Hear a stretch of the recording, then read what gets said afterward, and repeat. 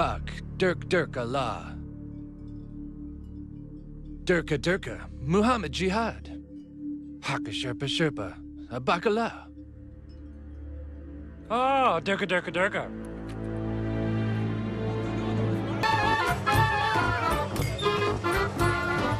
Jihad, Jihad, Mala Mala Dirk.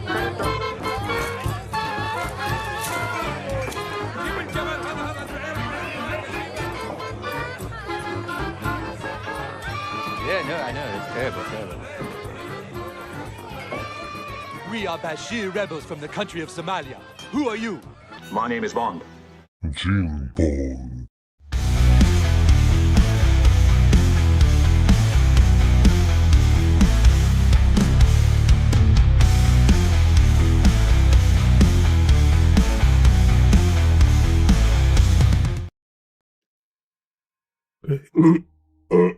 Sorry. Okay, so today we again looking for Rob Pointon. Так, super cool artist. Так, okay.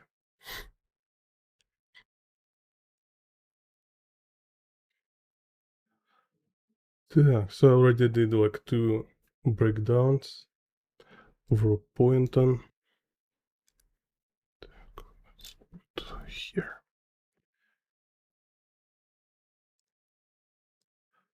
So the British artist. So and he paints like super insane, very cool, dynamic perspective from life. So it's like exactly how I like to draw, but he painted. So it looks so cool. And recently he was in Hong Kong. So he made this like series with Hong Kong streets. Just look at this. Так.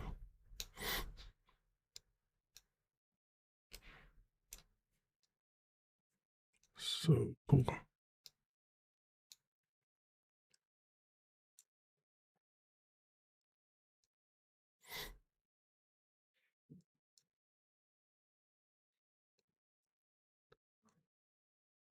So he has this style when he exaggerates perspective, make it kind of feel like a little surreal.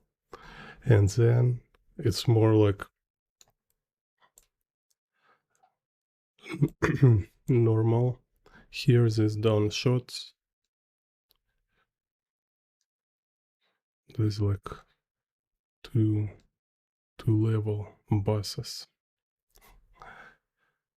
Yeah, and I know these places. I've been drawing here too. And I was working in an art studio. We have view like this. So here's a kind of rooftop.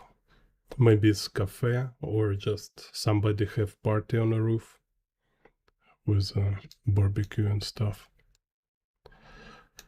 So yeah, Hong Kong is like fantastic to draw. And here a little process so you can see. Yeah, let me. His sequence.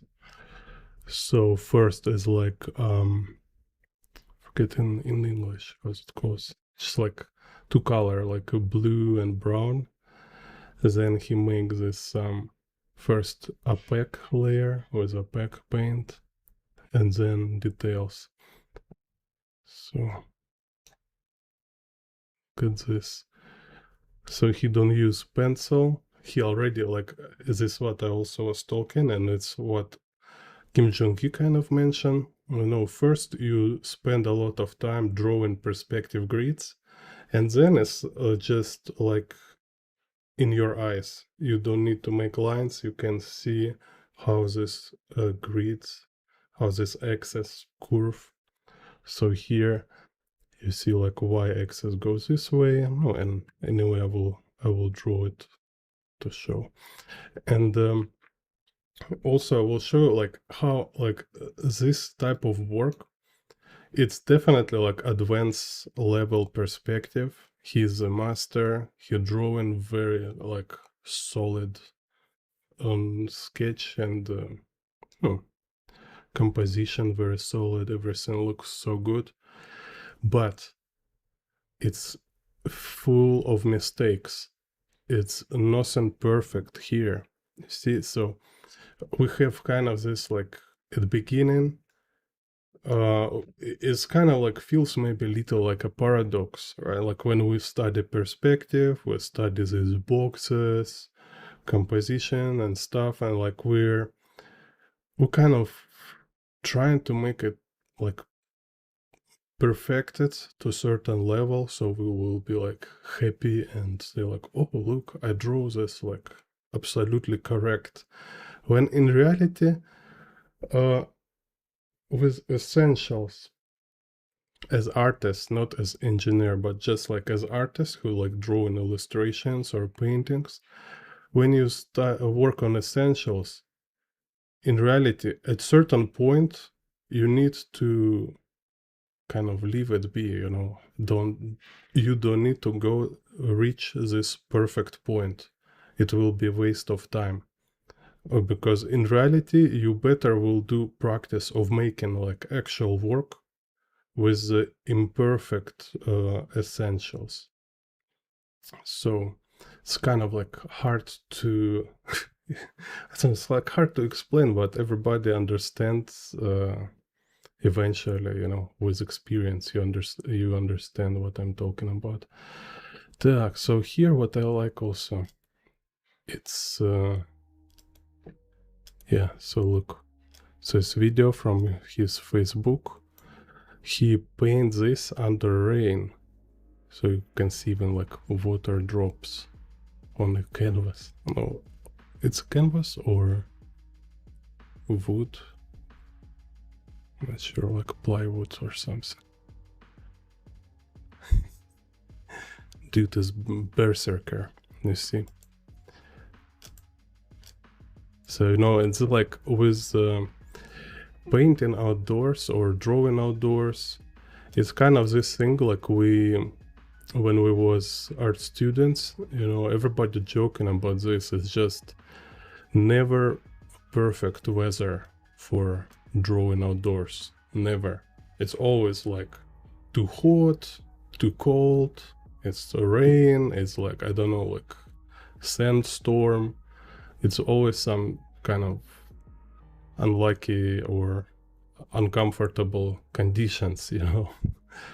So in reality, how you draw outdoors, you just go and start drawing.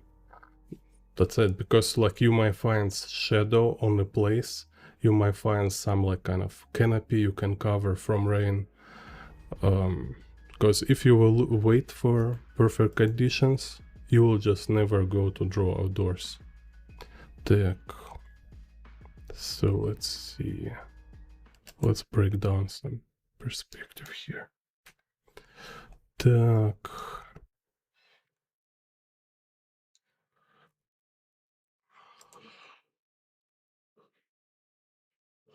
Place it.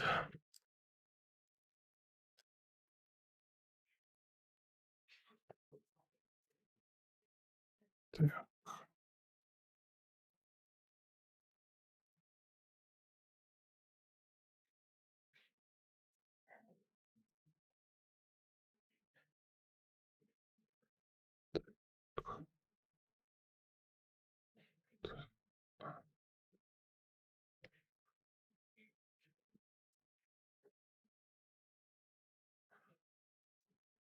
So look, right, we have this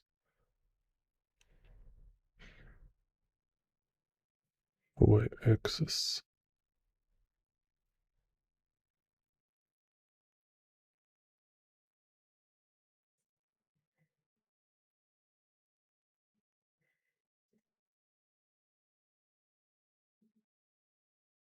Так.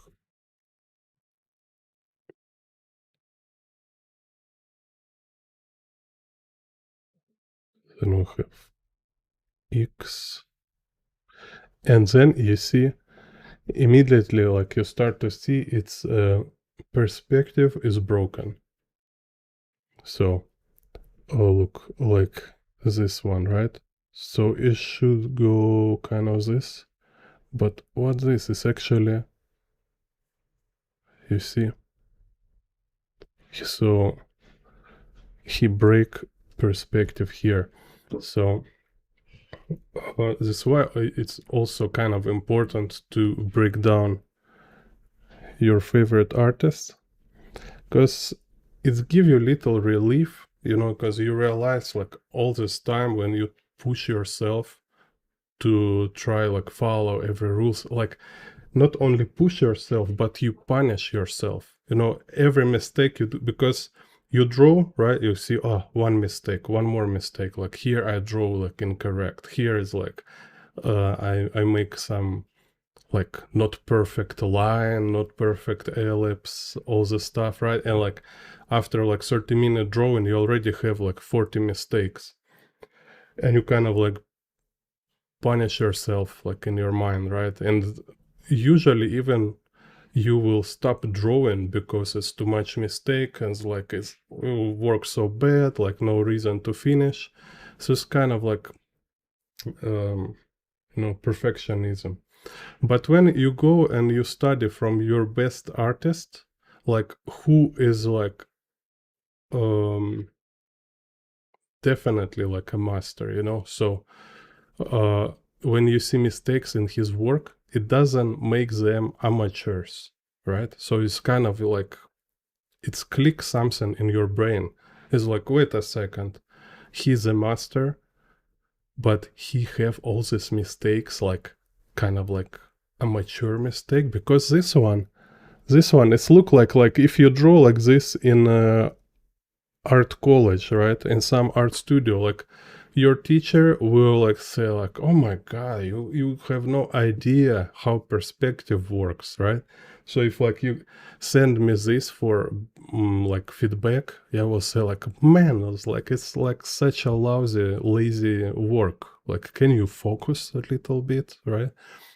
But in same time, when you make finish work, like I mean like not just like a practice, right? Because this is not a practice, it's not exercise, it's like actual work, like he making art piece, and here it's always will be mistakes. It's just impossible to make everything right. Impossible. Just remember it forever. And he might paint it like super photorealistic. He might paint it so you will look and you see like, oh my god, it's like a photograph, it's like super perfect, it's better than 3D model, it's everything correct.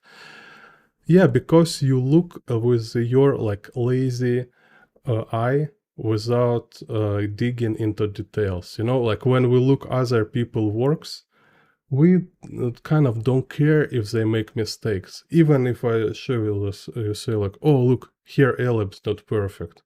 I say, oh, it's okay, no big problem. But if you make this ellipse not perfect, you will like, oh my god, I draw in 20 years and I still can't learn how to draw stupid ellipses, you know?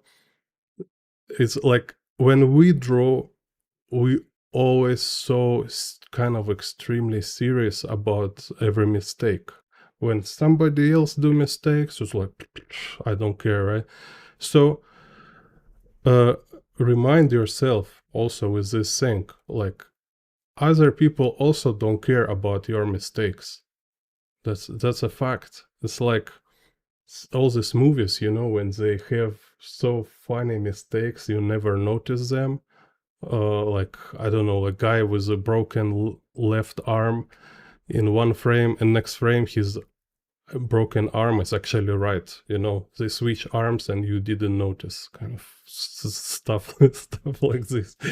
And he was like, for 20 years you were talking everybody like his movie is perfect, is like everything so incredibly like calculated, and there's like this kind of like stupid mistakes. And so it's X, we see is like, okay.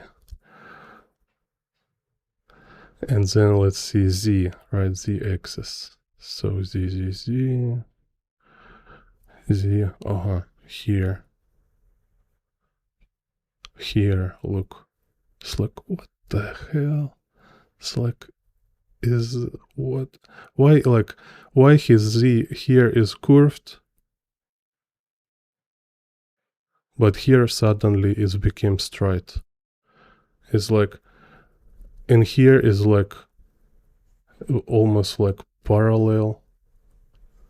It's like, what kind of perspective is this? It's like 6-point, 20-point perspective. What's this? What? And here again curved. What? You know? So that's it. So instead of like stuck too much, like if you feel stuck with essentials, right? So essentials, it's important, right?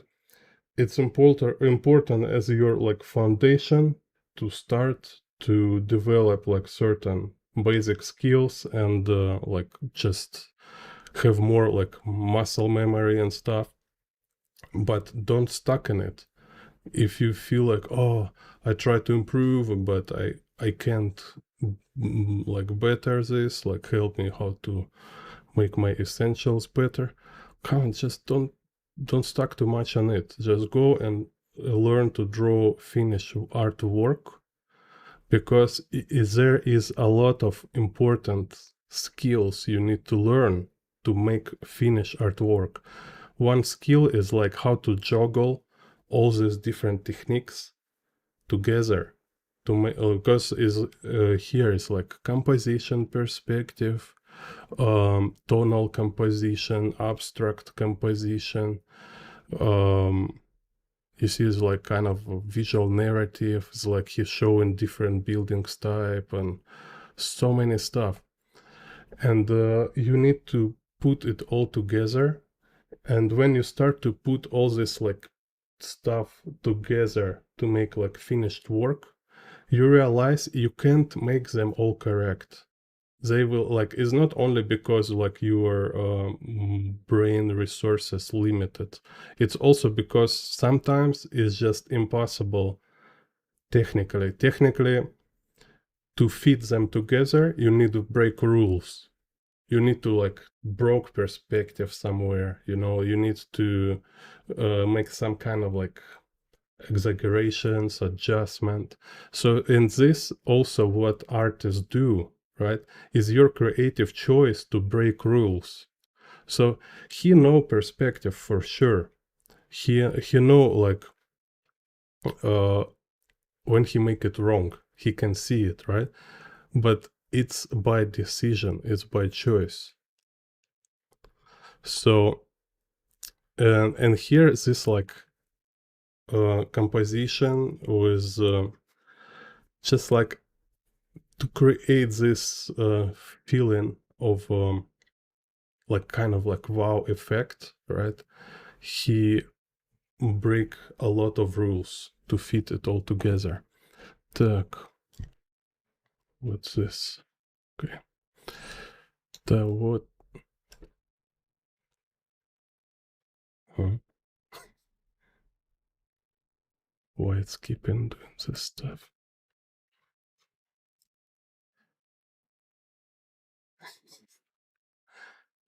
What?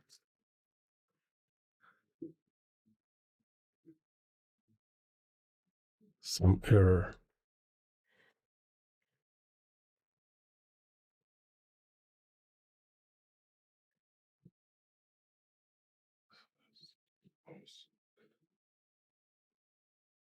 I don't know why.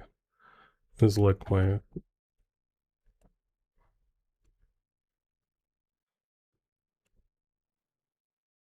okay. Something pro.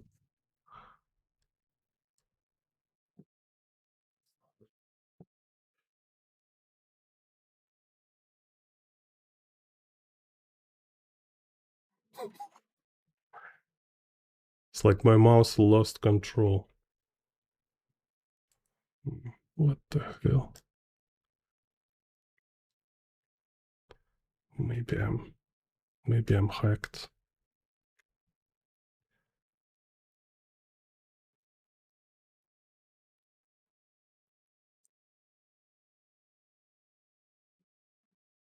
Go away.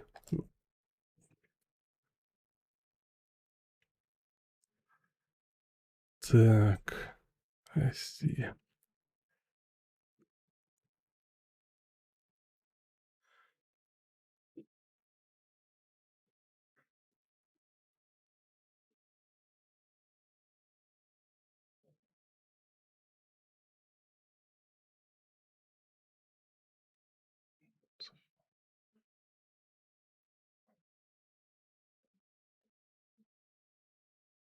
I don't know, it's like some kind of like glitch. Just like some button on the mouse or on keyboard is just stuck. So weird.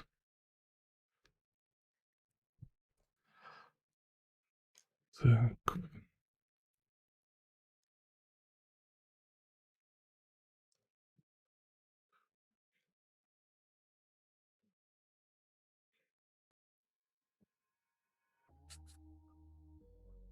Let's try again.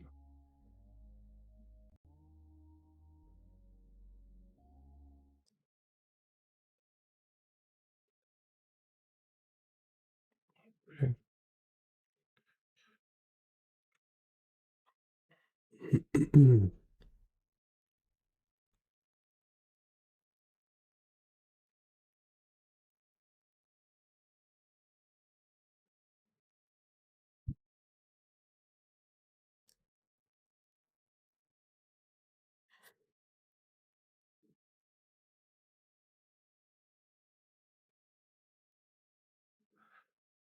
Так, so let's see this.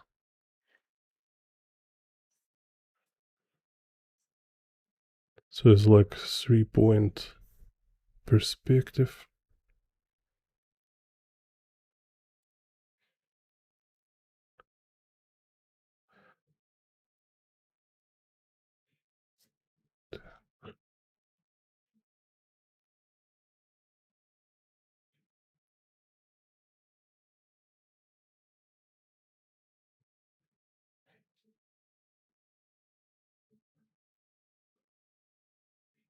Okay, so here kind of the vanishing point, right? And then again, you see,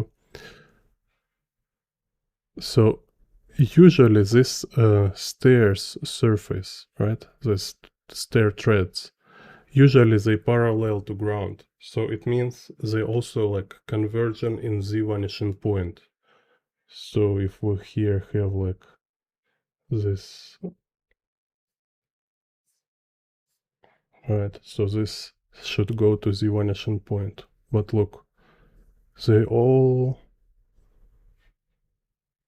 go in. So this goes there. This platform where guys sit, it definitely also should be parallel to ground. Look, no, parallel to horizon, kind of, right? But this go here.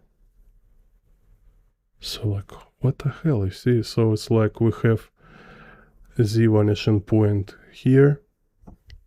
We have this goes there, and this goes there, and then this one for same bench go to another vanishing point. So we already have like 1, 2, 3, 4 of the vanishing points. When it's like kind of, if you do it correct, it should be one here. It's no reason to have many vanishing points here. It's not like kind of like different direction, different angle. No. And I've been there in this kind of places in Hong Kong, right? So these stairs, they usually, so it's like you have like uphill and this kind of stairs, right? So each tread kind of parallel to ground, go to the vanishing point. This guy sit on this bench, So this kind of surface of this bench also should be parallel to ground. So they all should converge on the vanishing point. But not, we see this thing, right? We see same here, we see this one again. So, like really, like just couple seconds before I start to break it down, it was look perfect to me. No, as like again, like I say, this kind of art effect we everybody have when somebody else artwork, when it's impressive, we ignore errors, because like it also calls this like effect when a viewer he want to help creator to build impression. So like you go to theater, you kind of like viewer help actors to make their performance believable, right? We all kind of were together playing this game. Viewer and artist, they playing together is kind of cooperation.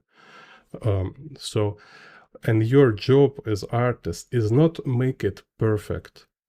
Your job as artist is to help viewer to be impressed, right? So it's like it's this kind of your actual responsibility is to create this like awesome experience. Okay, because like just think about like from your own experience, like when you watch different artworks, right? How many time? A lot, like most of the time you see artworks like have many details, have all this like perfect stuff, proportions, anatomy, everything correct. That's it. And it's like all you can think and all you can say about these works is that they're perfect, or they're like, oh look, they're like so masterfully done, or I don't know, it's just like you don't feel anything, you don't have any kind of yeah, it's like no impressive, no impact.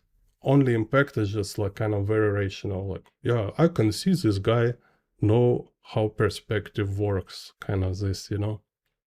But then when it's like real artist work, you're just like, what the hell, it's so cool, you know, you are very impressed and you just like experience it some kind of like a magic. It's like how somebody can make such a crazy work.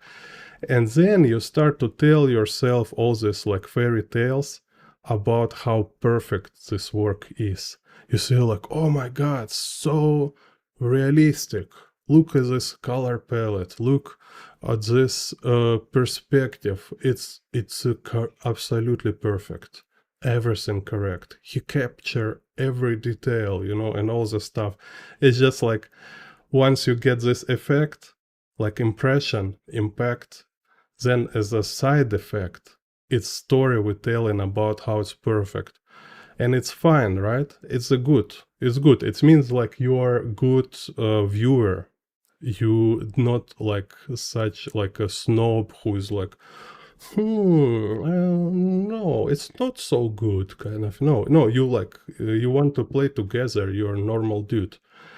But as artists, for yourself, right, it's kind of help, it's beneficial to understand these principles, to see it's like you it's kind of imperfection, it's a key element of a good work, actually, you know.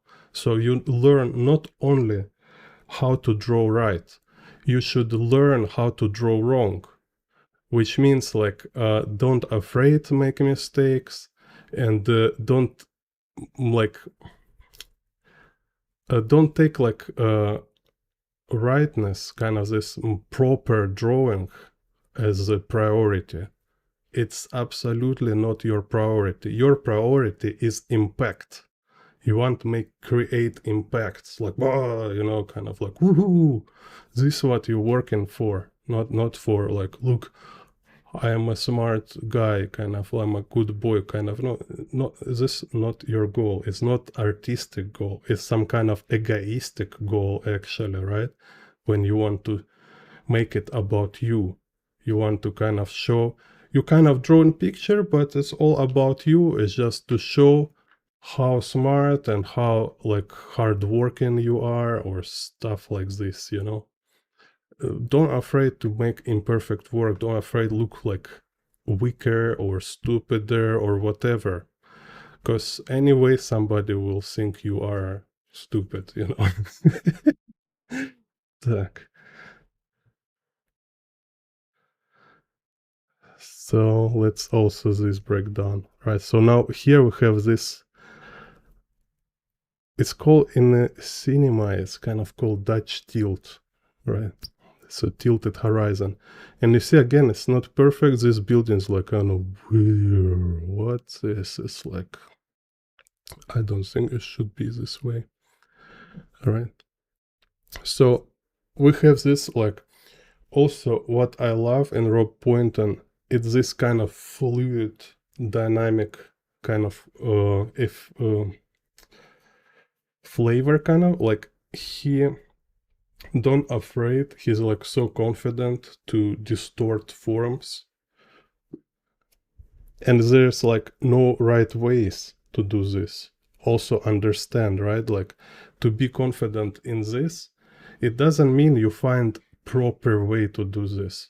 No, it's kind of actually technically, practically, it means you don't afraid make it wrong. That's it.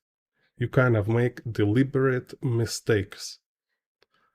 Так, so and let's say this kind of Z, and again, right, you see this go here, and this goes there. And this, okay, maybe. Yeah, so this kind of don't go to vanishing point. If this is Z, right, then this one missing, and this one going somewhere wrong. And this. So we already have kind of 3 Z vanishing points. Так. Then here we have this car I will take as X, because here this is not X. Because in Hong Kong sometimes have buildings like they're not 90-degree corners. They can be like this, you know. It's kind of first time I see this in Hong Kong. It's kind of like I don't know, like a blade, like sharp buildings. So is no guarantee here is a 90-degree corner, no guarantee. But with the car, it's 100%, and this building look like 90-degree. So this and this, I will take it as X.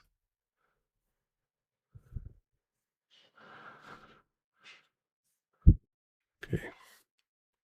Так.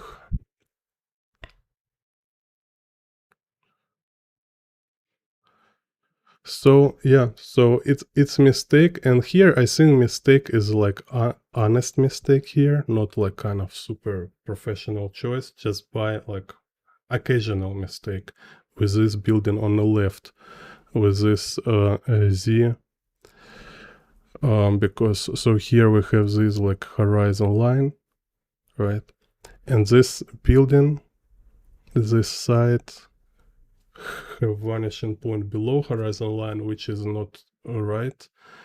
It should be this vanishing point should be for like a incline road. So because building is like always Y and Z, and then road, if it's going downhill, will have like a vanishing trace, right? Vanishing trace.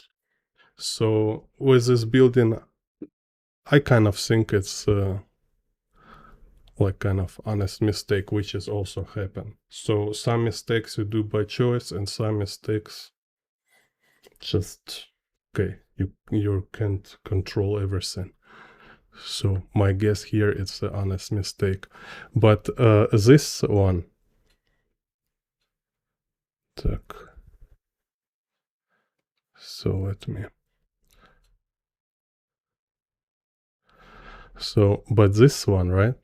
This, I think it's a composition choice, because by making this like z-axis wrong, he have better composition. So he might have this like nice negative shape for a sky, right? So this like very important to have like interesting shapes. So, and if he make it like this, right? So it will be just kind of different shape. It will be like this. So here probably it was like broken rules in service of composition. Так. Hello, Eduardo. Yeah, hello to Brazil. Thank you. Так.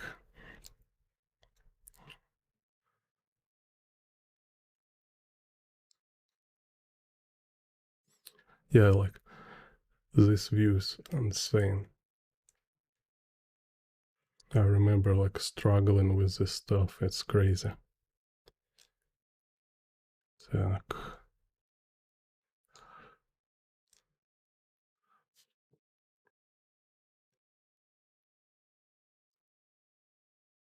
So let's check it out. So also kind of like important to understand here, which is kind of also a common knowledge. Everybody talks this, but you know, sometimes you need to repeat. You can make like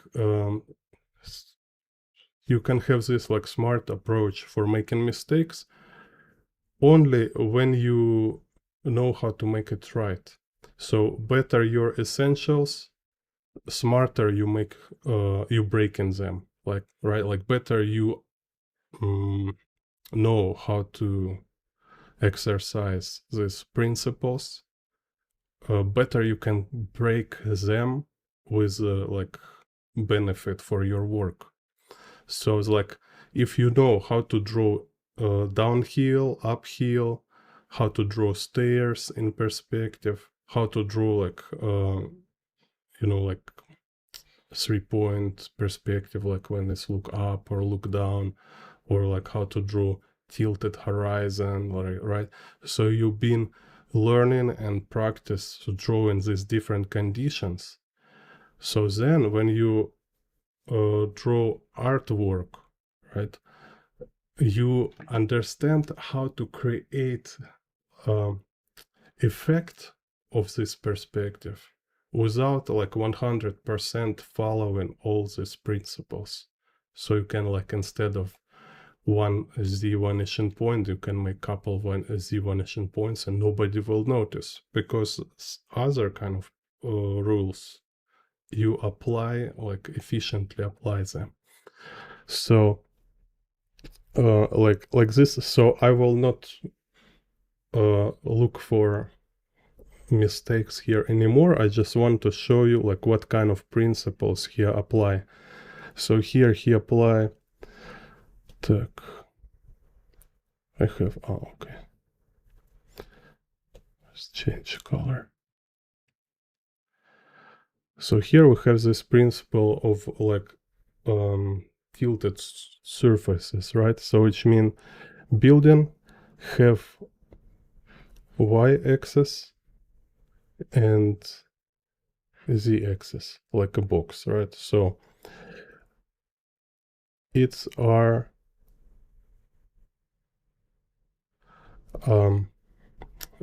by drawing building, it's like you using it as perspective grid to show like where is our ground and like a vertical orientation and horizontal orientation, right? So he shows us, okay, this is parallel to ground.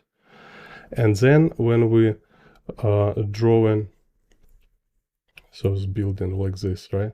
And then when in comparison to this parallel to ground lines of a building, we draw downhill, we draw this diagonal line, right?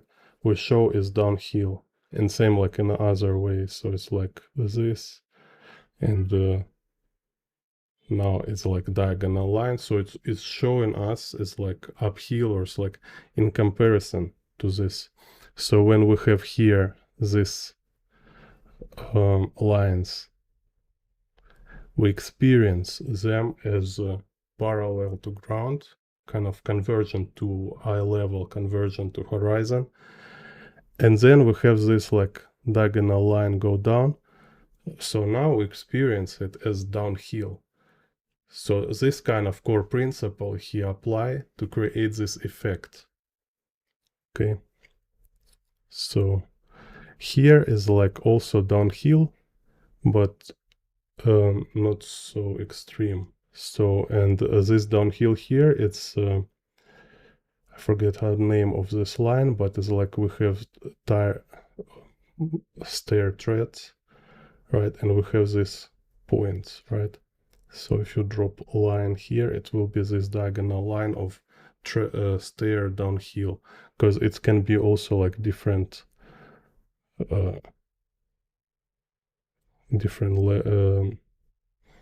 intensity, kind of, let's say. And Rob Pointon, he also like very cleverly play with this. In some of his drawing, he have like this kind of stairs when it's like just look like a kind of canyon. So okay, so this we have here, right? So basically, like what his creative tools in this picture, it's to create this like a ditch effect, like, you know, it's like it's we have like convergent upwards like this, and then it's a ditch effect. So it's like create this like dynamic effect, like little like kind of mind-blowing. And so this like flow down and flow up, plus abstract composition of this like cool dynamic cyberpunk shapes. They kind of like look badass, you know. And plus to this, this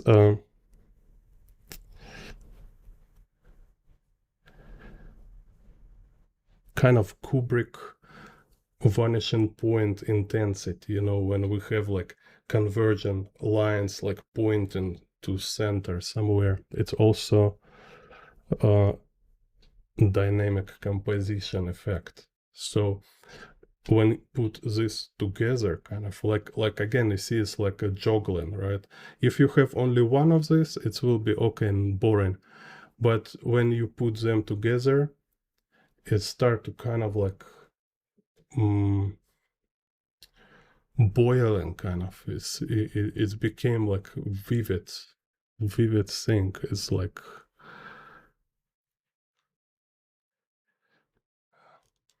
you know. This one interesting. Так, let's see.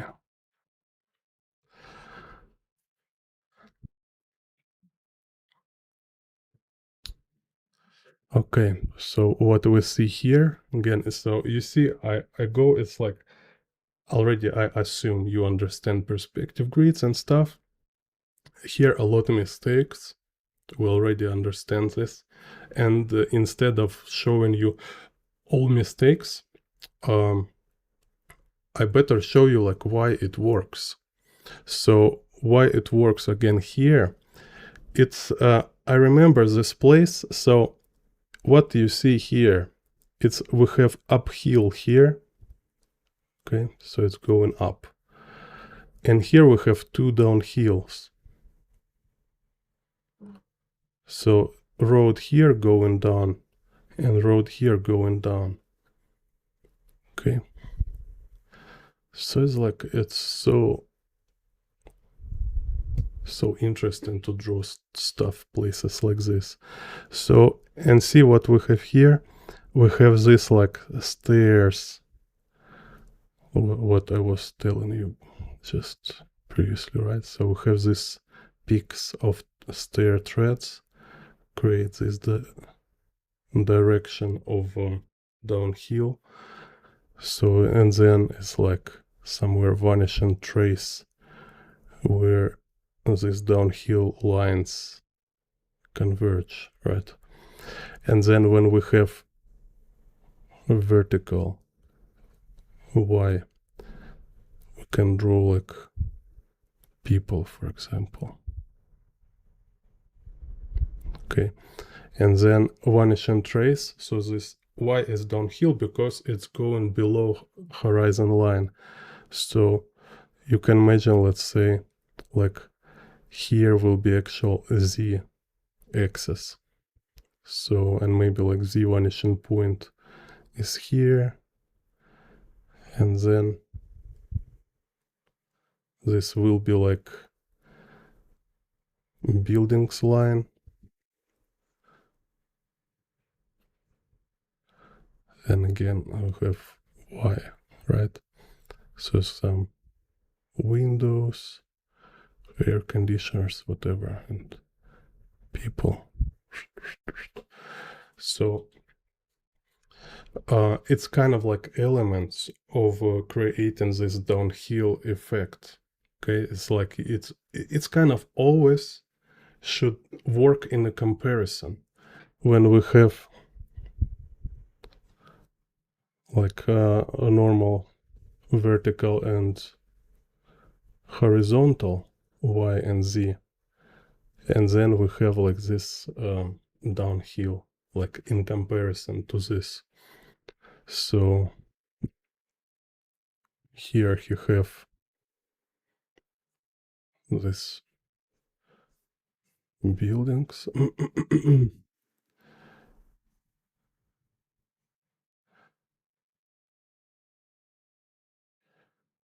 And then let's go here. Also, actually, this is like escalator, central escalator is going downhill too. But like, so Z vanishing point, horizon line about here, and this vanishing trace. So, and you see what we have, kind of this horizon line. So here it's uphill and going to vanishing trace uphill. Here going to vanishing trace. Even, wait a second, it's here. Kind of vanishing trace here. And here you see, so it's like horizon line, a Z vanishing point, and then we have like vanishing trace, and another vanishing trace. Let's go below. And then we have Y axis.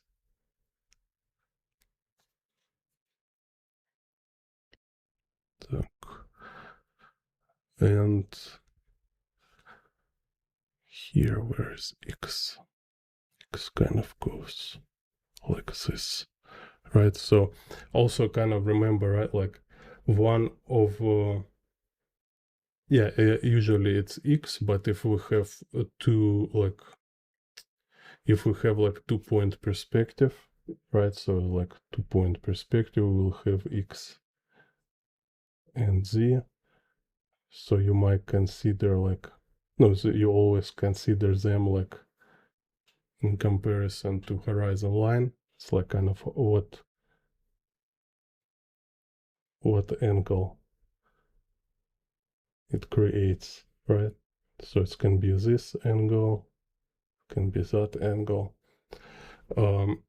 Or if it's like a 1-point perspective, so you will have like z go like this, and x will be like kind of related to horizon line in this way, right? So here we see this horizon line, and then x axis goes this way, kind of. Okay. So if we break down this effect here, so we have y, x, and we have bunch of z axis for different surface. So surface parallel to ground will be this z vanishing point, or it might be like some other vanishing points on a horizon line. And this surface for a road which going uphill have this vanishing trace above horizon line, like here. Then this surface going downhill for this road is here below horizon line, and surface for central escalator, and this downhill with the stair treads have this vanishing trace below horizon line. Так. And then you can just look.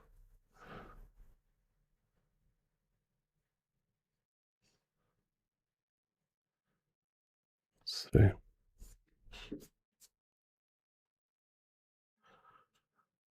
Hello, Hamza. Yeah, I have motorcycle. But I'm not kind of like motorcycle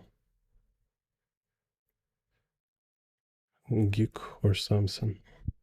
Так, so here, let's say this building, right? It will have like vanishing point somewhere horizon line. So it means it lines go like this, like a line of building levels, floors, kind of, right? Which means also like building level, it means also window, air conditioner, or whatever. It's kind of parallel to this. But road itself, see, going up, right? So we have another, we have, oh my god, I was like compromise myself with my Russian accent. Oh no. Suddenly my perfect English been collapsed. So same we take this building on a corner. So let's say it has this the vanishing point here.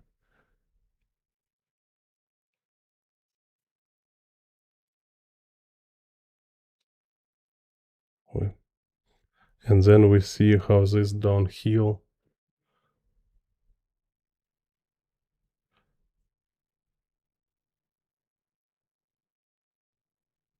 in comparison to, so building walls, downhill you see, and here another building and another building. It's kind of, it's always like very simple principles. So whole complexity is just when we have it all together. It's like you need to, like you see, we have many lines on a paper, we have like many problems to consider, and this make it like overwhelming. So let's say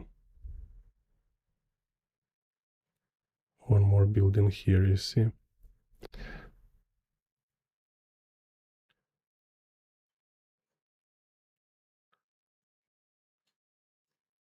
So we have this building kind of going to this vanishing point, And then we have this kind of shape. It's a road going down.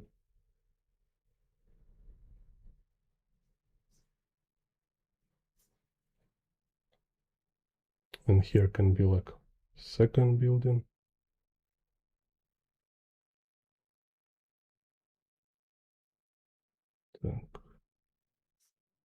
Say like this. And here we can see like rooftop of this second building. And then road like turn to right. You see kind of what I mean?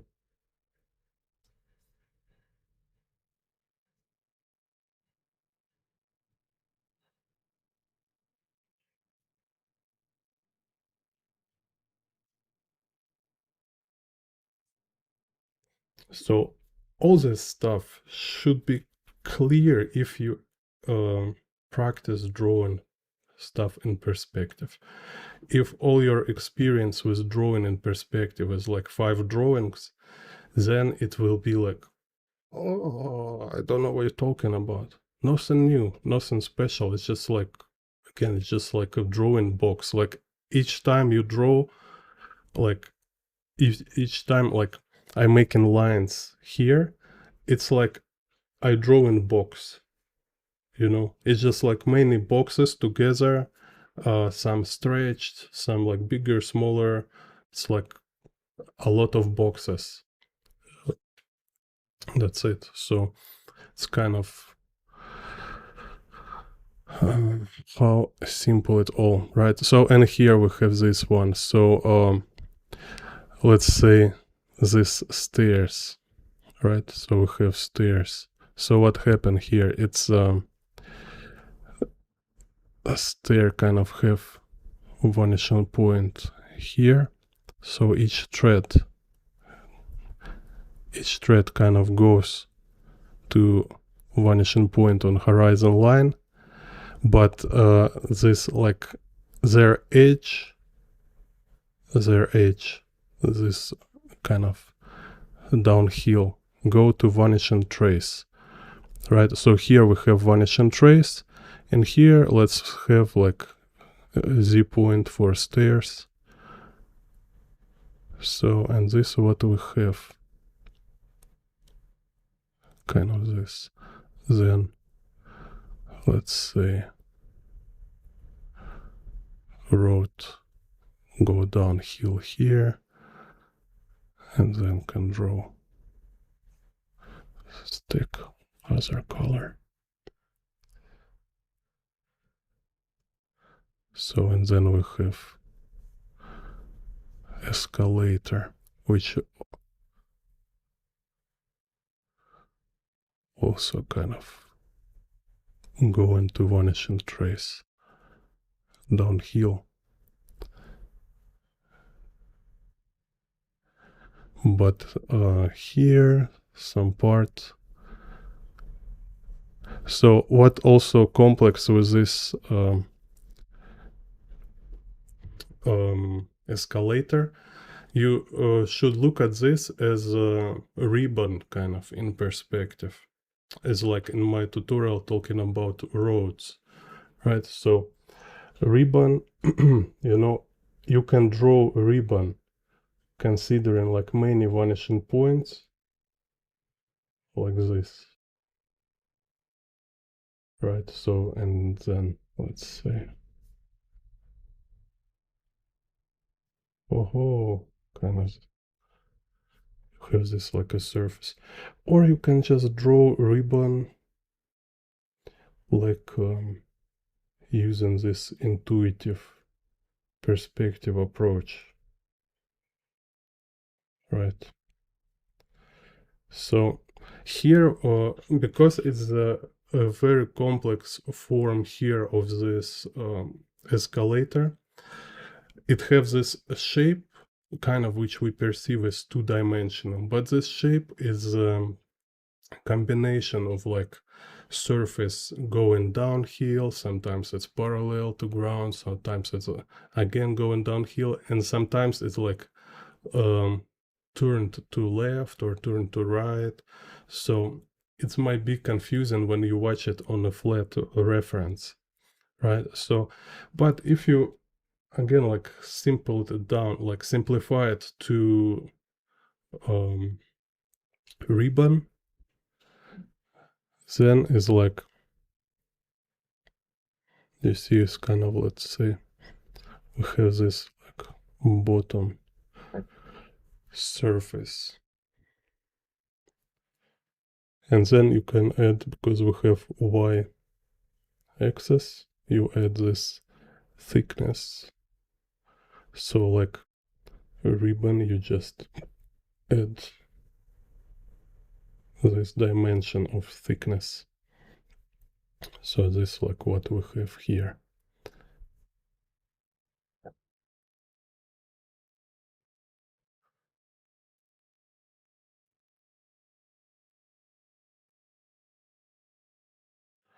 Because it's kind of like tricks, you can call it tricks, they help you to combine perspective with composition. So you can like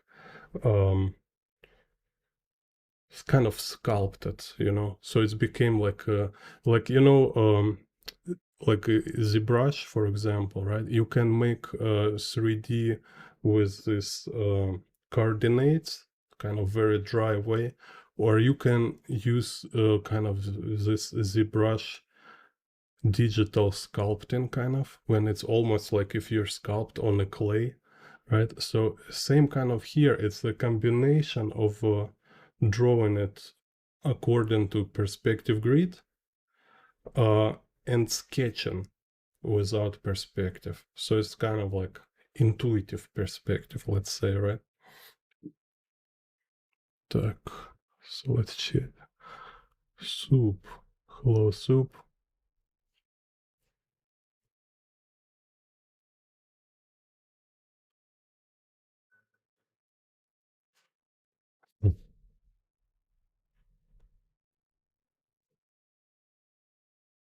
Yeah. No, it's basically it's just like what, again, like what Rob Pointon doing here. He drawing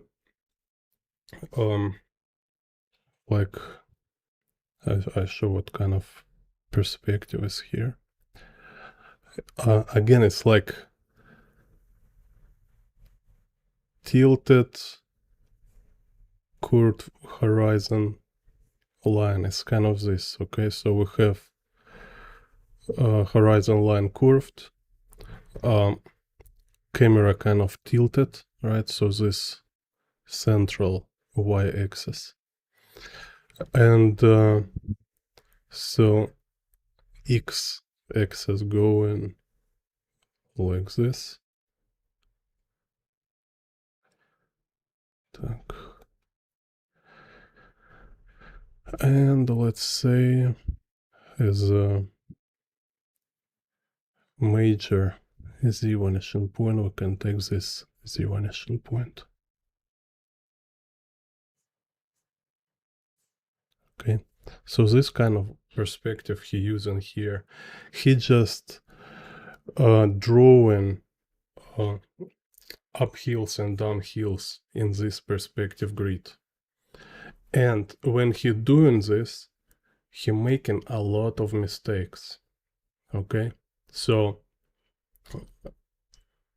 again, kind of like what you need to know to be able to draw like this, it's just practice, draw some pictures. You can use like even like photo reference, draw like uphills and downhills.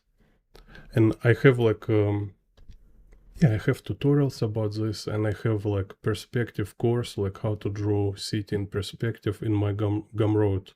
So if you like draw this stuff from my Gumroad, like uphills, downhills, then this like curved horizon perspective, and then you just put them together and do it not perfect. Okay, also kind of how to make it works, right? Like you can ask, like, it's easy sounds to combine and make it imperfect, but in same time make it look good. But how can you do this, right? So how to do this? You should enjoy process. This how you do it. So you need love this. So I perfectly understand what Rob Pointon feels when he paint this view. It's like, it feels like mind blowing, it's like better than anything, except, I don't know, maybe like only drugs maybe can be stronger than this, but I don't interest in drugs. So uh it's just like, it's so exciting and thrilling, and it's like challenging. I feel curious when drawing something like this, right? So you playing with techniques, you solving a puzzle. It's just a very interesting thing to do, right? So, and this is your drive, this is your engine, how you figure it out. It's not kind of it's not a struggle, like problem. It's not like some boss appear and say, like, you should do this, or like, you're not real artist. No, it's find it fun and exciting. This very, very important, because if you're not enjoy it, you will never figure it out. All your mistakes, they will look like mistakes. All your sweat and tears will be apparent, So, because it will be, how to say, it's kind of like price you pay for nothing. But when you struggle and suffer while you enjoy it, it's so-called like hard fun. Hard fun. Hard fun.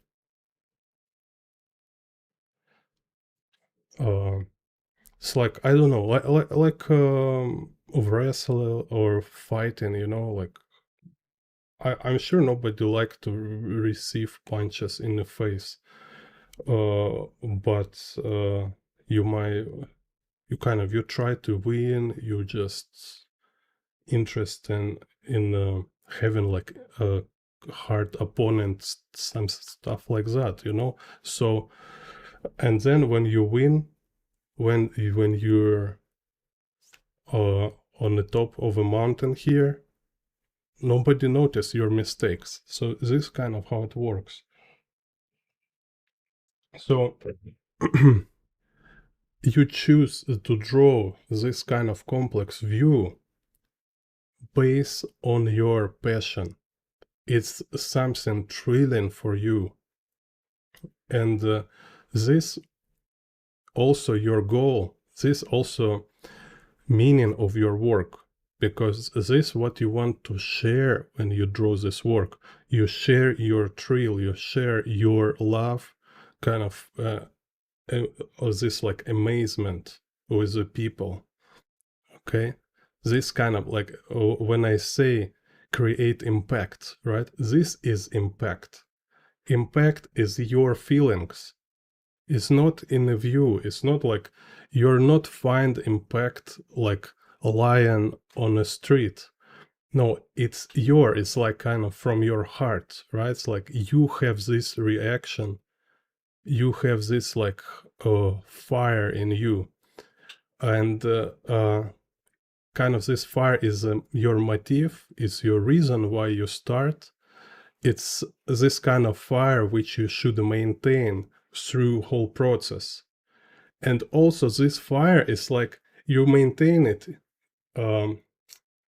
because this what you deliver with your work Because if you will lost it in the process, if you will like overwhelmed and tired or giving up in the process, and you lost this drive, this passion kind of in the process, right?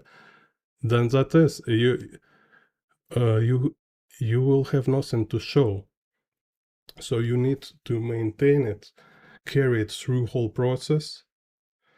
And at least like how it works for me, like every time when I have this kind of like a good story kind of, right? Story of success of making one picture. It's like in the end of a work, you just like was like it feels like what the hell. It's like it's really insane kind of like, and then you finish it, you go home and you look at your wall like, no way, I really did this. It's look crazy kind of like I really capture my feeling. I really like somehow put it in the drawing. So is this, it looks how I felt it, how I feel it when I've been there. So when you achieve this, all your mistakes, all these errors, they kind of dissolve. Okay, same like, and now imagine it's like all art is like this. It's always like this, right? You should have this momentum. This momentum is everything, right? Like without momentum, it's like nothing to say. But I'm talking about art, not about practice. When you practice, it's just practice, it's just training. But when it's art, yeah, it's all about momentum. So you tell story, you create illustration, you make tune, some music or dancing, whatever. Like you always share your like how you overwhelmed with certain yeah, you share your experience with people, like experience of being alive, kind of like right now, like this, how it feels. So still have somebody watching it. Так, hello, Duncast. Could you demonstrate lines coming from vanishing points in 5-point perspectives that are both rotated and tilted?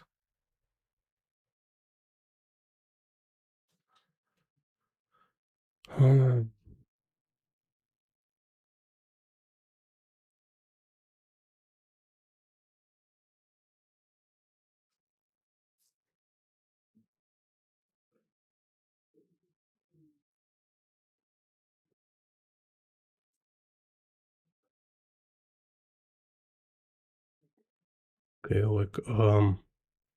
Duncast, I will think about your question. So, okay, and here, so this one is there like more standard. Like here, we don't have this like typical Rob Pointon extremity. It's just like downhills. Here is like isometric perspective. Ah, no, not isometric. Actually, let's have vanishing point. Yeah, we have here vanishing point. So it's like 1-point perspective, actually. Yeah. Okay, so to demonstrate, right? So it's Z, Y, and X. So it's 1-point perspective, but they're all downhill. This one is like 3-point perspective.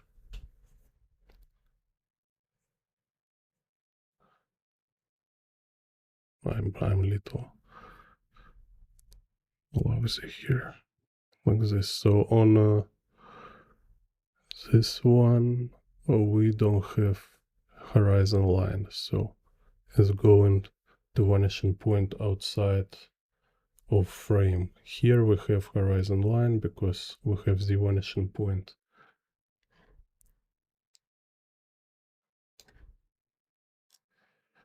Так.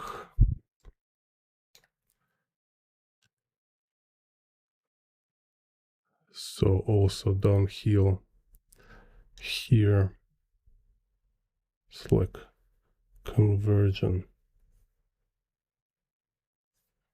y-axis.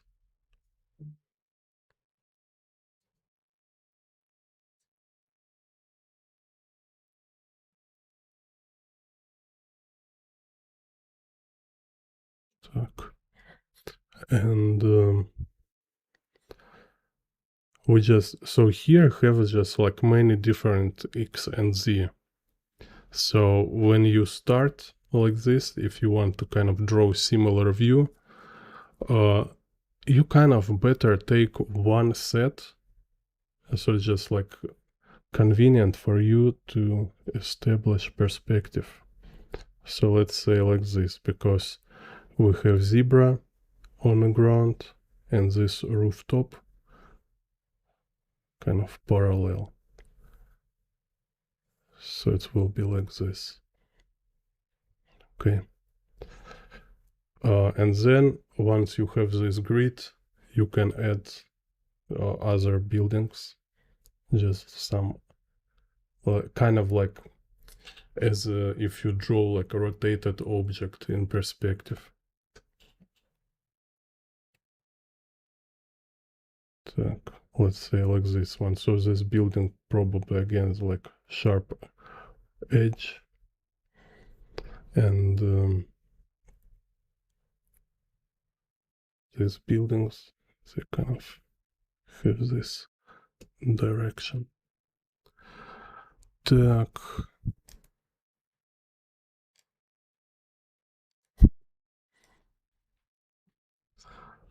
So same here, we have this building, right? Show us direction of y-axis. Так. So continue. Kind of this. Then z. And x.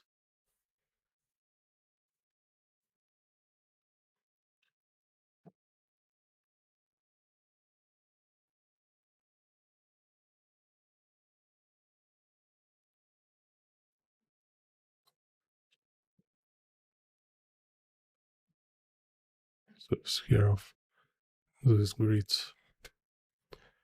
Так. Okay, so now let's draw on a paper.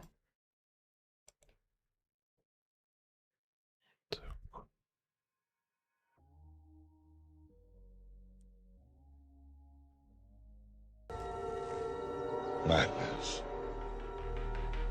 This is Jane Bond art.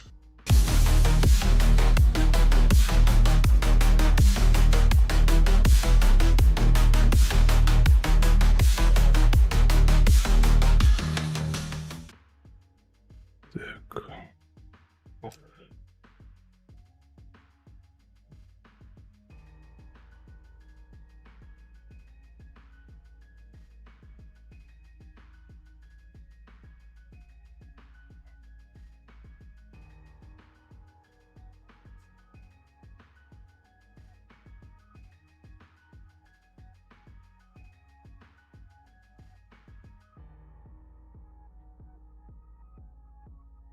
Because there's the Dunkest, yeah, ask question about perspective. I'm not sure I understand question, so I need to look it again later.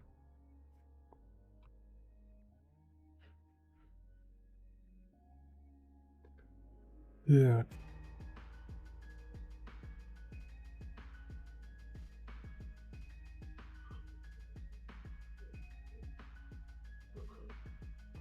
So what do we have here? So you see, kind of like, again, imagine like you go in this place in Hong Kong. How you how you start to draw, right? Like how you compose it in your mind.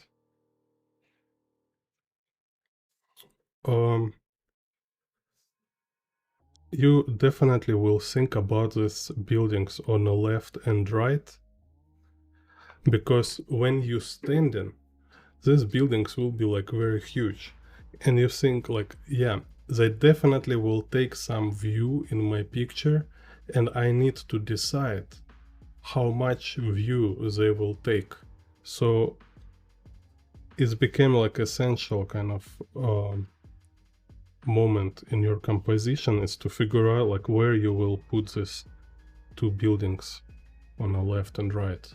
Okay, so then you start to have this situation when you have kind of like a frame of this. Oh, I make it too square anyway. Like you have this road surface here.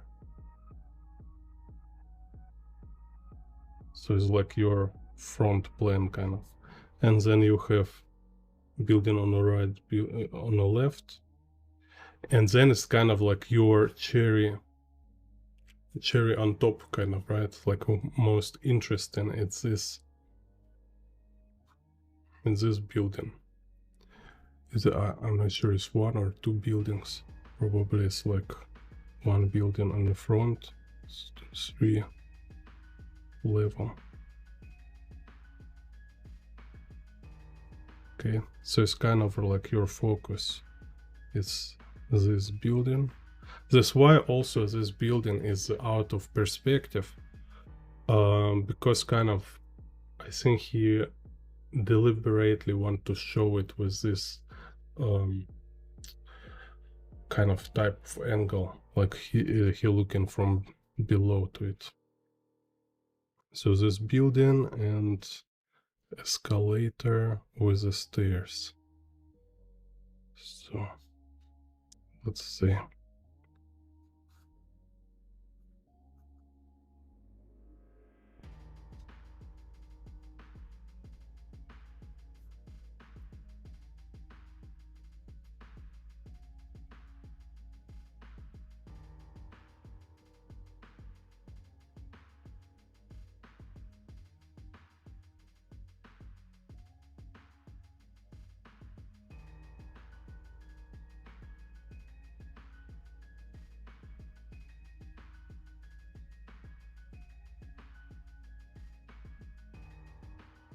Okay, see, so we have this kind of like arrangement, escalator, because this kind of moving stairs here inside escalator. Then we have this kind of like stairs, we have this kind of also escalator here, this stuff, right?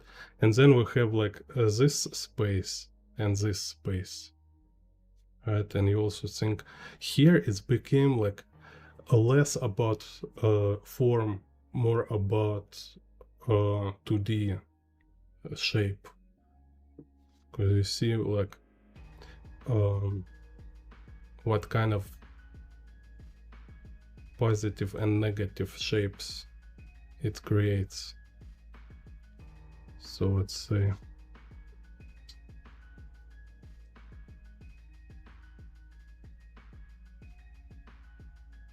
something like this, okay, here in this part, and then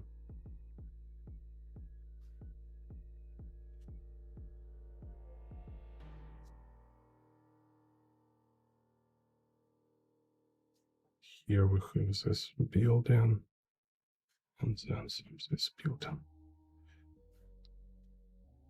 and then this road actually is like uphill here. Okay, so why I showing this is because it's in composition is like very big part here, and you know, it's like you need to have like certain approach. So if it's kind of also important like how you start, right? If you start with perspective grid, sometimes you kind of like put yourself too much in borders of this perspective grid, so you might make like several thumbnails, try different approaches to see how you better can organize kind of all these elements together. And blah blah blah, right? So you think, so again, also, like as I say, don't afraid to draw too much, because sometimes, like, because you pursuing this effect, you want deliver, you want to make impact, and if you fail, you start again. If this picture don't deliver what you want, you start again, okay? And help to make it faster, you draw it as thumbnails, because when you draw like this, like small pictures, you basically kind of rehearsal your process. On a small size, you can do it in 5 minutes. When you do it like in a big size, yeah, it takes like 5 hours sometimes. So and also, like, if you think about skip this stage, skip this type of process of thinking of composition, right? Then most likely it's exactly what you must do, because guys like Rob Pointon so fluent and confident with composition is because they did a lot of thumbnails before. They did this kind of like hard essential work, you know. Так, so, and then, okay, I already have this in perspective little, but I may want to reinforce my perspective, right? So, and I will see like, okay, so it goes like this, so then will be like axis goes this way, then yeah, y-axis we already have, and let's say z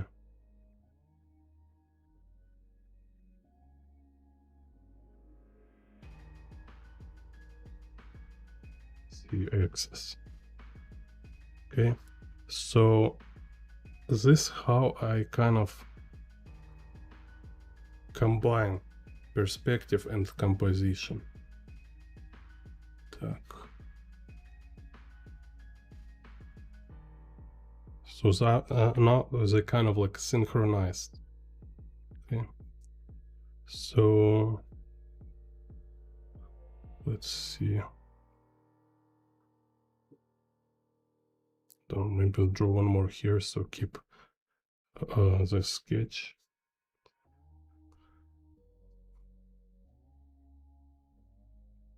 So also, again, you see what important I will like repeat.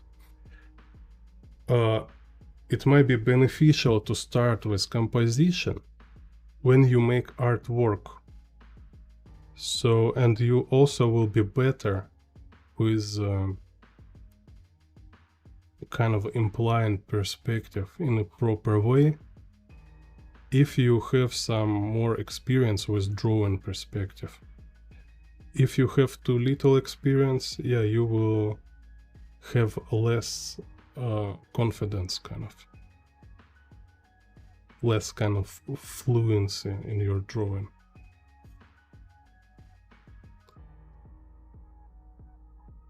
So when you to develop this fluency, you're doing homework. When you draw it just as a technical kind of work, you know, when you just practice drawing perspective grids, so you start drawings from perspective grid. Так, ну, це. right? So, and you can draw like similar situation, but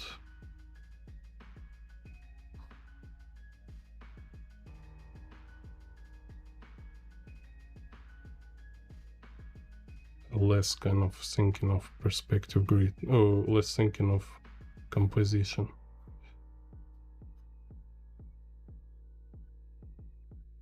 So let's see.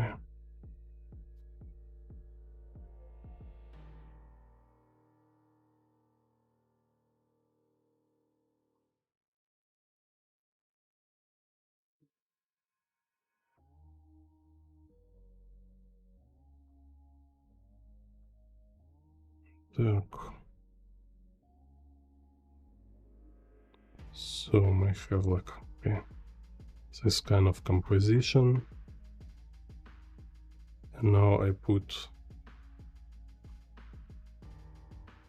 perspective grid.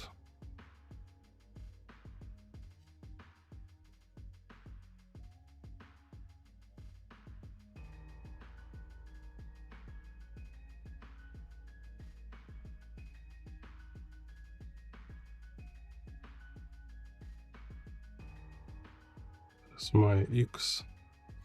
This building like have different X. Kind of go into here. Then we'll look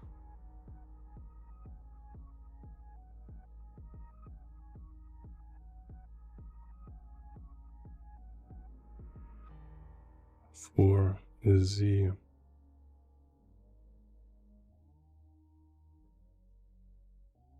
Say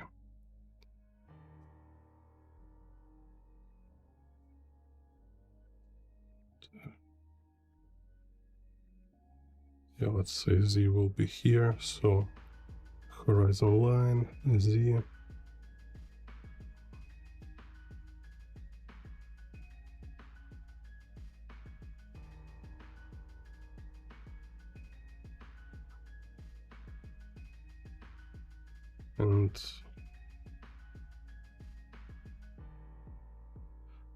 And then this road actually going up.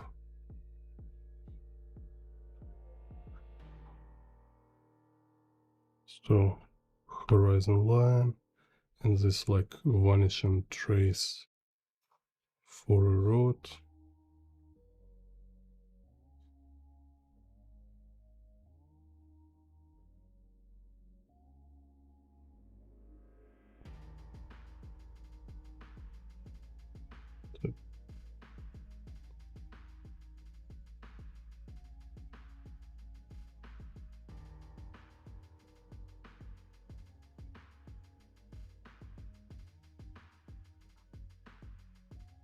So this escalator.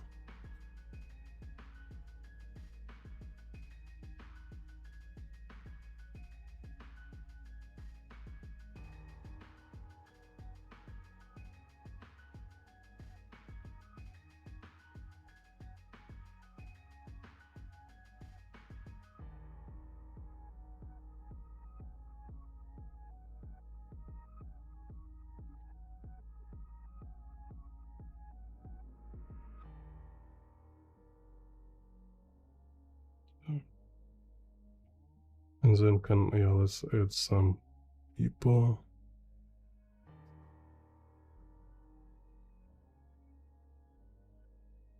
Somebody go inside.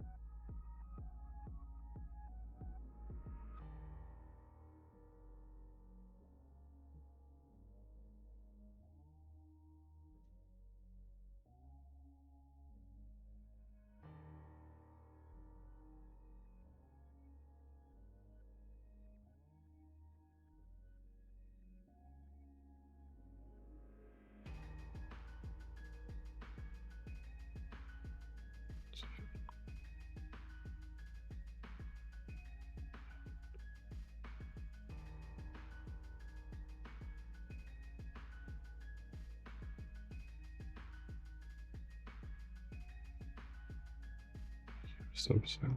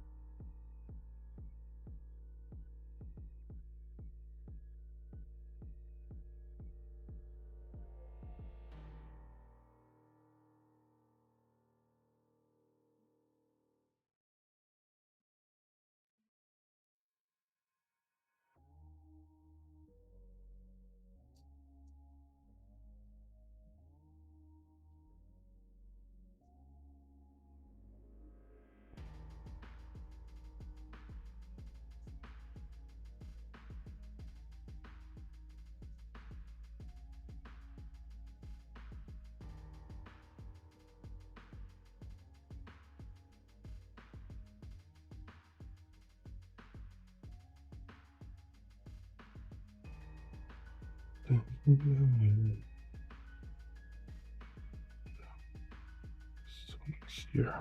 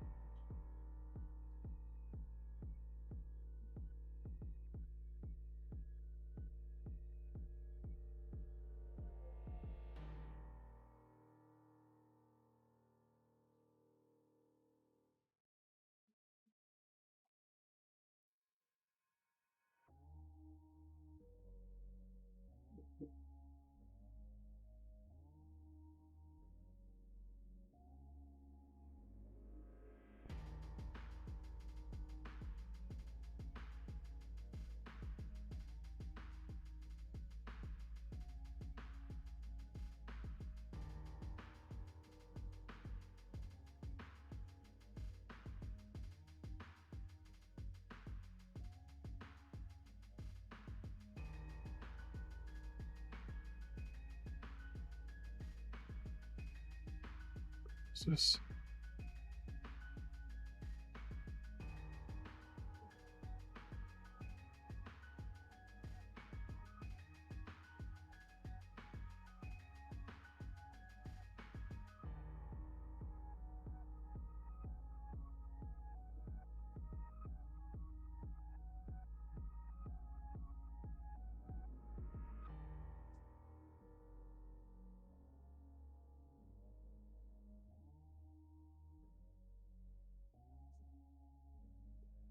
Так, let's put some shading.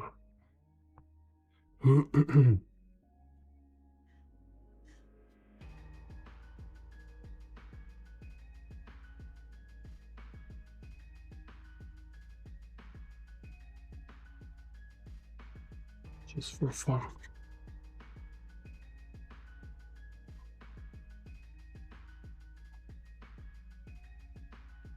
Celebration. All right.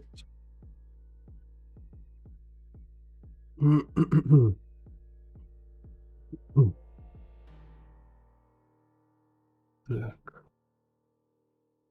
And some UFO. UFO. Так. Let's check next one. Who are you? Bond. Jim Bond.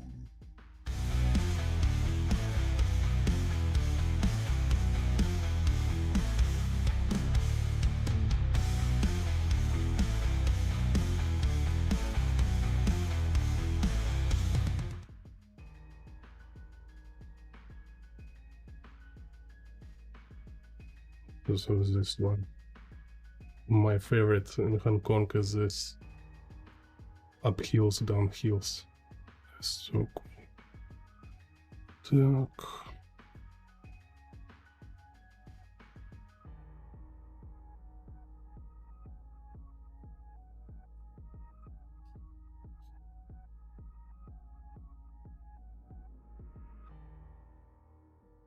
Check it out.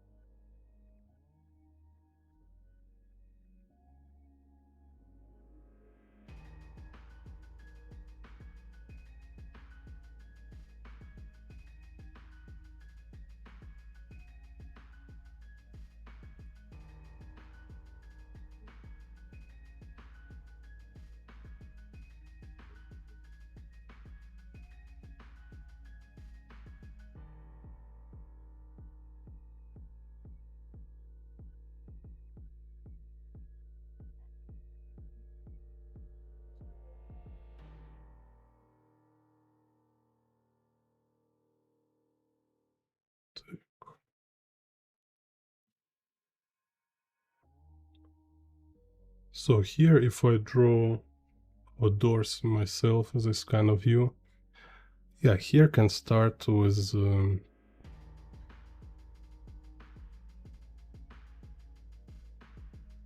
perspective of like verticals, because it's like very important compositionally, you know, this kind of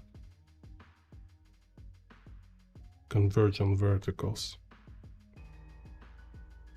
And then also find a vanishing trace, because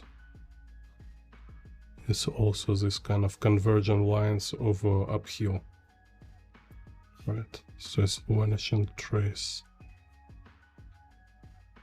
And then here our eye level.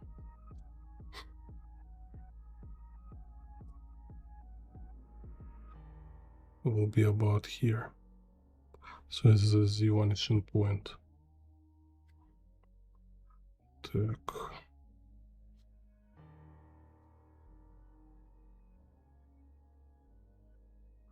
So it's like, it's very, very exaggerated. In Hong Kong, of course, like, it doesn't feel so extreme. And this what makes Pointon fantastic.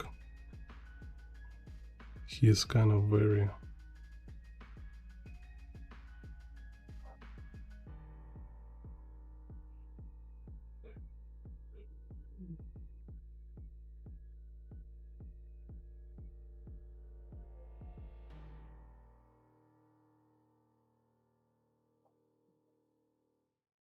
very confident with his exaggerations. Yeah. So then look, important here, aside from this perspective situation, it's positive and negative shapes, right? This kind of like shape of sky.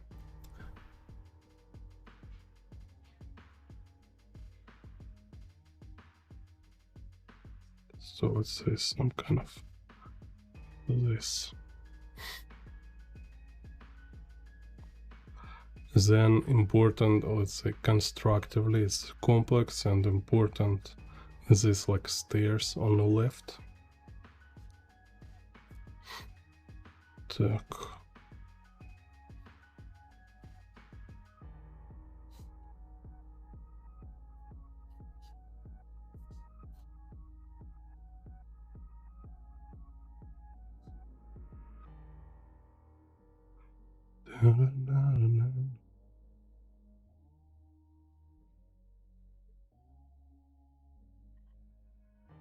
Ah, forget about X. Oh, X here is just like this.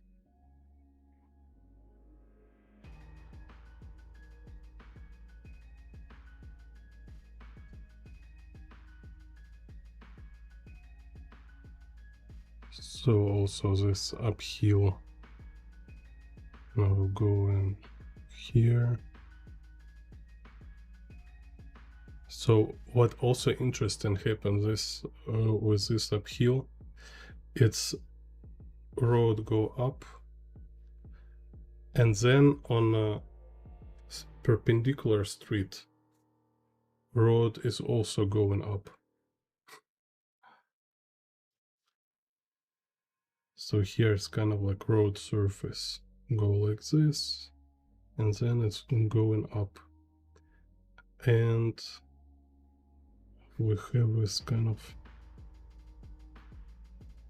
buildings overlap it. So you know what I mean, right? So this street going up, and then we have like other street which is also going up, and so we have this kind of turn. So this is what we see here.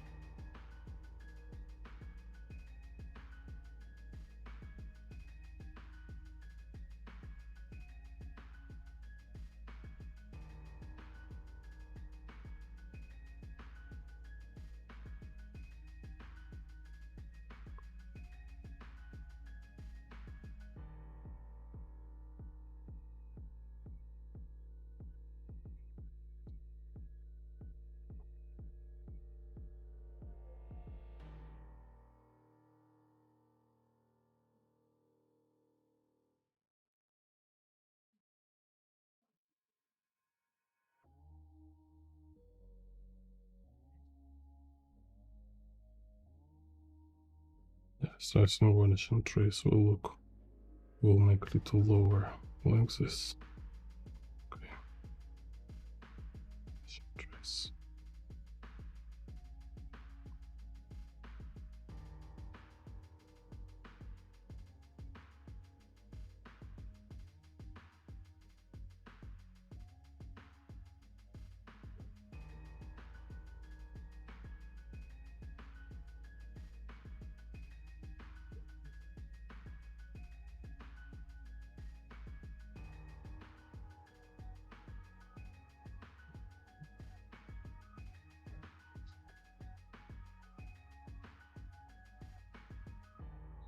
Here we have bench, dude on a bench.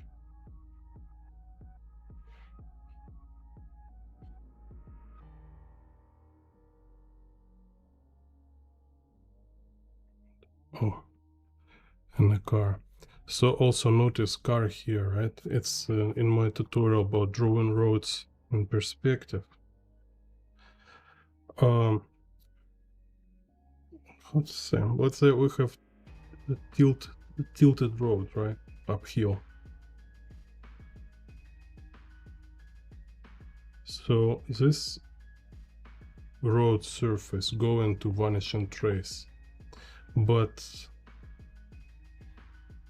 buildings here going to horizon level, right? So have y-axis. When you draw car, so it will follow this x-axis over road and street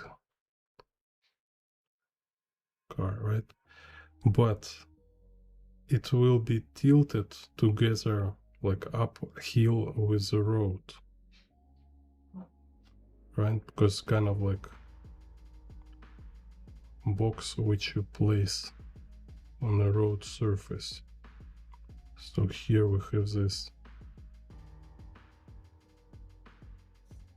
buildings. Here we have car.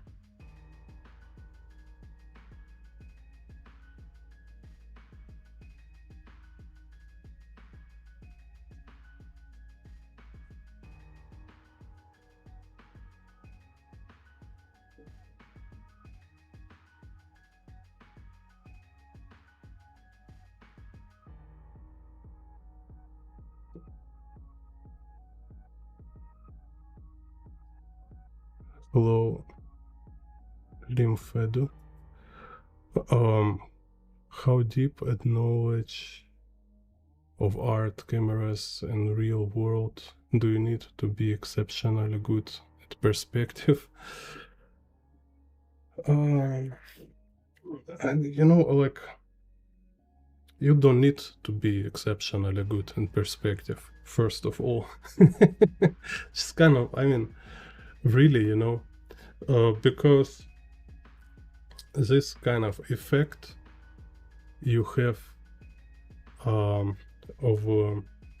like when you look artist work and you think he have exceptionally good perspective, like 99% it's just is perspective essentials.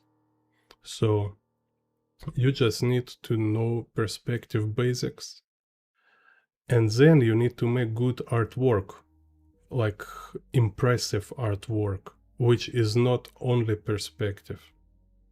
Okay, so perspective, usually all about perspective just should be like good enough. Okay, and like there is couple artists who is exceptionally good with perspective, who base their work on like kind of, they draw in geometry in perspective. It's not like a streets, it's not illustrations, it's just some like geometry, like you know, like spheres, like he cut in spheres, like he drawing like transparent, very complex forms in perspective. So yeah, there is like everything very precise, very elaborate. But here, no, you don't need much, really. So, and this kind of might be also kind of, you see, also a question, your question is tricky, because it's impossible give like useful answer to your question, let's say, because when I say essentials for like absolute beginners, it will actually like a lot of work, right? It's like it will be like very advanced level for beginner. what I call essentials, what I call kind of like basic. Not because it's really like hard stuff. No, it's not so hard. It's more about when you like never actually draw, like when you draw like one picture in a month, and then suddenly you need to draw like 100 picture in a week, you know. It feels like it's some kind of extreme work.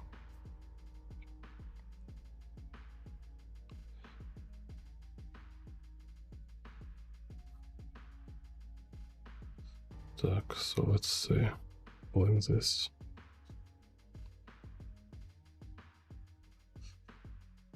So really, like, keep in mind, you don't need to be super good in perspective. You don't need to be like super good in anatomy or whatever essentials, you know. You better all your focus should be in how to show what you want to show. Like you want to draw like super angry guy, and you want people like when they look at your pictures like, oh my god, this guy is really angry. This is your work as artist. You don't want to show like I mean, I think it's like kind of boring goal to practice, to make your goal kind of to show people how good you in with perspective, you know, like you, so make yourself all about showing your skills, right? So, oh look, I can draw extremely well, extremely complex perspective, look at my picture, and people look so like, oh, your perspective extremely good. Okay, so what, you know? So you can teach perspective, you know. But you will never compete against me, you know, so you already fail. But but if your goal, like I say, is just like you have some crazy image or just interesting image you want to share, right? Like, so you want to draw like super girl, like with a super boobs, you know, or you want to draw like super crazy guy, like with like a Viking with a hammer or something like that, like some cool motorcycle. This is your goal. And when you draw this guy or motorcycle or girl stuff, your perspective will be not perfect, your anatomy will be not perfect, everything will be not perfect. But all you care is to make sure it looks awesome, just kind of have this cool effect, you know, just guy, like your angry guy, he really looks angry. That's it. It's only important. All this kind of good and kind of advanced stuff, it's kind of like selfish, childish problems, you know. It's like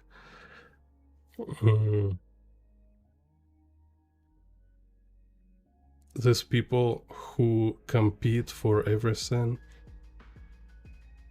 like, you know, it's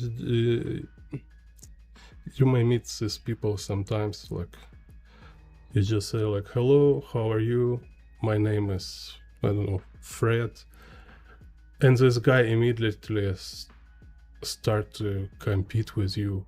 It's like, how tall are you, how heavy are you, like how much kind of weight you take on the bench, some like what you achieve in your life. Like, fuck, like, dude, chill out, you know.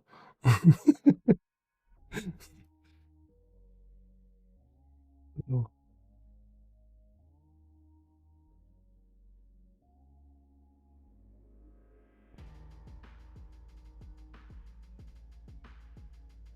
So same, like I see so much, like, you know, with these artists, they're like, oh, how much followers you have, or like how good somebody draw. Again, like, just make research. Look for best artists, like masters, maestro artists, kind of, right? They all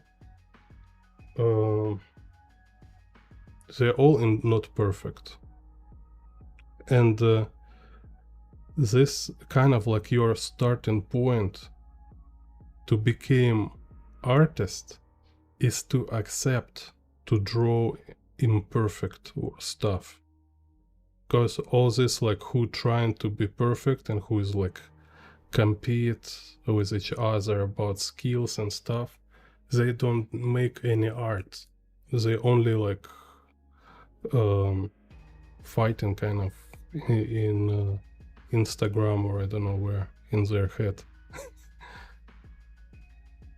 They see in this like rival artists, they see like competitions, and they think it's like it's all about who better than who, when in reality is not, no, I mean in the art kind of, right, is not about you at all. It's not about you. You should disappear. Like, it's about picture and viewer. So you as artist, when you're doing good job, you disappear, and there is only your work and viewer. Okay? You don't want people to think about you when they watch your picture, about how good you in perspective or whatever. They should like kind of like just lost in space. It's like they're so impressed they forget about everything. This what is our goal.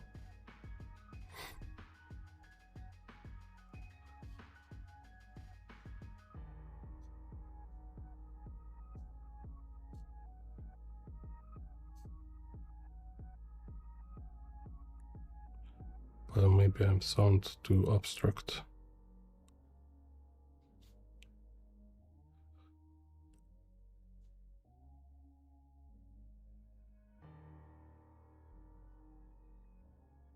Так.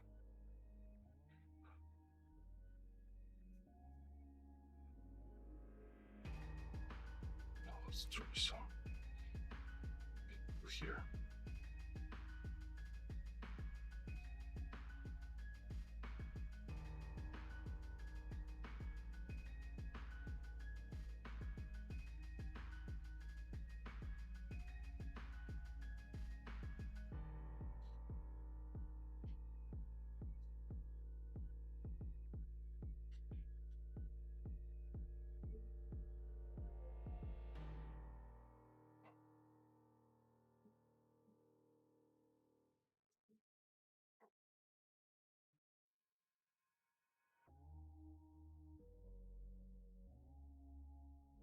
So yeah, it's just like I'm afraid to be too abstract, and again, like to make example from my life. I've been drawing a lot already, landscapes, different city, different country. I start to sell, I did exhibitions, and all my perspective level was just like 1 point, 2 point, 3 point perspective, and I almost never draw in a 3 point perspective. So my perspective was very simple, but it was so much heavy about composition, about like kind of expressing image, you know. So I was just sharing what I see like, so this view is crazy, and I tried to share this experience, this like impression kind of, you know. It all about was about this, and people bought it. Some people even cry, you know. I draw like their city and there's like, oh my gosh, so cool, like I never seen it in this way. you kind of show me some kind of new angle kind of to my hometown. So, and only after like more than 10 years of drawing stuff like this, I think, okay, maybe I need to improve my perspective. So I draw like this fish eye stuff very recently, you know. Before I don't even try to learn this, so it wasn't my like 10-year learning curve or something. I wasn't learning at all. So, and then I was like especially like when I was in Hong Kong, I was like, oh my god, it's so much about drawing stairs, it's so much about drawing all this like tilted inclined surfaces. So I start to like little back to perspective basics, you know, just how to draw stairs in the perspective. You know, it's like, is this like a super complex perspective? No, it's a basics. So, and I just like spent some time learning like how to draw this stairs kind of in perspective. Okay, I don't know what happened here. So and then when I go to draw like actual view, which looks like crazy, like super busy, super complex, but you think I apply some super complex perspective for this view? No, perspective was super basic. It's just stairs in kind of like uphill. That's it. It's very basic perspective.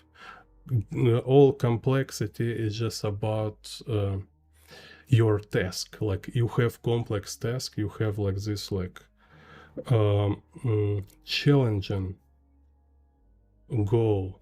Like, you know, it can be like many different way of challenging goal. Like maybe you want, like here kind of, right? Like maybe you want to make people feel dizzy kind of. Maybe you want to make some kind of like a lot of artists, you know, they making their work look disgusting, you know. So it's like kind of you look in their work and you feel like kind of repulsion, kind of like, oh, they're doing it deliberately, you know, put this kind of like overtones, kind of flavors of some kind of disgusting, kind of unhealthy patterns or textures, something like this. So this what make your work advance, or like beyond like in easy work, right? It's some kind of advanced goal, challenging goal, which is like in the process, in the beginning, it feels like impossible goal. This when it became art, and then this when it became interesting, when you give yourself some weird task, some kind of abnormal goals, kind of like, I want to draw this view and I want people like feel like nostalgia, you know, or I want them feel like uplift their spirit, like more hopeful, or I want them like I want to feel like a sweet, like a cake or something like this, you know. And to draw this kind of like interesting artwork, it will be always basic perspective. It will be always just kind of like a drawing box, like a drawing stair, drawing uphill, drawing downhill. That's it. So it's kind of like interesting paradox. To draw something complex, you need basic knowledge.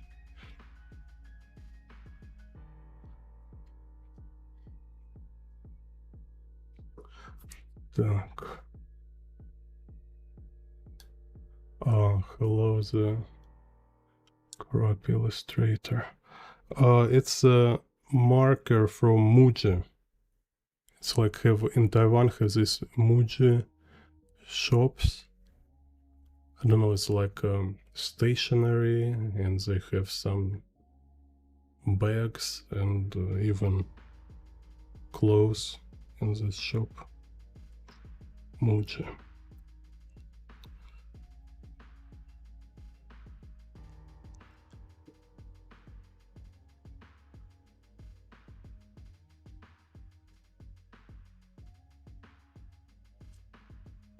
Yeah.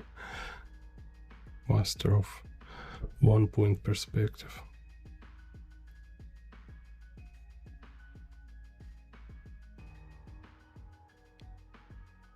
So I mean, you know, it's like it's like you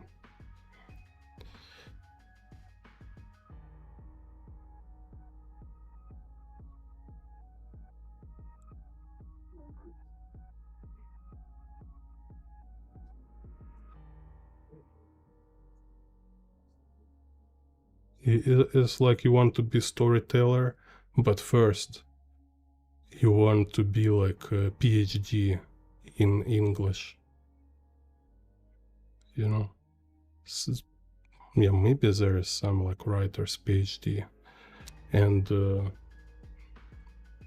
definitely it's nice. Kind of, it will probably better for you. It might help to have PhD, kind of, right? But as a goal, it's like you better start to write your stories, you know, practice your storytelling, and also kind of work on your grammar. Don't not make it like priority and center of everything. Okay, here.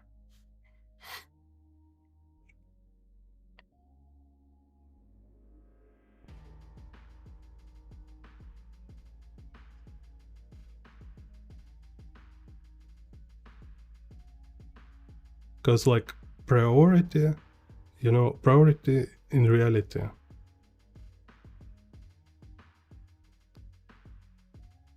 for artists, right? It's to be like self-driven. When you make your own goals, so you have this like audacity and let's say, I think they call it like inner locus of control, kind of this. So it's like you make your own goals. So this is what make artist. You make your own goals, and eventually when you kind of exercise in it, right, your goals became unusual because it's your goals. You make them based on your preferences, on your like life experience, on your like personal observations. You say like, oh, I want to do this kind of stuff, I want to do that stuff. So this priority number one, kind of like a core skill, and you need to kind of train, develop, and cherish kind of in yourself. Planning, kind of, right? And second is just like be prolific, like make your works, because only you can make your works. You can study forever, but you will never have your own artworks if you never draw them, you know. It's not like Santa Claus or somebody appear and say like, oh, finally you're ready. Here is your kind of style, your vision, your portfolio, you know, take it for free.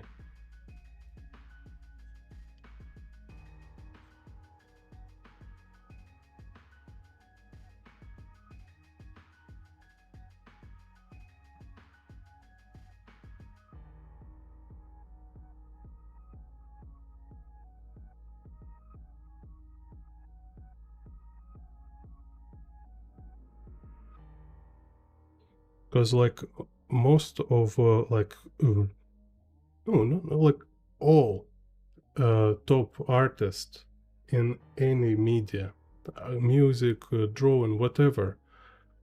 First of all, they're like extremely prolific.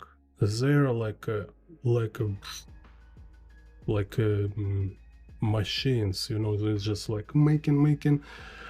I was like 80% might be look like a crap, you know, like I say like, oh, the song lyrics stupid, whatever. Yeah, and everybody listen it, you know.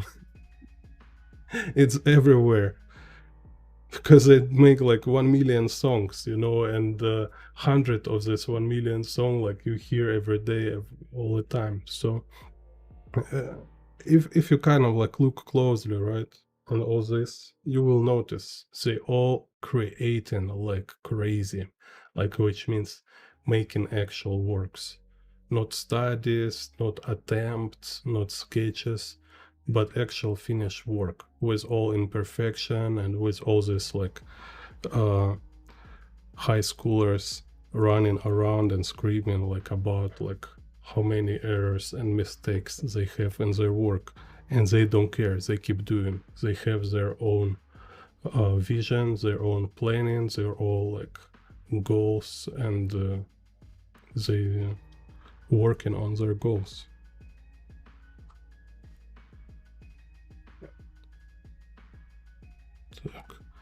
And be sure, many of them wasn't this way from beginning. They was like kind of like building up this pace and confidence.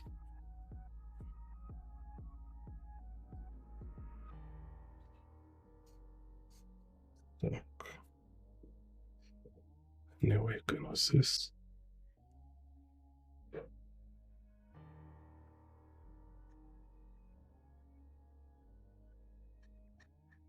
And I was like so many like again works which I sell. When I've been drawing them, I was like, oh my god, it's like worst picture I ever made. And it's like it was like some pictures I sold, like, and people was very happy with buy them. When I drew them, I was so depressed. I was ready to give up drawing at all, you know. But then people like say like, oh, I like this picture, and they pay me money for it. And it's like, wow, okay. So it's kind of making actual work. It's important lesson for you, and which this important lesson you need, and because it's kind of like more you make, more you realize that you don't need prepare for it. You just need make it. You just need do it, you know. Oh, cool. I have some. Okay, thank you, Grendel. You're my sponsor on YouTube.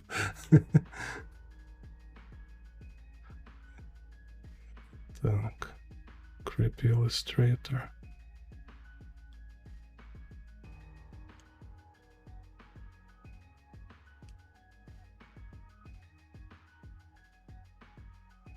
Yeah. Так.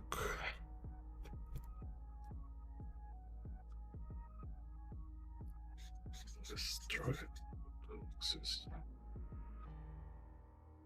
Yeah, and there, you know, this show Bakuman about manga artists. I kind of like recommend everybody to watch more, you know, interview with actual artists, because of course on YouTube we can find a lot of video when people like sharing their opinion, and sometimes it's people who like teach art, maybe they make some drawings, whatever, but they're not Katsuhiro Otomo, they're not like Miyazaki, you know. It can be like, I don't know, like, let's see.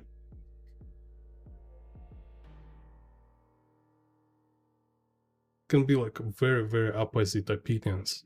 But you know, when you have like controversial viewpoints, controversial opinions, and then one of opinion is from Miyazaki, I will take opinion from Miyazaki, you know. And there's like in the one Bakuman show was a famous manga artist, like old guy, like who drew like a lot of manga, like millions of pages maybe in his life, right? And he say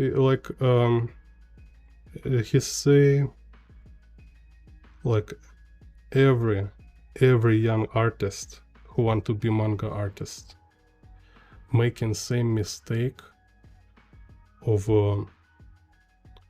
trying to kind of like learn to prepare themselves to draw good manga, when he say like instead they better just start to draw manga and learn in the process. Так. So here I have this tilted horizon line.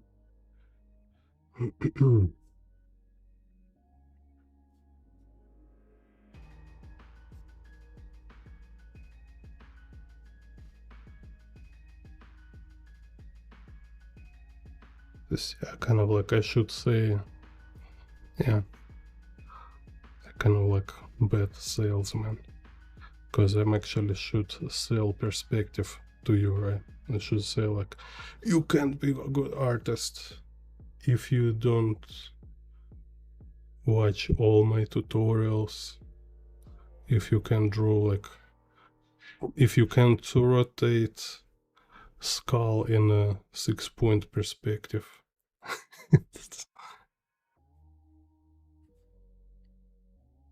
Something like this. Так, so here is so cool.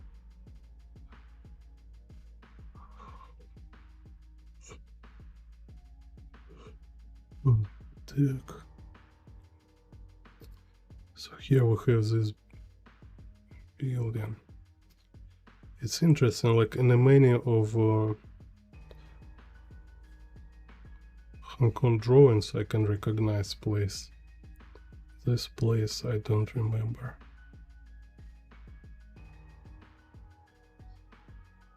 Так.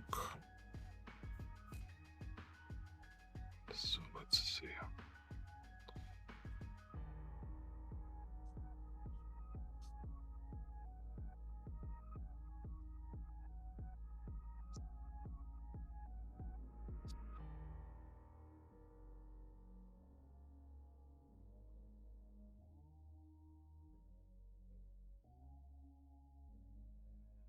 Global spoiler.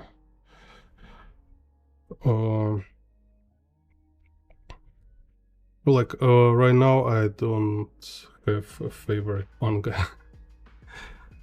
It's kind of like, I don't know, it's weird, but right now I don't interested in reading kind of comic books and manga, because I don't know, I feel too old for this. So, but from time to time you can find just clever story and kind of organic art. So what I like in the manga or comic book art style, I like it to be organic. So it should be not too realistic, not too complex, but perfectly work for story, like deliver kind of narrative, and have like enough details but not too much. Because, you know, like some comic book or manga styles, they can be like super detailed, super realistic, and it's already start to kind of I don't know, like feel that. Like when in mangas they're using 3D models, like tracing or using filters to kind of, so just take 3D model, convert it in a graphic, and it's like, oh my god, so it look like so not organic, kind of, it's so fake, so I even can't watch it. I just like open, like, oh my god, it's like, why are you doing this?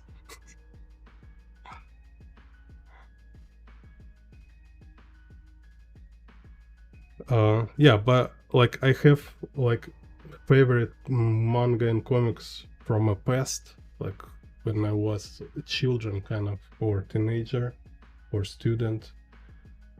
Like interestingly, like Mickey Mouse, it was like Mickey Mouse and Mickey Mouse Detective. Oh, it like perfect example of organic style. It's like not much details, but composition was very cool. Somehow they create this like framing and like perfect level of detalization to make everything clear, so you can read what they show, right? You can see like, okay, it's like TV studio, and here you have like cameraman, and you can see clearly it's like TV camera, and then it's like a car chase, and there's like each car look kind of convincing. Also like Akira Toriyama style, for example, is more realistic, but still is a lot simplified style. Так, so here will be.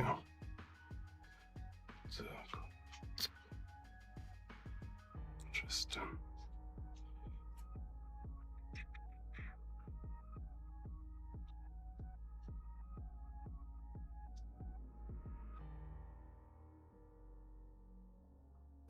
Like currently, like when I draw comic books right now, you know, I find like, because I still have this interest in, I like to draw comic books.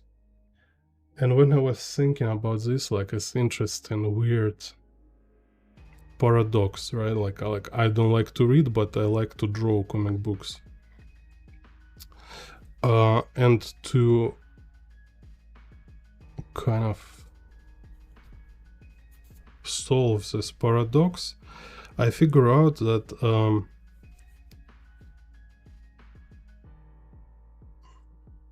it's hard to say. It's like I don't need actually to be fan of any comic book to be comic book artist.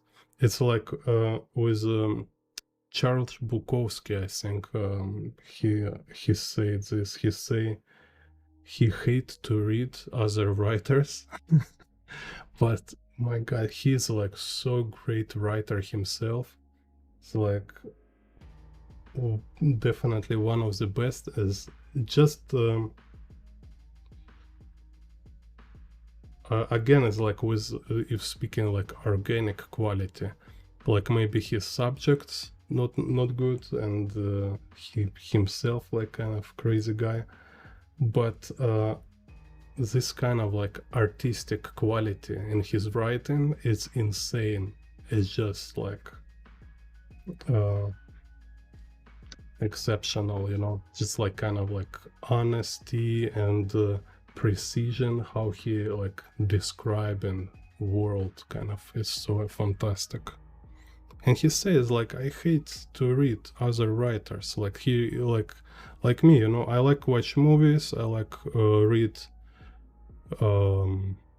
like technical books, or maybe I rather read some like classic book because it's important, kind of it's important part of our culture, kind of, right? So I better understand archetypes and tropes. But I don't like to read kind of like romantic story or whatever. It's just like, okay, what's the point?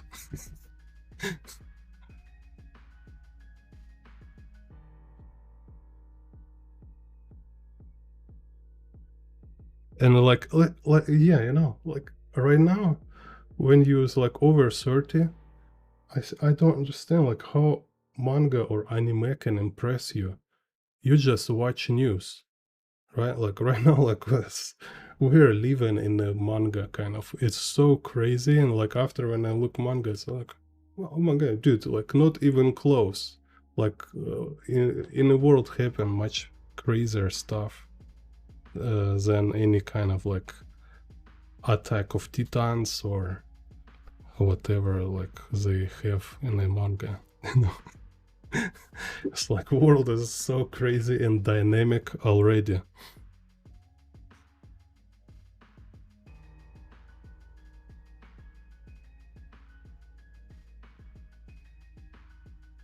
Так.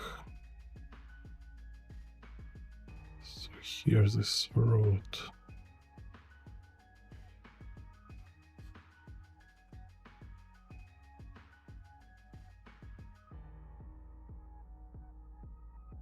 Because we have everything. We have like, no, I mean in the real world, in like usual life. It's like conspiracy, like secret societies, all this like incredibly tangled conflicts, like demons, you know, like we have demons, you know. It's like some people like if they're not aware of this, yeah, they just save their nerves, because all you need is just look around and you will see like how many evil people, you know, in the real world. Так.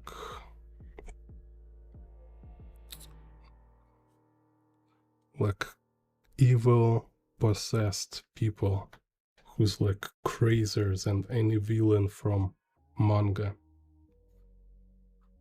It's like crazy chilling. Just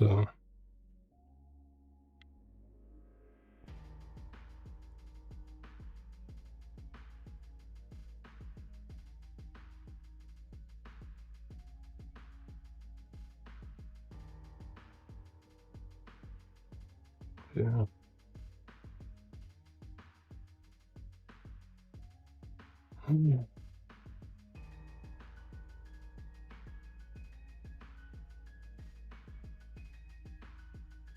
Так.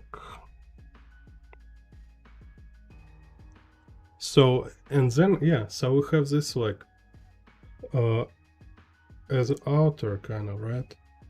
Now I see comic books as a way to prepare, yeah, it's kind of cool communication adult have with the children. So you can make these stories to prepare children's or teenagers, prepare their brains to real world. Just like, you know, because real good kind of art for this age doing exactly this job. It's introducing archetypes of real world, right? Telling you, you know, there is crazy stuff happen in the world. Prepare for this because it will blow your mind. And when it will blow your mind, at least you will have some structure in your head.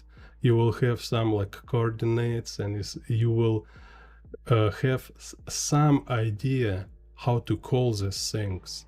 So you can say like, okay, there is like this type, you know, like in the Pinocchio, fox and cat, right? There was this like tricky criminals kind of, right? Who can look like a nice people, can be like pretend to be your friends, you know? And so it's kind of great work in this way. So you can make it entertaining, you can make it funny, exciting story, but whole point is to feed you with patterns. Yeah, this kind of what I was eventually realized. And currently, what is comic books in our time, in our period, basically is like sequence, let's say, series of memes, right? So comic book, I have like video about comic book composition, but so comic book have a frame, like picture, right? Then it's have page and frame, line of frames, page and spread.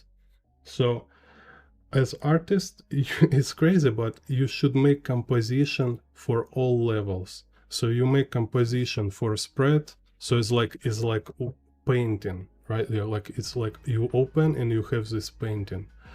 Then you make composition for each page as one artwork, and then you make composition kind of like in a page it's like multi layers, right? So it might be like lines, and also core importance, it's each kind of frame or two frames kind of together is like a meme which people will crop and post in their social media or kind of whatever, share. Is like this pieces of your comic book must be like punchlines kind of which will become viral. So right now I think this is how actually comic books must be done. They should be this like source of memes, otherwise there's no point. Так. So here is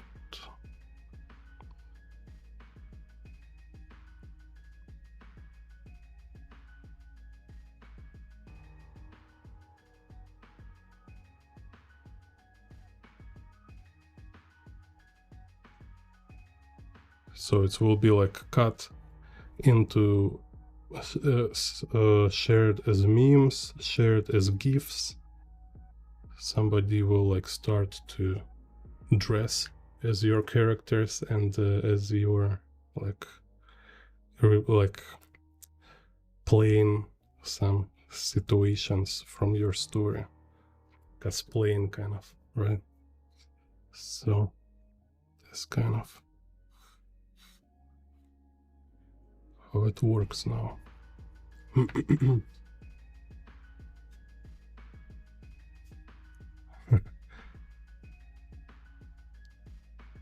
Yeah, cool. Andre de Guzman. My pleasure. Так.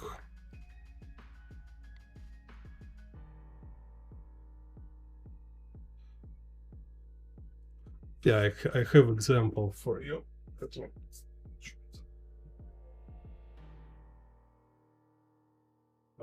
It's just like one of my comic book experiments. I already was showing it. So I get this idea when I was drawing my comic book experiments. And I was showing it already. There's some.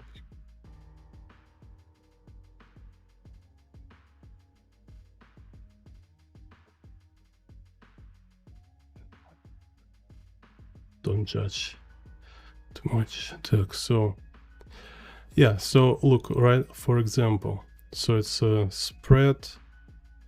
So we have like one story in a spread. So it's some kind of like story of conversation, like, or let's say intercourse between guy and his shadow. right? So he started like talking with it, and then he ran into cave.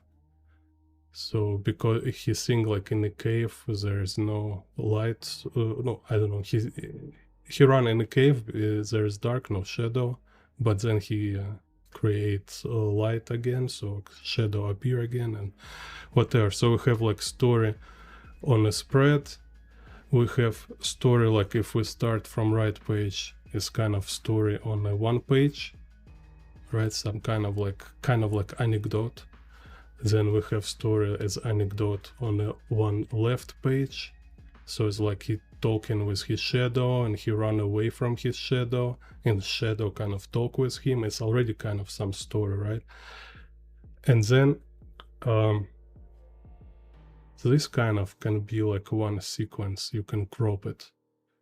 And this picture can be just as a meme itself, kind of. So at least it kind of was my attempt to kind of exercise this idea of comic book composition, right? So, and I was just in a moment, it was crazy because, you know, it's my comic book like experiment, which is idea to draw without script, just a draw stream of conscious. So I would just draw whatever came to my mind, and then like from nowhere, without any preparation, I didn't have any like any thought of it before. It's just in a moment, and from nowhere I get this guy talking to his shadow, and shadow say, "I'm your follower." I was like, oh my gosh, so cool. It's like immediately like double meanings, you know, with this like kind of like followers on social media. It's your own shadow, like your fears and something you're not conscious of yourself, you put in other people. So you know what I mean, like how we imagine other people judge you or perceive you. It's actually your own idea of yourself, you don't which you not accept, kind of, which Carl Jung kind of calls shadow, right? And it's just like crazy. It's just appear without any effort.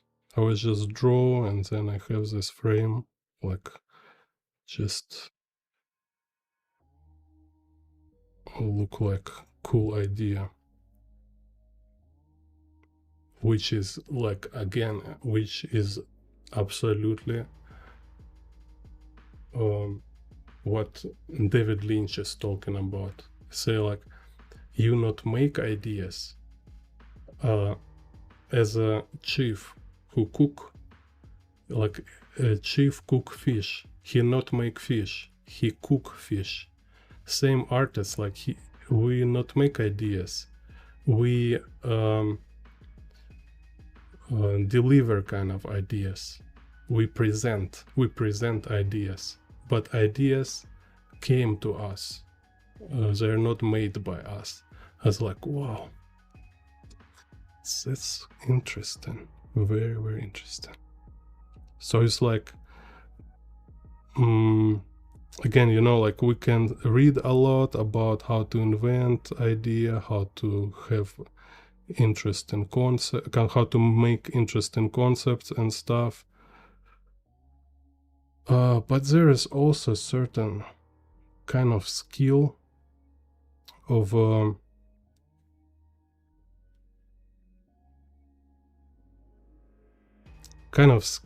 to make ideas appear to you in your mind when you have it from somewhere, you don't know where. Okay, written map, and for this it's kind of like you need to be also you need to have certain knowledge, certain skill. It might helps, but also important, you need to be in a certain condition, kind of. You need to be relaxed and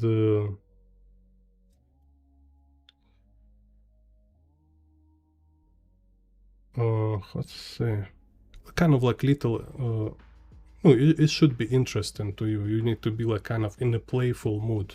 This in this playful condition, kind of ideas appear. You know, if you're stiff, if you're kind of like too serious and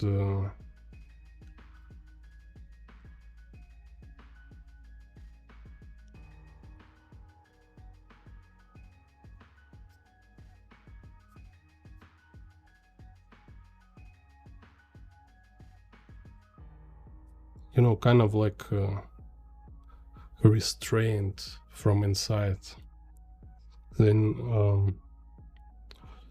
you became too mechanical.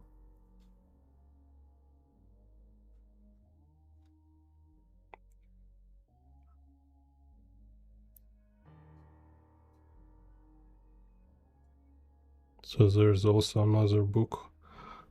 I currently didn't finish it yet, but it's an interesting book. I get this book from actors, kind of theater actors. They talking about this book a lot. Homo ludens. So it's a theory about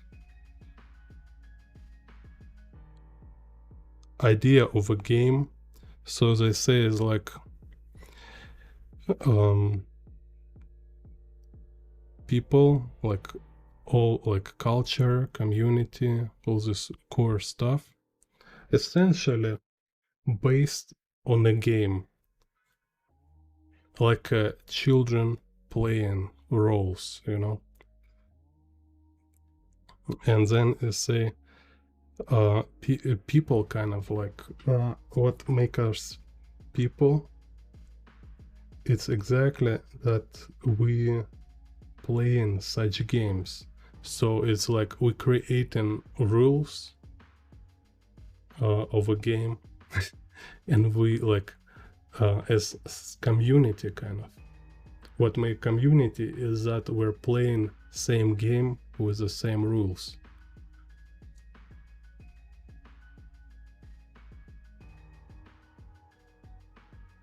Так.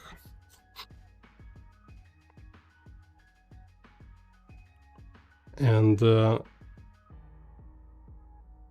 so point here is like kind of very interesting, very crazy, mind-blowing point here is that essentially whole point of a game is that it's not important for survival. It's not about survival. It's not essential. It's like, I mean, it's not essential, kind of like we don't need it to survive. It's kind of looks quite opposite. It looks like we're living for playing game.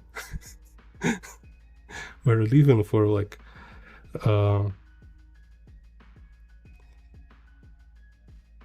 kind of like arranging everything to make ourselves able play games.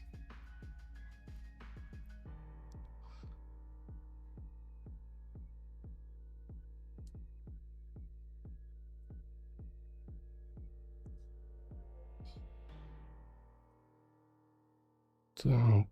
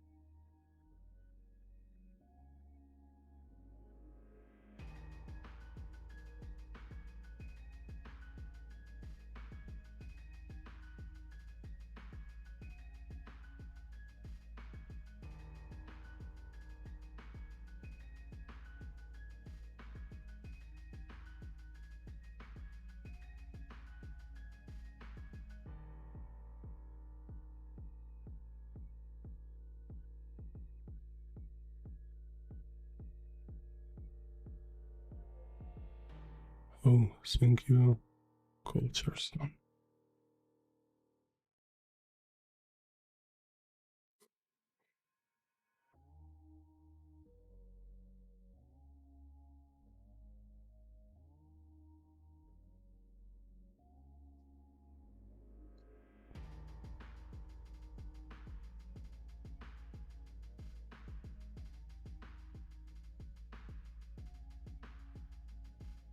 So and this also interesting. Like one day, I thought about it before too. Like one day, I realized what computer games mean to me.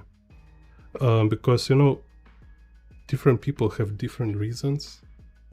When I was in France, in Nice, and friend took me, like friend Genevieve, we did book together. Like she took me to hiking. I was like, oh my god, this like place, like road to this mountain was amazing. All this river, bridges, like villages. They have even like kind of like not castle, but this kind of like constructions there, like architecture. And walking on these mountains, like fantastic views, everything so beautiful. And I realized, like, if I live my childhood in this environment, I will never even open any computer game. Because for me, it always was little, like, escape in some, like, colorful worlds. And yeah, basically, it's all kind of, for me, it's like core interest was escape to get some serotonin or dopamine, from living a beautiful life. And then next kind of my awareness of games was when I realized that also as artist somehow is like sublimation of making artwork. Is like when you play game, what happened, right? Like right now they have all these games with this fantastic beautiful visuals, like I don't know, like Red Dead Redemption. Even GTA 5 was mind-blowing for me. Just like no way they have this like color palettes, all this like skies, like everything looks so fantastic, like reflections, skies, clouds. And like what I do, I push button and I get new picture, right? Like kind of like I move around the corner and I have another fantastic composition. So subconsciously I get this kind of like dopamine as creator, kind of like it feels like it's a result of my actions. So I kind of make this is like my actions. When I create picture, it's to make so many moves, right? Like I need to go through all these stages. It takes some time, but then computer game is kind of like you just push button, okay, and then you have a beautiful picture, which like for me as artist, it's really was like very amazing to watch, and it feels like I make it. It's happened because I push a button, kind of, and then it's like, okay, it's kind of like a drug. And then it's like, okay, I want to be addicted to drawing as I may be addicted to computer games. And how can I arrange process in this way? So I will like wake up in the morning and I feel like I want to start drawing as soon as possible, just like right away, right? Like, and this possible, yeah. I think it's interesting kind of, also interesting goal for artists, right? Like, make it be your computer game. So your skill is your engine. It's like no, it's like a Unreal Engine kind of, you know. So it means you can like render, you can visualize, let's say like some complex scene in 3D. You can make like colors and whatever, right? So level of detalization or type of scenes you can make as your kind of computer game engine. And then when you have like developed this engine, you can just play around, like imagine what you want to happen. Like if you push a button, kind of, right? Like you want this happen next, or you want that happen next. Like you draw today some berserkers in a historical setting, or you draw cyberpunk in a sci-fi setting. Same engine, but different narrative.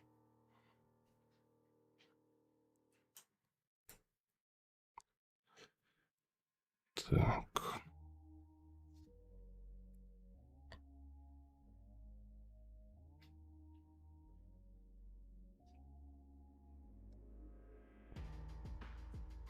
So one day I just realized, you know,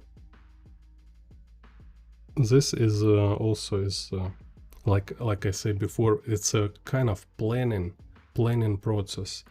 How artists plan their work. It's not just kind of like organize your time. It means how you formulate your goals, like what you're trying to do. This already creative process, and this maybe is like most essential creative process, which kind of like making you stand out, making your work to be your work, different from others, because you define your goals based on your exceptional kind of like personal life experience. Like nobody have exactly your life experience. And when you have this like on this like core level, which means like on a level of making, define kind of like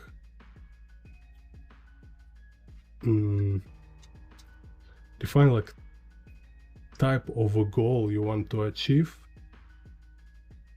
is something nobody can copy from you, because they will always copy your visuals. They will, like AI or whatever, they will look on your drawings and like, oh, what kind of pencil you use, what kind of sequence you do when you draw, but they have no idea what kind of goal you have. And even if you will tell them, like I talking a lot so much about like kind of what kind of vision and goals I have for myself when I draw landscapes, they never understand what I'm talking about. It's like for other people, like my how to say, my vision of making goals for myself, like how I define my tasks, for other people sounds like nonsense. They think like I'm just kind of giving like useless information. For them it's useless. For me it's a core of my work. And that's why they will never like make work like me. But if you ignorant about this, if you don't aware like that you should be creative with your goals, yeah, you will be on the same field with other people. You will like look what they do, what they try to do, and you will try to do same as they do. So you kind of like go to their field and play in their football. When me, you know, like or no, you can make what is make us artists, right? Is that you not play other people football. You make your own planet with your own football. And if somebody want to play it, they need to ask you like how it works. Так. They can't steal it from you because they don't understand how it works.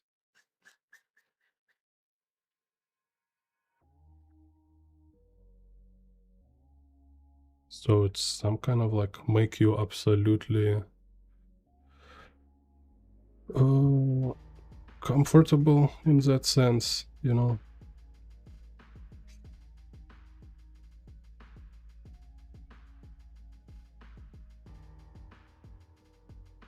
Like I was teaching in China, like in a university.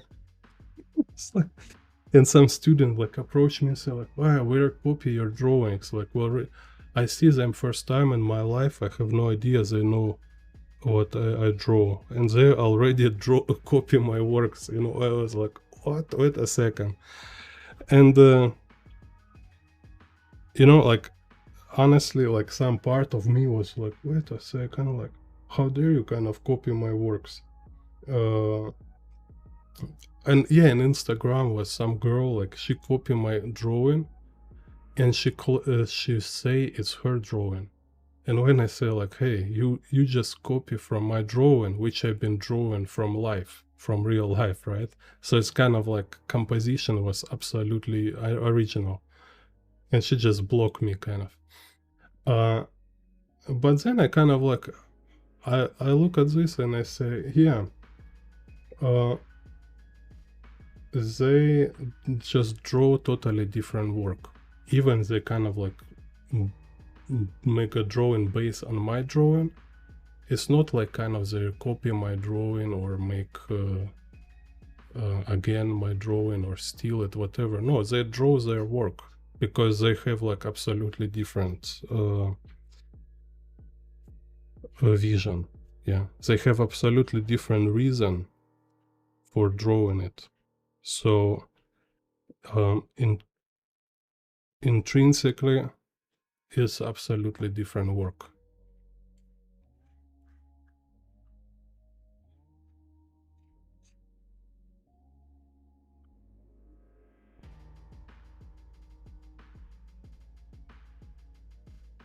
Так.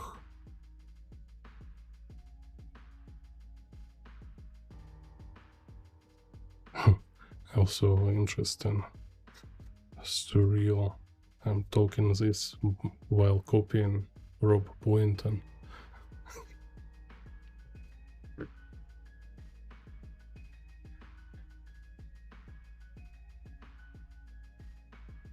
And Rob Pointon watching right now is like, who's this guy? How dare you? How dare you copy my pictures here?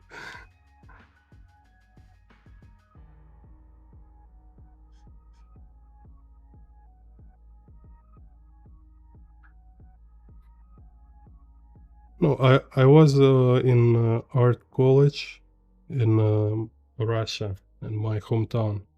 So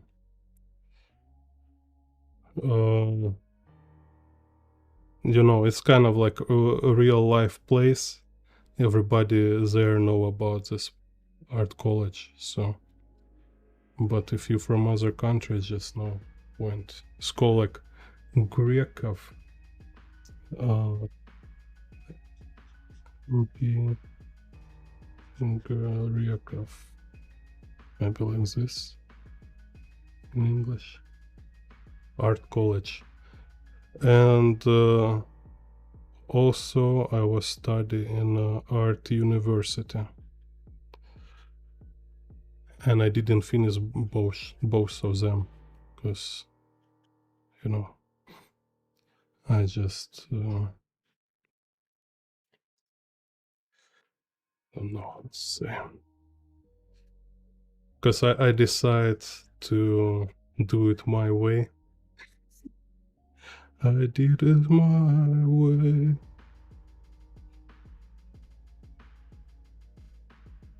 I talked about this before. It's just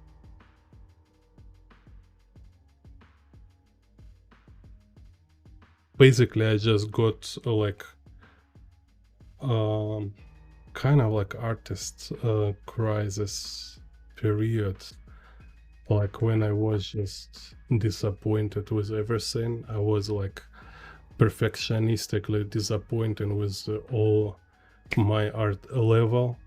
So like, oh my god, I spent so much time to study and I'm still very bad, while I was like top in my class. Kind of, no, I had like all grades, perfect grades. I take like golden medal for a whole Russia kind of competition.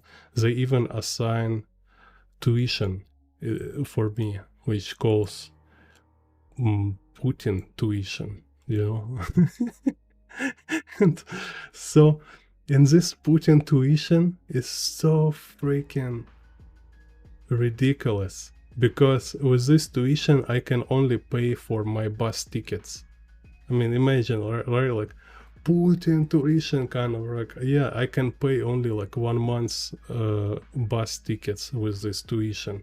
And studying art college for oil painting, it's so expensive. You know, you need to buy all this oil paints, canvases.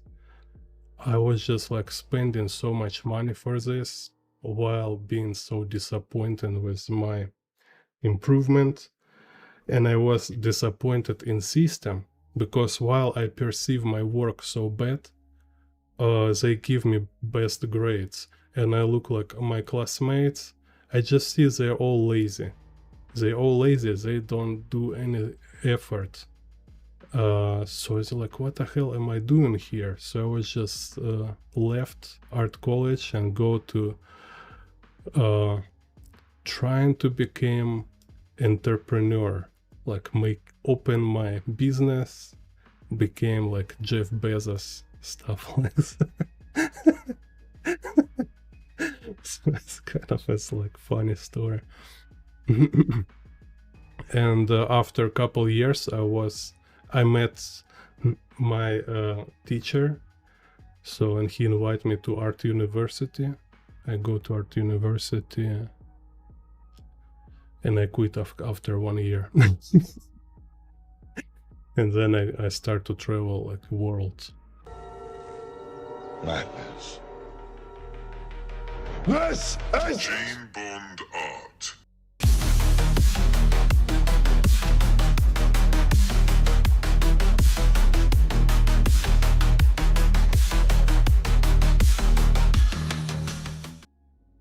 So I was reading manga, Bremen. Like, I don't know, you can Google, you can find Bremen.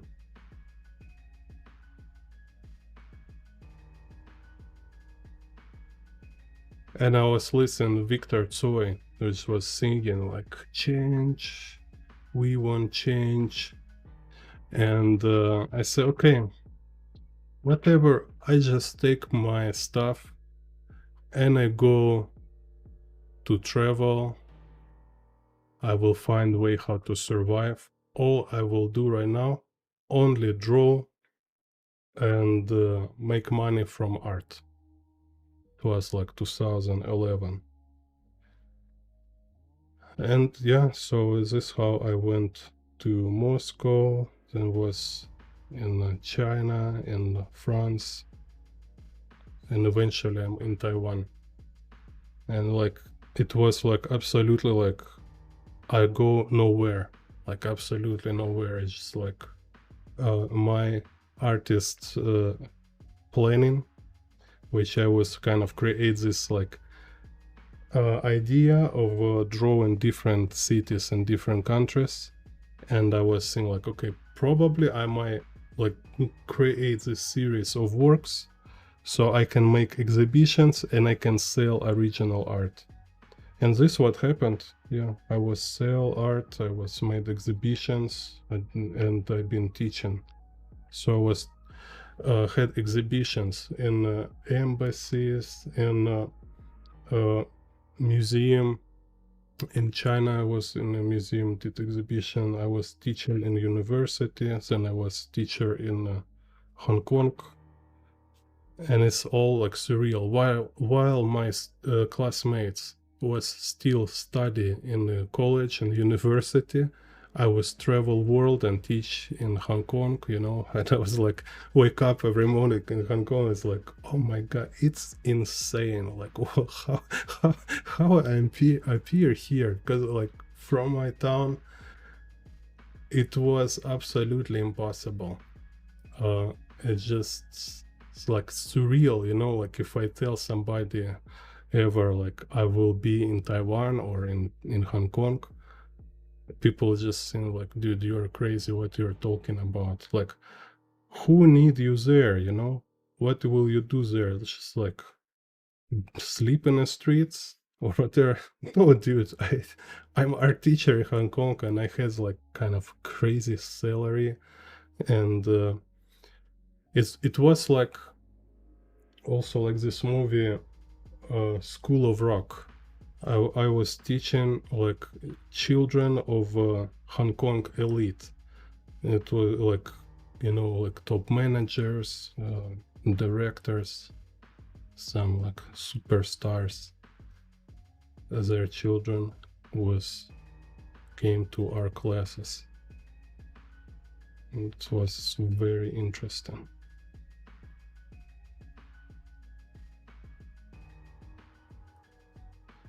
Так.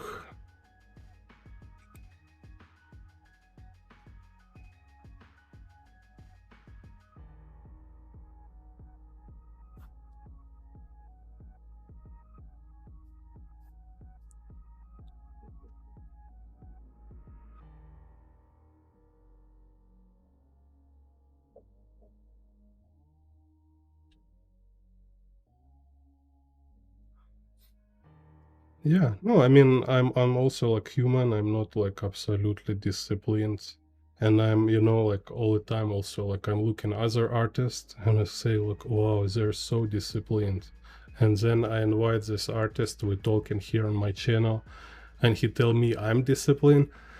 It's okay. That's just like how artists are, you know. We always look other people and say like, wow, you're a guy, you're so cool.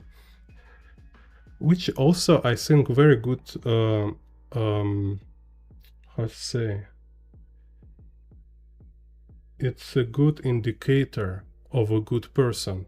Because when you look at somebody and you think like, oh, he must be great, like he's so much better than me, and then he telling you same stuff, like he think you better than him in certain qualities, saying like, okay, it's a good sign. It's a good sign, because some, you know, people, I don't know, they like will start to tell you bad stuff about you, like who you think you think you're so good, or like you're not so perfect as you want everybody believe or something. It's like, dude, like what the hell are you talking about? Like, am I trying to look perfect or something? It's like, shut the fuck up. Like, this kind of sore resentment, you know, people kind of. So yeah, I appreciate so you see me this way. It's kind of good for me, so stop telling good about you. It's kind of... But yeah, for your information, I'm struggling with discipline too. Every time. But yeah, you know, like what is definitely what I find for myself, and I should make a video about this. Maybe I will write text or article about this. You know, it's a very different story about motivation and discipline. Like different personalities, kind of, right? Different type of temperament have different problems with disciplines. So, for example, I met a couple of people and I was like, what the hell? Like, it's so weird. Like, I mean, like, how is it possible? I met people who absolutely satisfy with themselves, absolutely happy and enjoy themselves for no reason, you know. It's just like they can just sit all day, watch TV. They can, like, already, like, they're 20, 30, 40, 50, 70-year-old, and they can do nothing. If it's possible, they will never do anything ever, and they will feel fantastic. They just enjoy themselves, you know. They feel like they're good people, or like kind of like they don't need to achieve anything, they don't need to prove anything, stuff like that. And this was just like so huge contrast with me, because for me, if I didn't do anything today, I will feel bad, you know. So if I didn't do anything in the morning, like finished work, right? So it should be some kind of like achievement, kind of like I need to finish picture, or I need to finish certain task. If I didn't do anything in the first half a day, I start to feel like discomfort, and it's growing. In the end of the day, I will feel like very bad. If I don't still do nothing, next day I feel worse. I wake up with a bad mood, you know, and keep growing. So it's some kind of like a course of this, like I need to make something just to feel okay. And then I was watching interview on Joe Rogan, because I wasn't so aware of this before this interview. It was this guy, you should look, it's a very interesting guy, Sheriff of Baghdad. Sheriff, I think call like this, like Sheriff of Baghdad.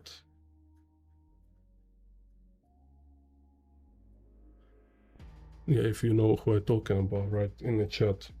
So, and he say to Joe Rogan, like he had like he tell his life story, kind of like he have like terrible childhood, and all his childhoods, like all his environment and parents being like devaluating him, like make him always feel like he is not good enough, or he's not good, and they're like kind of disappointed in him. They don't just, you know, sometimes really like some children born in an environment when people like their parents didn't want them, and they just every day look at like, what the hell are you doing here? It's like, if you're not born, my life will might be much easier, right? So, and he kind of have this kind of situation. I don't have such extreme childhood, but probably something happened, kind of devaluating kind of thing. And he say his kind of people, Sheriff of Baghdad, like kind of how he described himself, he say our kind of people, we need every day prove ourselves we are worth of living. You know, it's kind of like, what the hell? And this guy is like, he is crazy. Like, you just look who he is, you know. And so for me it was like, okay, so this kind of probably what it is, kind of. So here some guys, like, they just feel great. They don't have any like emotional reason to bother, you know. And what motivation for them to make stuff, I don't know. Like some of them probably, of those people, like, and I see, right, some kind of like a James Cameron, for example, right? It might be like, oh, I love diving. Okay, I will find some investors to sponsor my diving. I want to see Titanic underwater, so he create idea of movie. So he find investor to make movie about Titanic, but actually because he just want to dive and watch Titanic underwater, you know. So all his motivation is just he kind of living for fun. Oh, I mean, I don't say it's true, but it seems this way, right? And some people like this for sure. So he have already great life, and he just exploring, and he want to look or experience more, and maybe kind of like look different grains of this like interest in life. So, and he like love diving. Okay, let's dive more. Let's find how to expand this, how to make it bigger, how to make it more interesting. So in this how he create.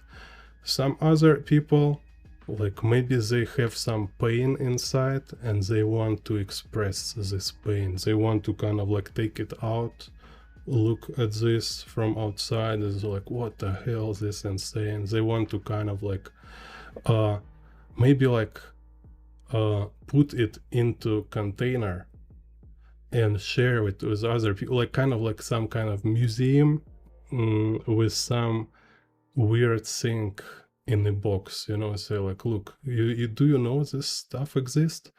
And also it might be like a lesson for other people who have problems inside. Say like, you also can do this, you know. You can like learn how to handle your pain, how to structuralize it, how to organize yourself around it so it's not broken you. So you will be not like kind of resentful or crying or immobile, kind of, you know, like this, like, oh, life's so hard. No, you doing something with it, and then we have like, I think somebody like David Lynch, or somebody like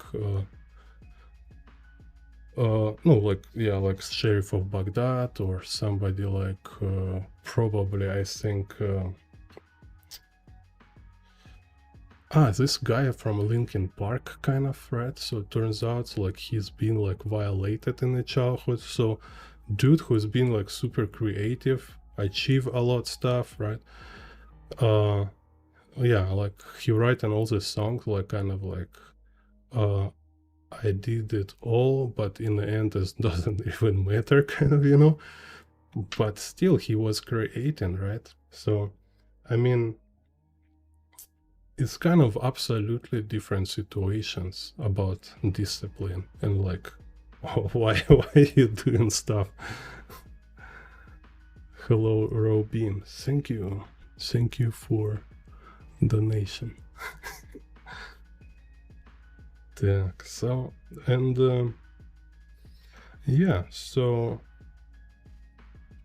it's interesting, right? So for me, good day is when I manage to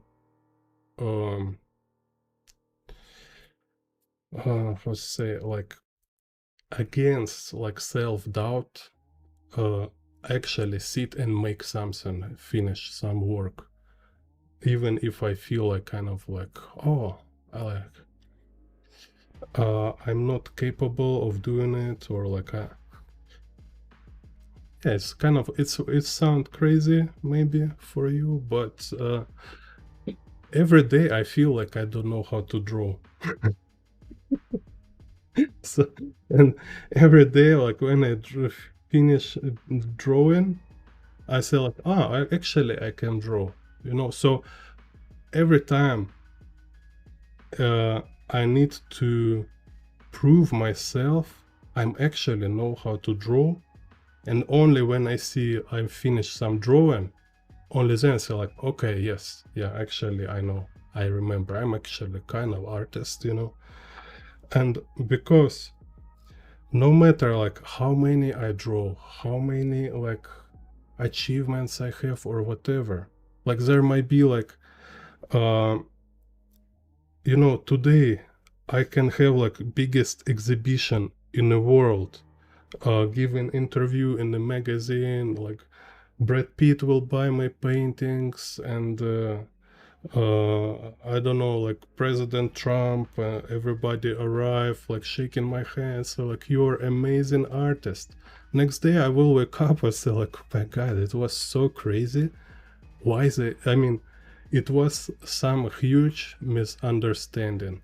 I'm so surprised they really think I'm artist, you know, because I'm definitely not. I even don't, I forget how to draw. I'm not sure, like, I'm not sure I can draw today.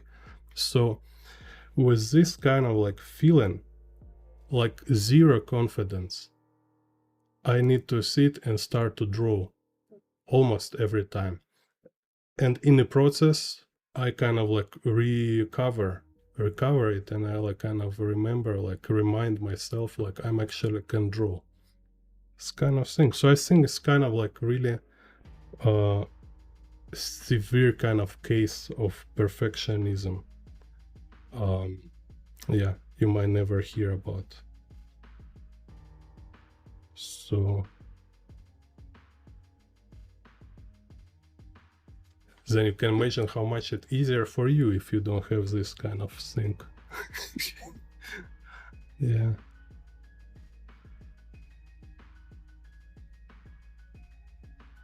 And that's why also I think I have all this like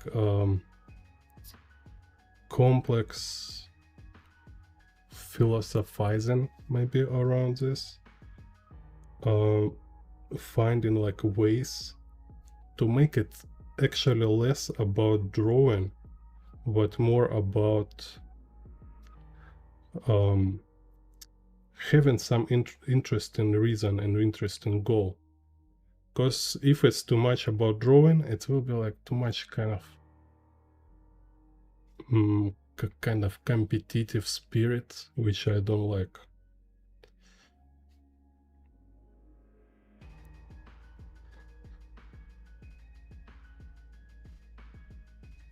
Так.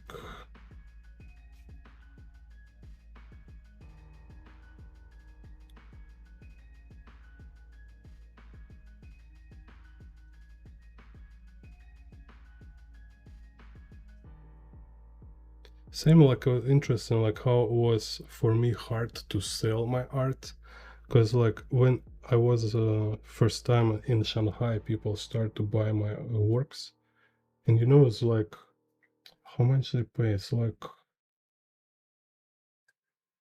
$500 for my sketch. Kind of this was, I was like, wow, first time somebody pay me real money for my drawings. Before it was always like super cheap, but then they really pay me money, and I make exhibitions, and I have like, you know, these people with like real like art collectors. And while doing this, I had this kind of like I don't know, like kind of like feeling of a guy from some provincial town in Russia, like where nobody care about drawing. It's like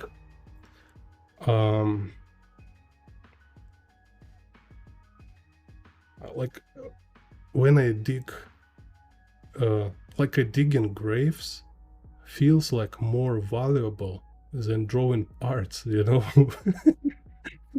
It's kind of like, because some kind of like physical labor is not just like when some dude is just pretending he's doing something while he's just sitting and drawing some funny pictures is like, it's not a real job, you know.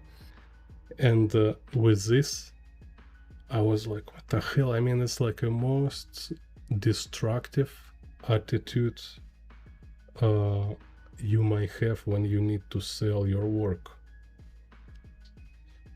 So it's also annoying.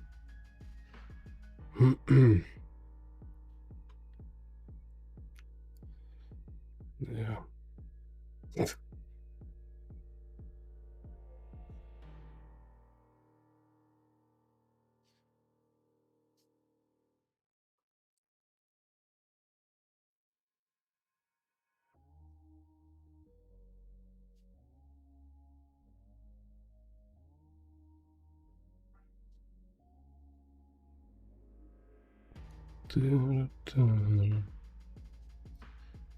Так, so here.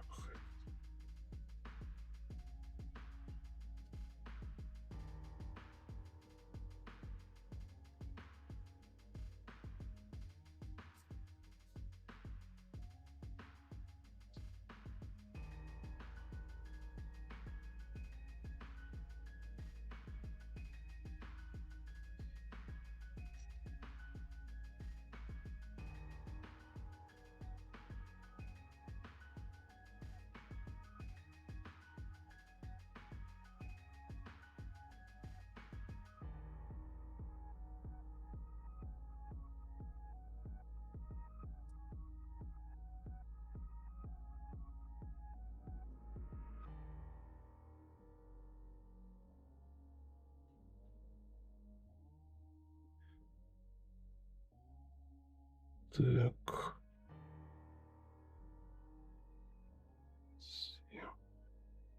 Yeah, so here basically is like 1 point perspective.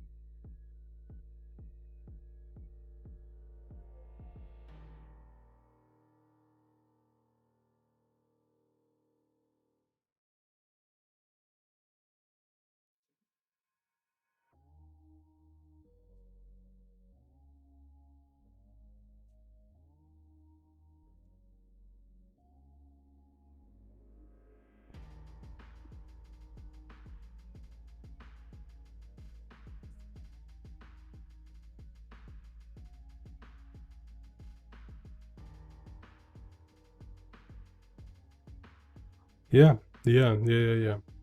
Yeah, so you say like how you draw and believe that practice will eventually work out. That's kind of that's a key. Yeah, that's important and essential thing. Kind of. Because like I say, most of the time you have this kind of interference. You might like doubt yourself, doubt your decision, but you need to practice to stick to your plan. So core should be is that like you think about your plan, you make plan, and now you need to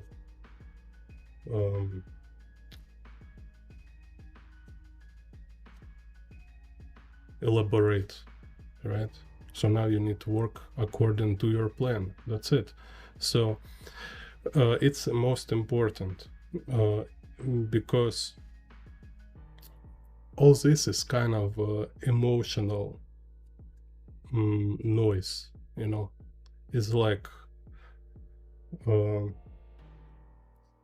you need to work, right? You go to job, but their weather is not good, and like how How you make yourself go to job? How? Yeah, because if you don't go, they will fire you, right? So same here. If you don't work on your plan, it will never happen. It's a 100% guarantee. If you're not if you do nothing, or if you're not follow your plan, right, it will not happen. This is for sure. But if you make a wrong plan, and it will be not turn out to be as you planned, right? Yeah, it's some possibility, but it's not 100%. So you learn to work with this reality. It's reality. Your plan, nobody can guarantee. This is the key. It's a kind of like what is freedom about. When you make your decision, nobody stands behind your decision. Nobody. Only you. Okay? Nobody can like tell you like, smart choice, good idea. Oh, it's a great idea to study French. Who will tell you? Your mommy? Your puppy? Mama, like, should I study French? Because you're not studied in one day, right? You spend a lot of time. You need to kind of like dedicate like a couple hours daily for study language, right? Or in a week, it's like it's take your time. So you need to make decision instead of sleep, or I don't know, instead of go with your friends to bar, instead of socialize, instead of I don't know, go to boxing. You sit and study French. Okay, so because you don't have unlimited time in reality, right? You need to invest. So, and how do you know you invest correctly, right? You're not like invest in the wrong how do they call it? You invest in the wrong something, right?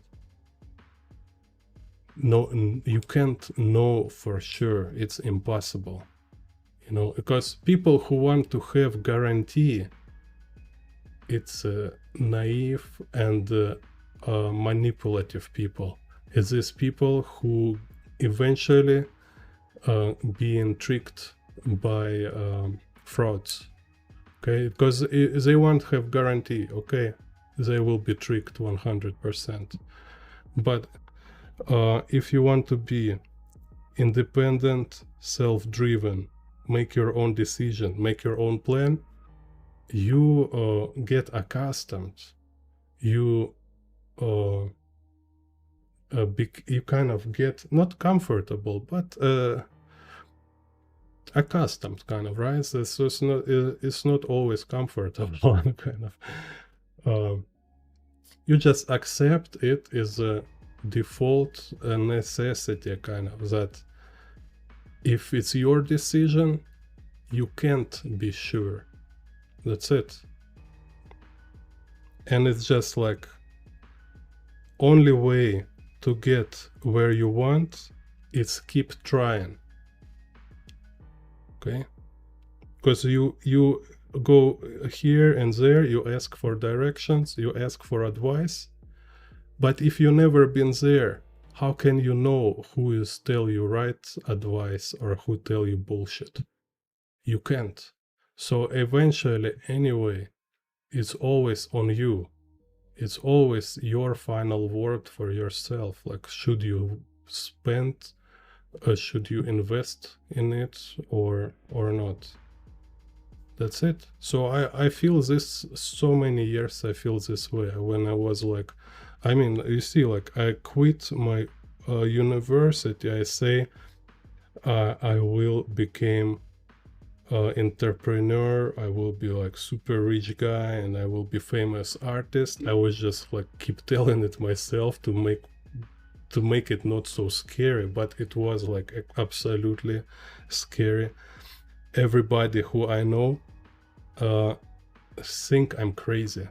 because I was study so well. I have like this like standard future everybody kind of think about, you know, like you have a diploma, you go then to work, then you return to same university and you teach some spoiled kids in your university. Perfect life kind of. And I say like I want to have some my life with my plan. How do I know it will work out? No idea. Like I only read in the books in Wikipedia. I hear some guys like talking on YouTube. Can I trust them? No, I'm not stupid, right? So I just only say like probably it's my workout. So, and it's possible, and it's up to me like figure out how to make it real, kind of, you know. And I'm still kind of working on it, but it's my life. I live in my life. I doing my own decisions. I'm making my plan, and I'm responsible for my decisions. So if it's stupid, it's my fault, you know. That's kind of what is freedom, you know. It's what's freedom about. Freedom.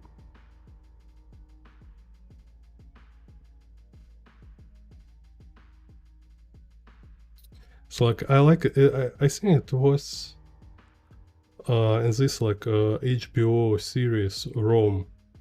So there, you know, these guys like Romans, like citizen and warriors, kind of, right? Who's these guys? These guys, free people, is who risk. So, but I mean, risk, it's something valuable, right? You risk your money, you risk your health, you risk your time, you risk, because this is what free people have. Who is slavers? Slavers risk nothing. They just do what free people tell them, and they have food for this. That's it. They have house, they have food, and they don't need to make any decisions. They don't have risk. They don't have responsibility. Because if something happened to them, it will be like, how to say, like improper treatment, you know, improper treatment of their owners. And what they show good in this series is that people love it. People like to be slaves.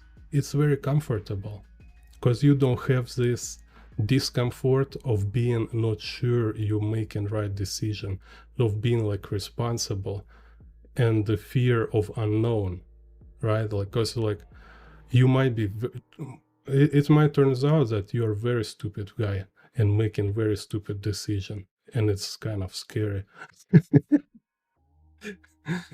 You know, it's better like if somebody will tell you what to do, and it's just like, okay, it's your fault, you give me stupid orders. I do all my best and your orders is stupid, but I'm very smart. Just give me smart orders and I will do, and everything will be nice, right? So just something to think about.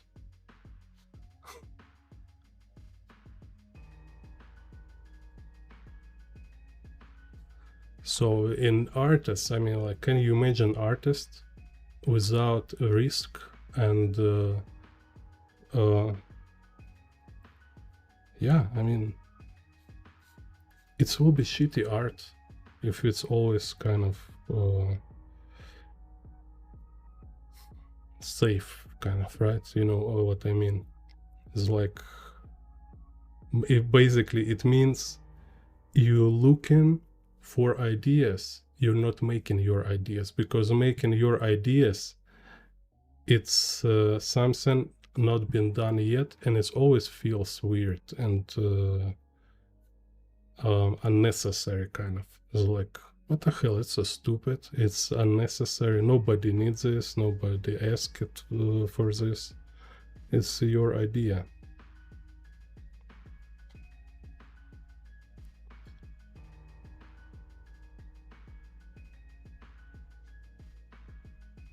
Так.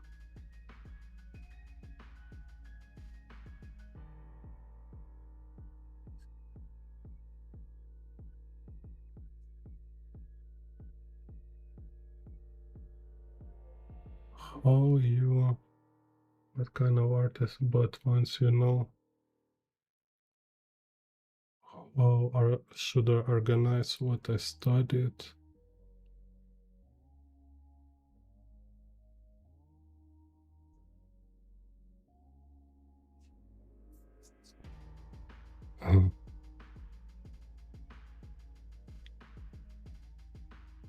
Так.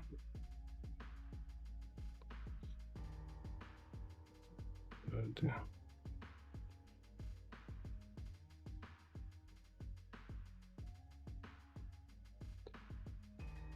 How should I organize what I study? Because kind of artist want to be.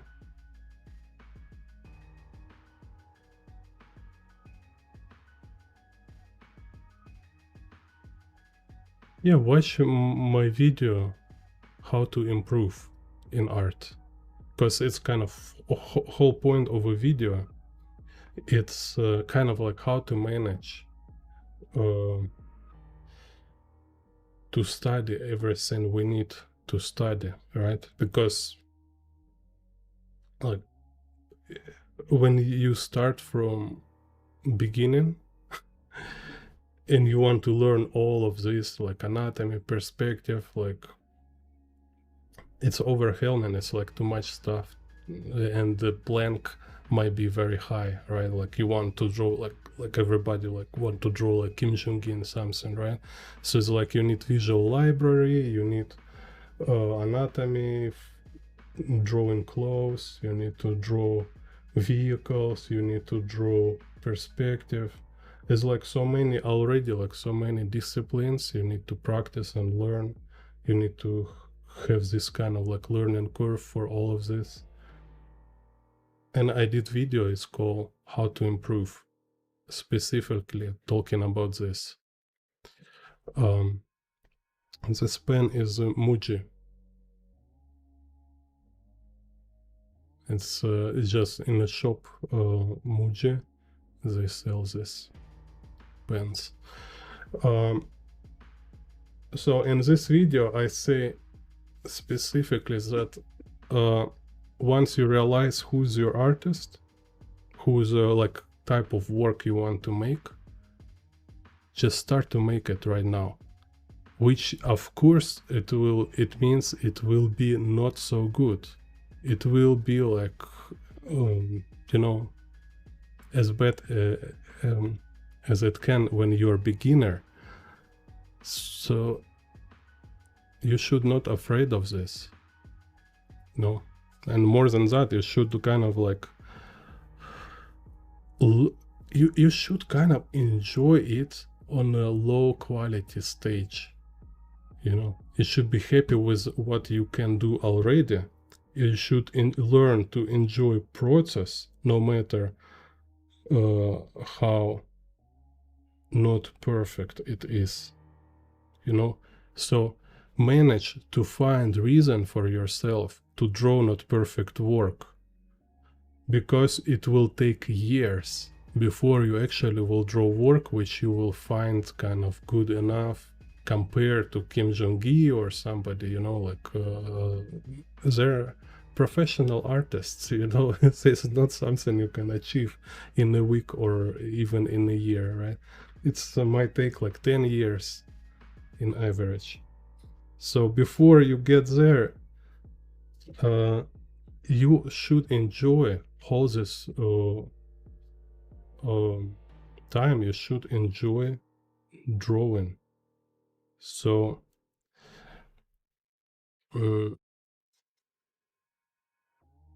and in reality, you know, it will be like kind of stupid, really, like, no, just say it directly, it will be stupid to looking for other people to tell you how to enjoy your work, because actually it's not difficult.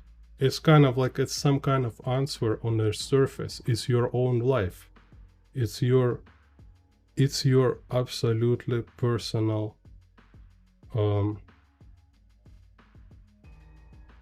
thing which nobody know for you, and all you need to do is just try to figure it out. That's it. You just never tried this kind of problem, you know. You never like formulate such kind of problems for yourself.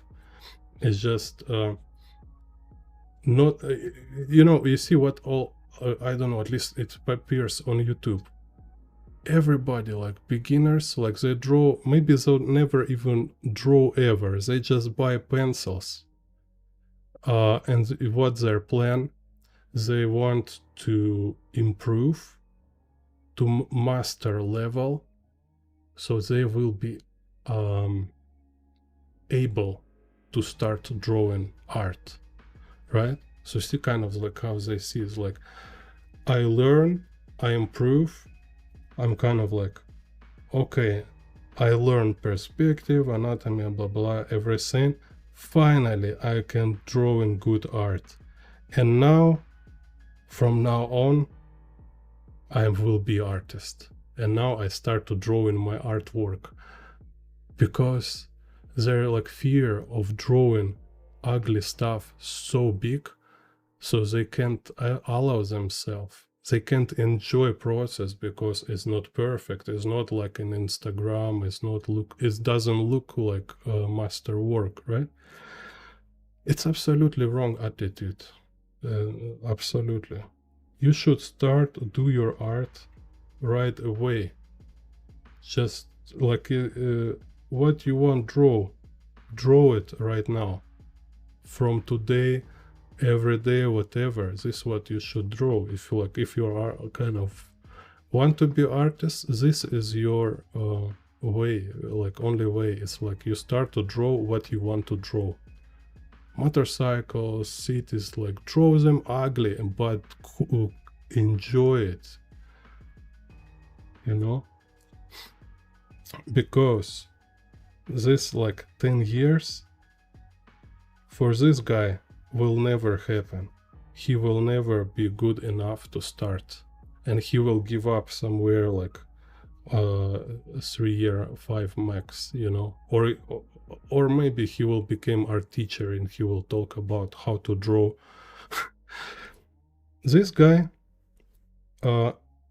he will draw like this, right? It will be like hundreds of bad pictures, but each bad picture will be like this. So his 10 years, he eventually will be here.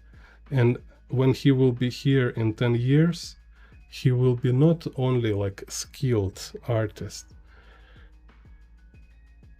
he will be like full I don't know, has like, it will be real artist already. He already artist because he already have all artworks behind him, which like 90% of them will be as like kind of substandard level, kind of, you know, not professional, whatever. It will be like 10 years. Let's say 300. Oh, let's say it's like if like average like 3,000 drawings, right? So in this like 3,000 drawings, he will have like 30 good drawings. You see what I'm talking about? Like what kind of ratio it's all about. 3,000 drawings and 30 will be about good, but now your ratio will be more and more changed, kind of like you and I talking good about like your self-honest perception of your work, right? Like when you might have like super high plank and you say like, okay, this 30, I'm proud of them, they're really good works. And then ratio will be changed and about like plus 10 years, right? So here you have 20-year experience. Now it's like 90% of your drawing will be professional works with professional level. So your actual improvement is always by doing actual work, by doing product kind of. Yeah. And like learning all these techniques, like why I teach perspective. You think because it's like absolutely essential kind of? No, because I don't know what about my YouTube should be, like gossip or talking about plastic surgery of ass. Yeah. What should I talk about? I like talk about perspectives. That's why it's YouTube about. It's not because it's #1 subject. Just kind of. I hope you get it. You know. I just like talk about perspective. I like teach, but it doesn't mean like if you want to be artists or if you want to be happy, you need to draw perspective or you need to know all what I'm talking here about. Oh, I have video. I don't want to talk all the time about this, but I make video. I think it's very good, and it explain it all very well. Called How to Improve.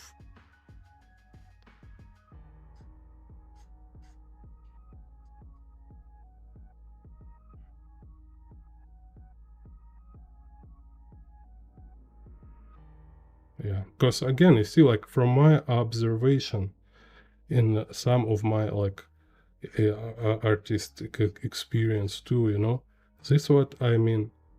What I realize perfectly clear is that there is artists who like, you know, look like famous or like real comic book artists, okay, like who drawing like comic books whole their career and they're like professional comic book artists, professional illustrators and whatever. Look what they tell you, look what they teach. You think everybody will tell spend 5 years for study fundamentals and only after start to do your work? Oh, of course not. Of course not. They all start doing like their ugly illustrations and ugly comic books. And eventually, by keep doing it, they improve to their level. And like I mentioned in the video, yes, you from time to time, it's like going to gym, right? It's like going to gym from time to time, you go and you improve certain skill as a side kind of practice. Your main practice is just doing art, and your supportive practice, it's improve your essentials. That's it. If you ask me, which is means like, of course, somebody can really like spend 5 years like to build their essentials to like perfect condition and then start to draw. Yeah, it's my work, you know, but if you ask me, I will tell you like it's a common mistake in general for everybody.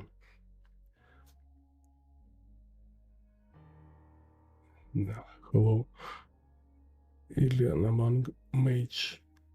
Iliana Mage, thank you. Hello, Marijuana.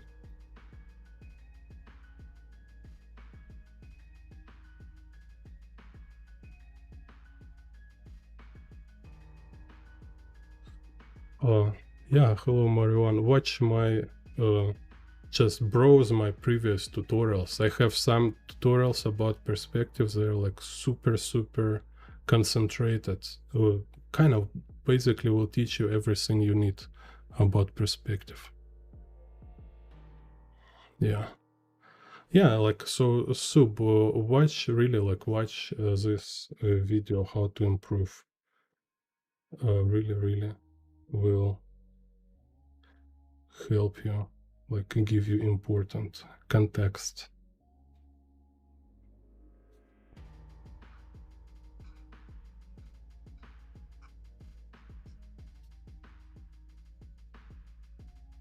Так.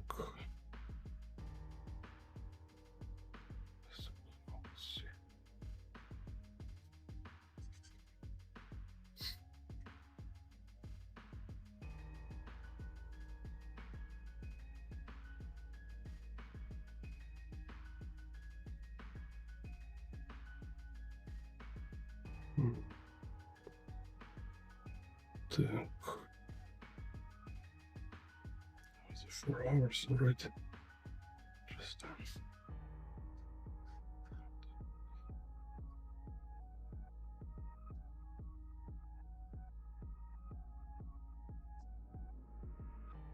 oh, I have some gifts. Thank you very much. Whoa.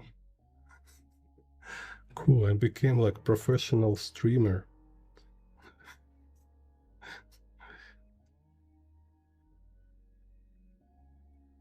Так, and here I have interesting like shape. Yeah, because you know, like right now, like I have so many stuff I want to improve, so many. So it kind of like I realize it will never end.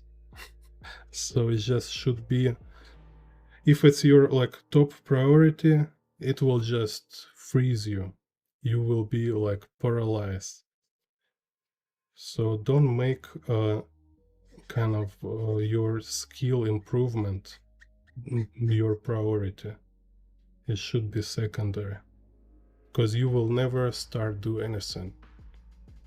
And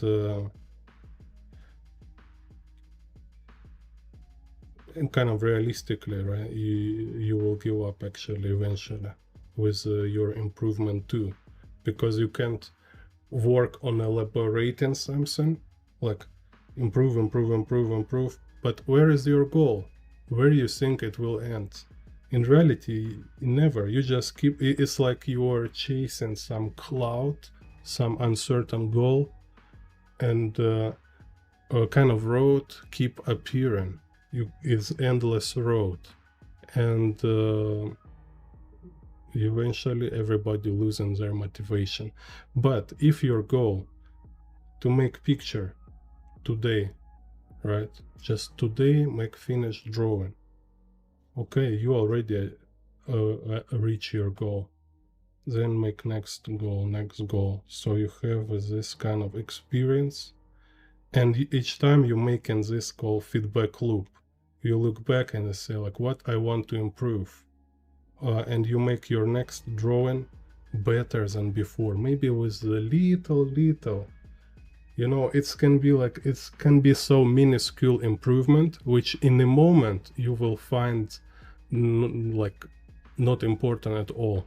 But in reality, this kind of like a drop of improvement, like in 10 years, it can make you master. And this is how it actually works. It's like it's tiny improvements, like super little improvements from drawing to drawing, and eventually you make your style. It's your own feedback loop kind of, and kind of building up, kind of nature of build up. And it's kind of like, I would say it's like most organic improvement, which eventually we like in my artist who I love kind of work, which I consider most organic, how to say, like kind of like energetic, you know, it's kind of like most personal kind of style. When you see is like they speak, they sing with their work. It's when it's being made this way, so it's not constructed, it's like grow like a tree, just from you're honestly try to make your best, you want to make better, and you keep making better next like drawing. And this like Miyazaki, Tsutomu Nihei, all of them, they're learning from doing work.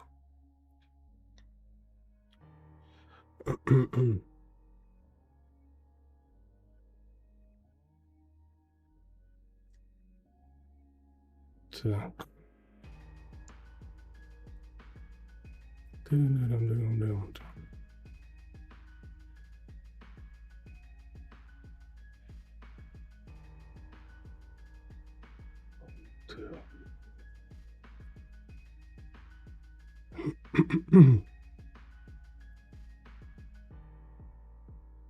So here we have each time I have so many bigger sizes.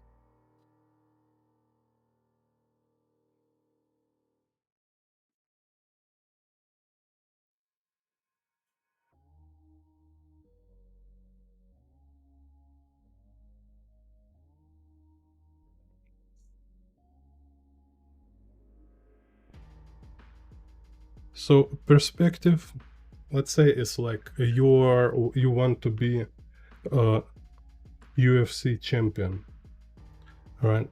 And then you go to YouTube channel where's UFC fighter kind of I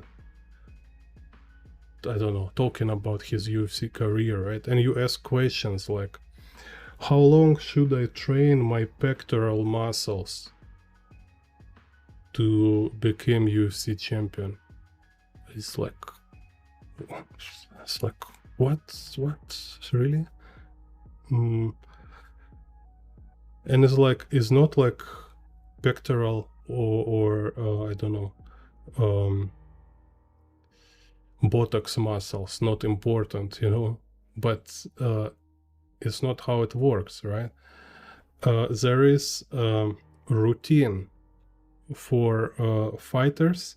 There is specific routine, like how they call it,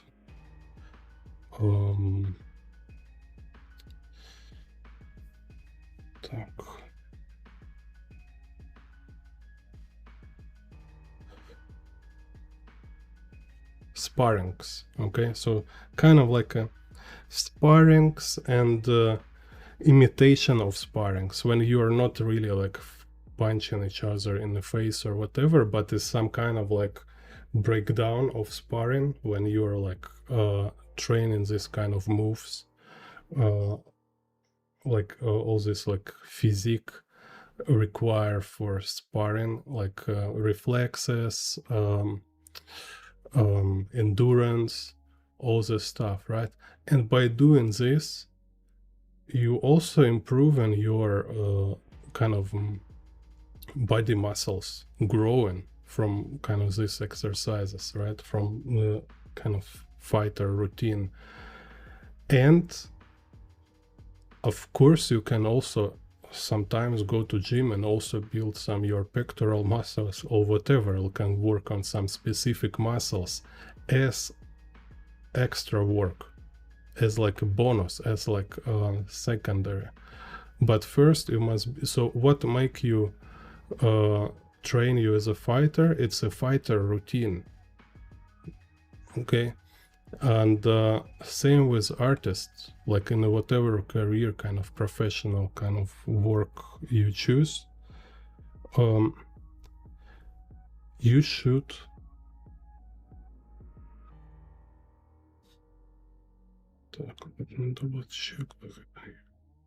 okay, no, it's not so much tilted horizon line. So there is specific routine for each specific art direction. So which means like you just need to do this. You need to draw comic book, you need to draw illustration if you want to be good at drawing comic books, if you want to be good at drawing illustrations. And perspective, anatomy, blah blah blah, everything, all this. Of course it will become better altogether. So it's kind of answer for how to manage, how to organize all these different skills to improve. You will learn all of them once you start doing work you want to be good at. And then from time to time you also make this like focused effort on certain skill, but in a short time, not in a like 1 year, 5 year kind of goal, you know. No, it's just like, okay, let's me today work on my perspective. I watch like one tutorial from Jim Bond, I do some like pro exercise, that's it. And you keep drawing your illustrations next day and rest of the day, you know. This kind of morale of a story here. It's like proper kind of balance, proper or not like proper priority. It's about priority. Так. No, this Pointon is just so insane. Так. So we have this here.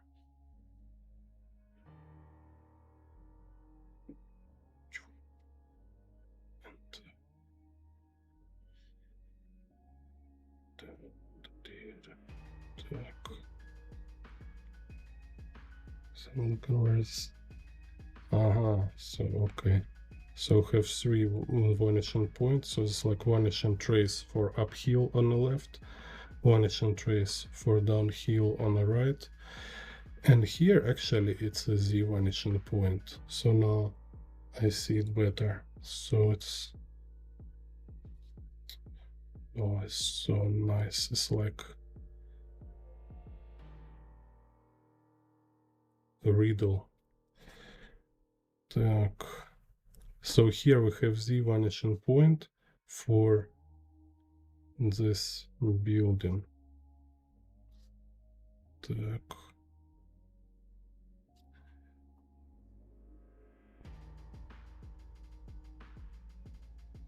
So, and interesting, like I was standing right here.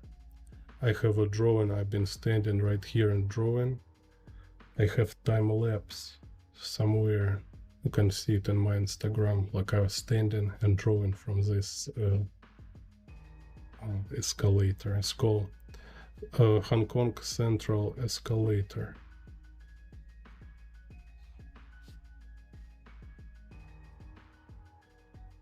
So, you know, just stand there, put headphones, listen some kind of Prodigy, and like I'm in a total zone. It's like in a club, you know, or something,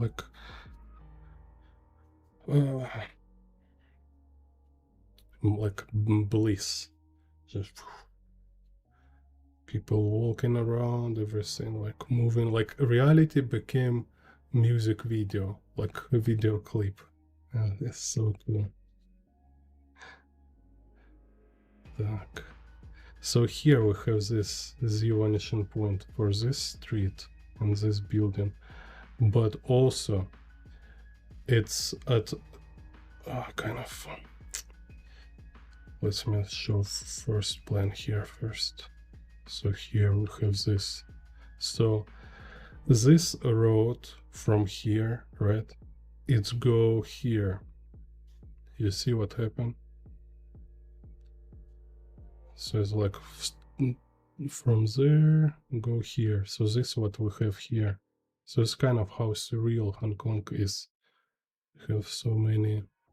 Then here we have this intersection kind of, right? So road goes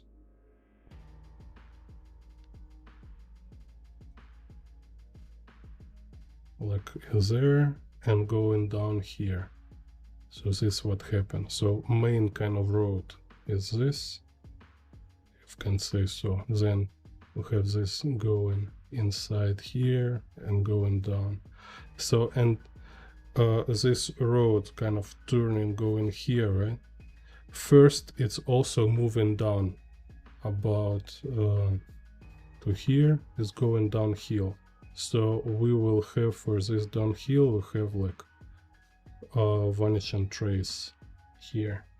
Okay, vanishing trace. So here is go down, and then it's about from here it's again going to parallel to ground.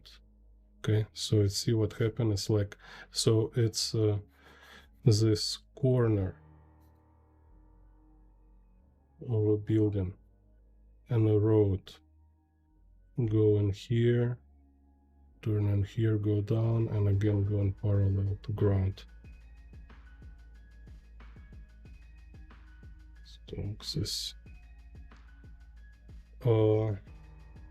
так here. Oh, let me also, I find my Hong Kong book. I will show you this. Wait a second. Who are you? My name is Bond. Jim Bond.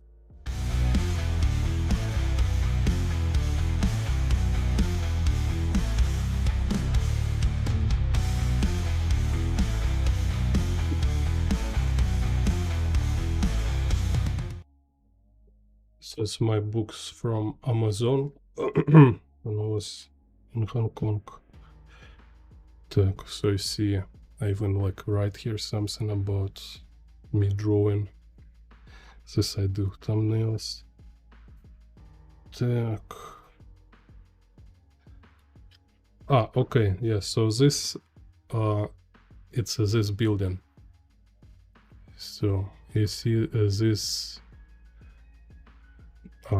this building here, it's this one. So here's the street going down and turn go here, you see. And I'm standing on this central escalator. So, and this me with long hair.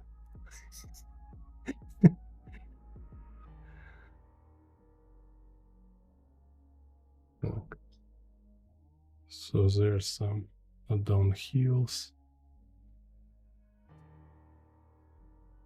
and this kind of this my favorite also kind of views, like Hong Kong backyard. And then this was near my work.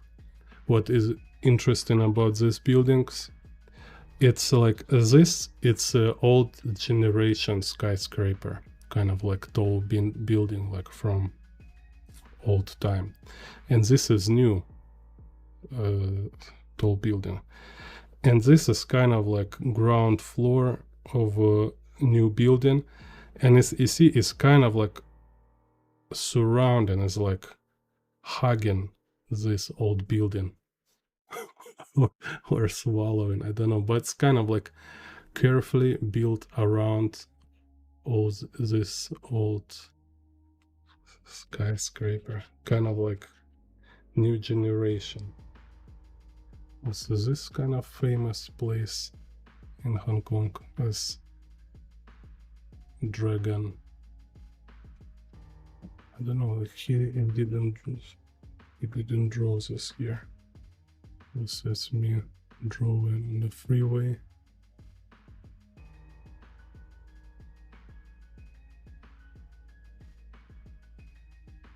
Oh, yeah, okay, interesting. So,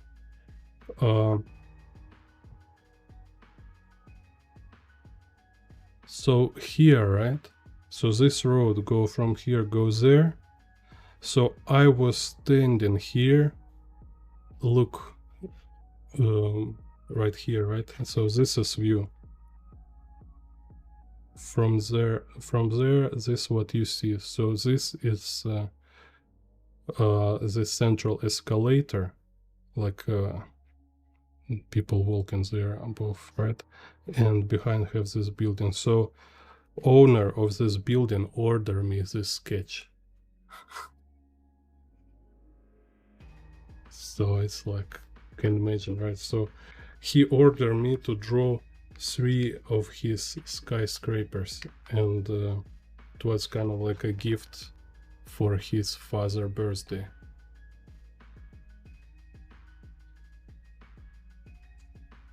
Like this second building from this client.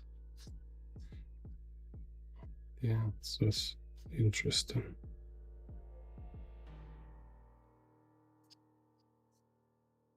Even our drawing here with a robot.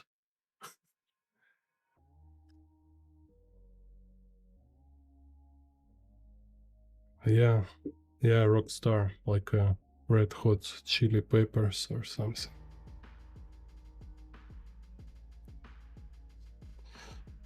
Yeah, I was once like one woman don't want to be my student because she afraid her husband will be nervous. I should say it's kind of like, no way, you're like looking like a rock star, I can't go to your classes. That's it, you know. Hard to be kind of so handsome. I was cry all night that day.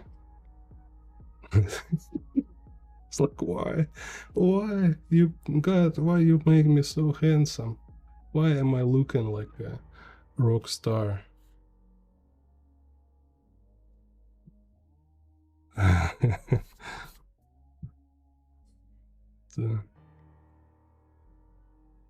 It's unfair.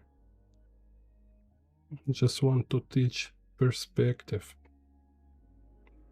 I don't want to be a stupid rock star.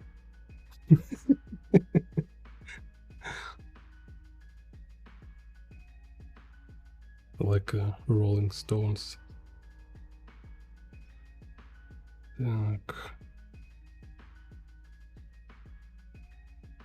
Yeah, now I'm working on old to be like Mel Gibson.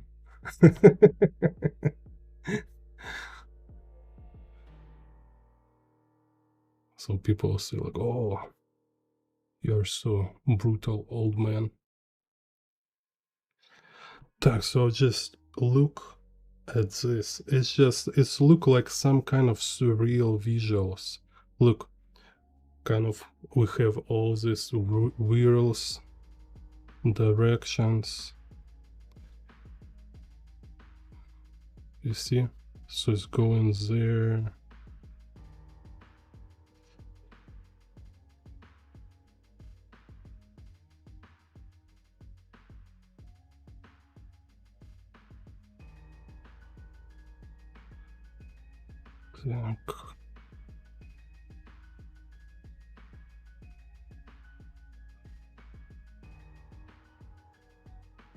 So here we have these buildings.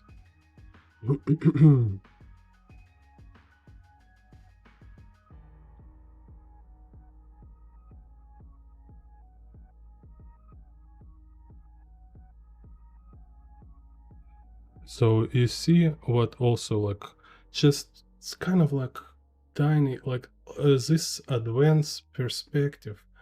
Again, it's more about your IQ kind of, you know, I mean IQ literally like you know, it's better to have high IQ. I feel lack of IQ, honestly, you know. And also I call it perspective IQ. It's just like when more you draw in perspective, faster you just kind of making this logical operations about like, oh, where vanishing point should be, like where this axis should go and stuff like this, right? And so it's not difficult. It's just like when it's all together, it's requires this kind of agility, kind of, right? Like mental agility. So like here, like we have this road going up here, but buildings, these buildings here, they follow the vanishing point, or at least it should be some vanishing point on the horizon line. Okay, so it's kind of crucial. So let's see. This is what happened here. Okay. So, and I can just break it down a little, make interesting shapes. Так.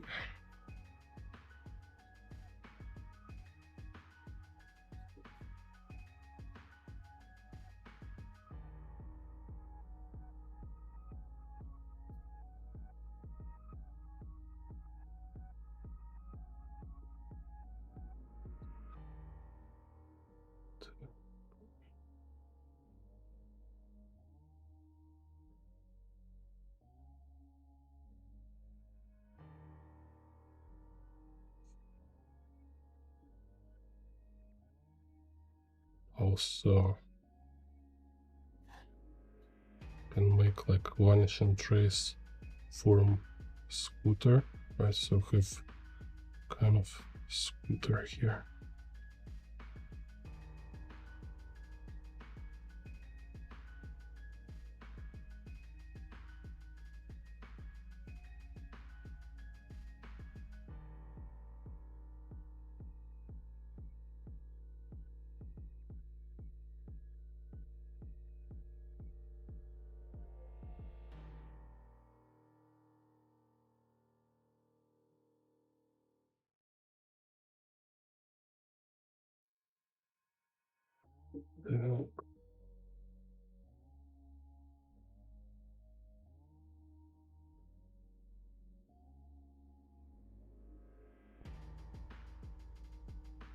So, and here, okay, so this vanishing trace for this downhill.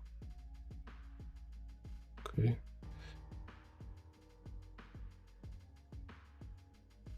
And like you see, so this our y-axis goes this way, right? So it's kind of our perspective grid for y-axis. So, and when y-axis going through vanishing trace here, I look where is intersect horizon line.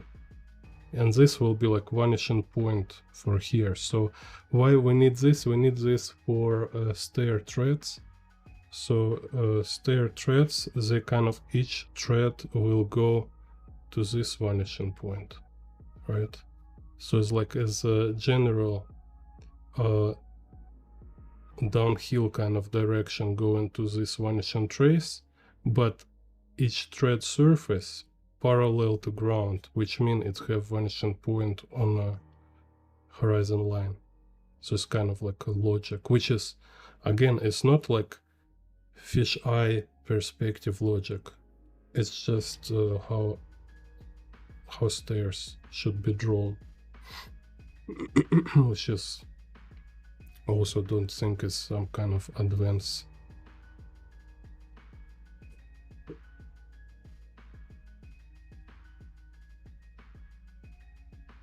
Oh, cool. Like Ulischar. Yeah, write me. Can you write name of this program with a 6-point perspective? Interesting. You mean like computer program or what?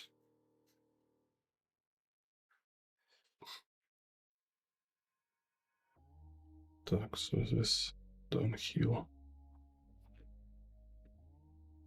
goes here, and then it's typical Hong Kong flag.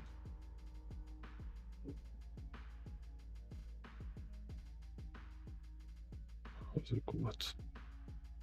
Typical savage, or I don't know. Yeah.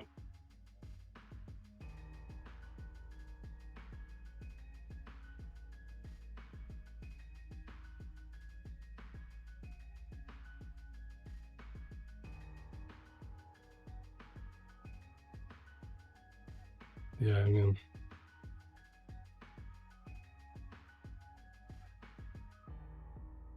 it's not fish eye or fish eye. This perspective here don't have name. It's artist eye perspective.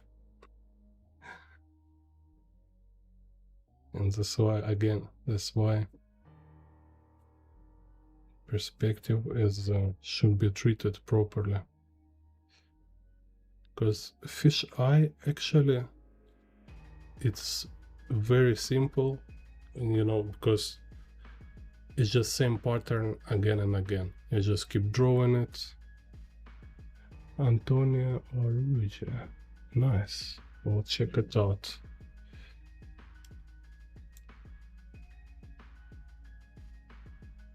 So, and I think it's like if take any perspective too seriously, ultimately you're just being technical artist. Okay, yeah, thank you, we'll check it out.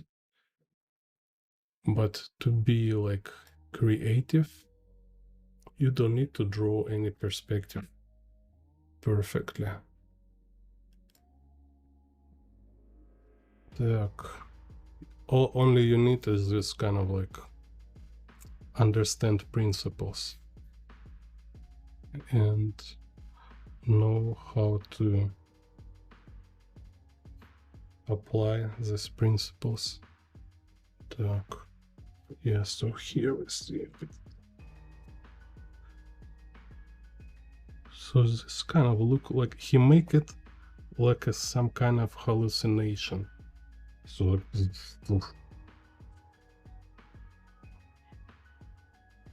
look at that. It will be curious. Maybe, you know, like a couple months later we will find he did like Rob Pointon make some kind of like detailed oil painting based on this etudes. Imagine how crazy it will be if we make like huge canvas 3 meter high and draw all details.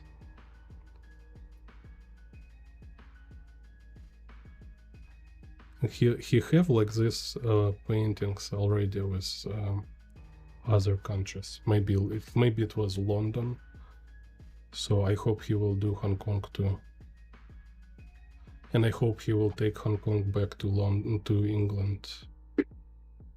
But England now also not good. Like I say, we're living in a manga. It's like, what happened? It's crazy. And this part here, oh, I love this part. Let me find. So I was drawing this view. I'll show you.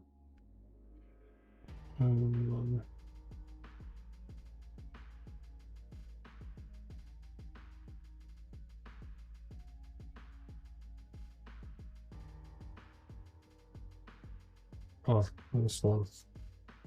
Yeah, so like if you stand in here on this escalator, this kind of what you see. So this kind of this downhill, and here all these buildings. Kind of my favorite view. Yeah, now compared to Rob Pointon, my perspective doesn't look so extreme as before.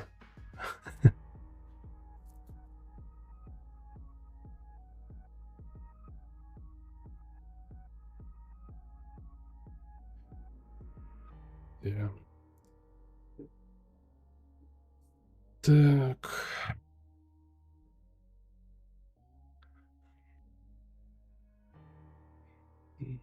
Yeah. It's like in England, it look like a royal family converted to Islam. And it's like we have no other. So also here, look. So we have vanishing trace, point on the horizon, right? So this going to vanish and trace this central escalator.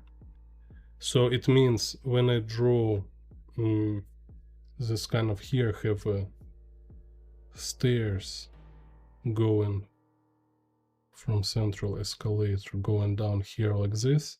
So I will use also this vanishing point. Так. Yeah, I mean, it's just kind of like, it only will explain what they're doing.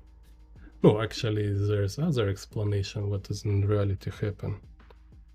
Some kind of like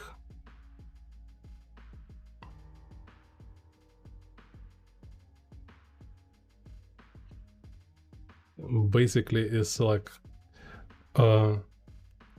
communists using Islam to create chaos, because communists historically they always kind of believe maybe they really profit from chaos, but at least in their kind of core principles they believe they benefit from chaos.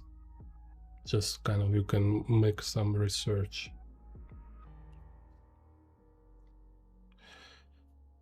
Yeah. And you know, like with the movie Revolver, like a biggest trick communists did, they make people believe that is not an issue anymore. It's like some kind of old story. No, in reality it's exactly like a current issue.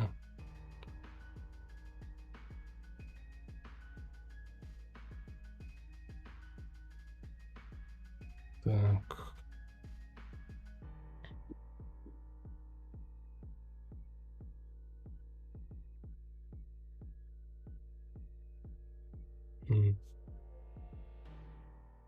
Так. Okay, so this going here.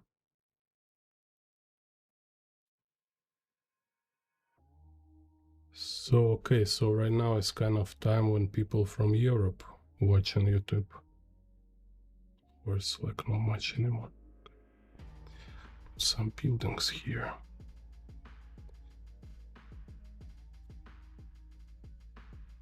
Yeah, because now it's like, I think in the USA it's very late.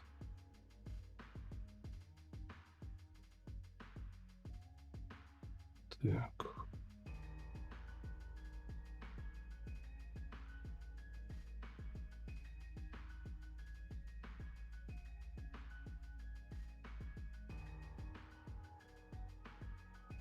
So in here what we have, it's kind of, so this building on the right, right? It's just construction kind of like this. So it's like ground wall is here, and then it's like little kind of protruding kind of. So that's why we see in this part here. So wall, a front building wall here, and then it's kind of this wall.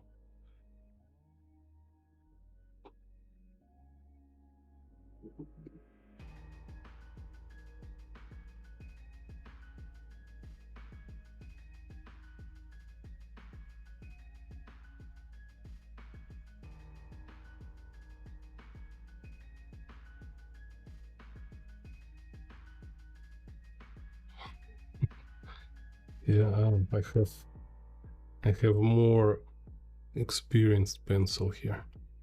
Так.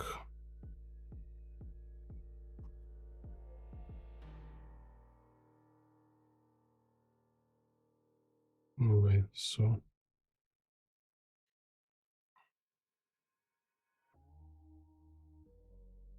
it's kind of this, right?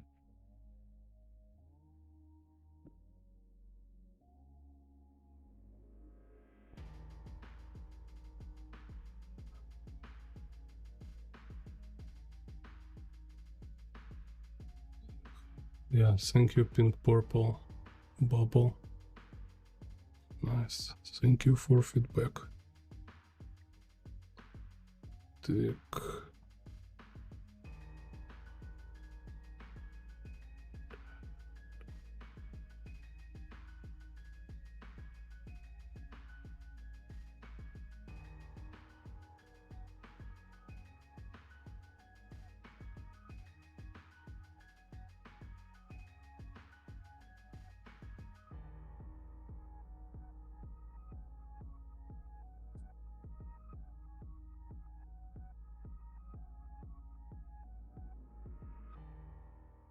So you see kind of like whole magic kind of here in the Rob Pointon work is not so much about perspective as it might seems. It's more about this kind of artistic decisions, distortion. Who are you? My name is Bond. Jim Bond. Sorry. So it's more about like how he distort perspective, how he like make mistakes actually, right? So there's so many mistakes because if you want to distort perspective in the benefit of your composition, technically it's like you need to make mistakes, so you kind of sacrifice in composition, which means again perspective is never priority for artists. So don't kind of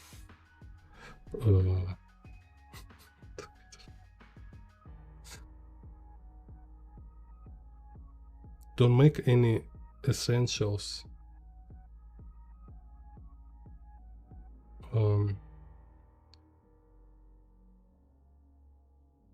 don't stuck on any essentials. Spend more time with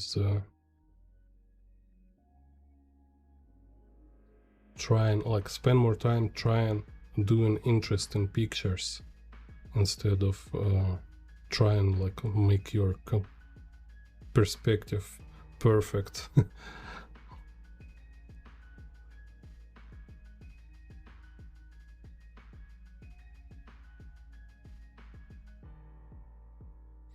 No, you know, like happy accidents, yeah, like I will say like some of them happy accidents, but some of them is deliberate mistakes, right? It's like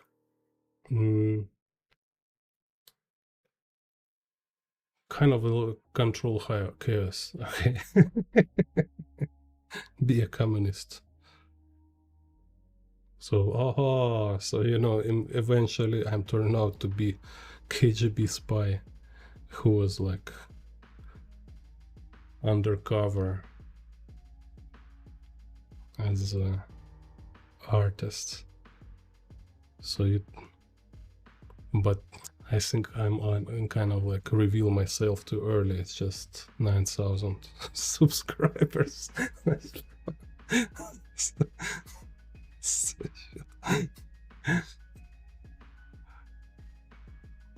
Probably they will execute me tonight. You fail your mission, comrade.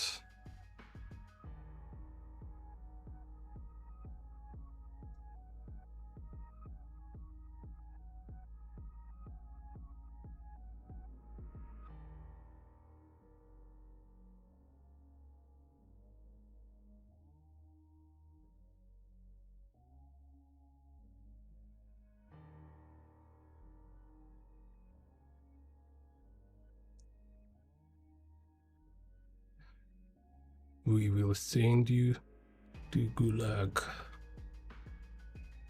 Mr. Bond. Oh no. You think I'm just doing tutorials here?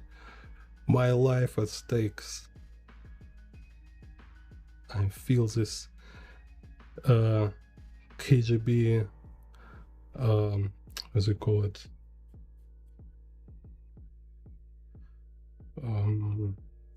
communist famous communist weapon. Okay, anyway,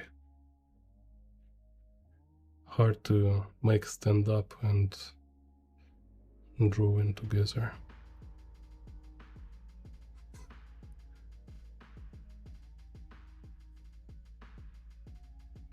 Oh yeah, right. My master class.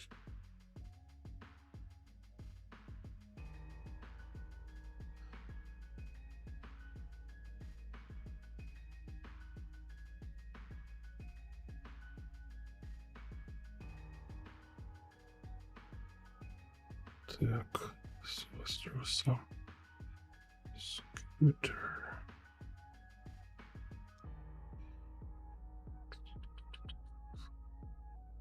Here. Deliver.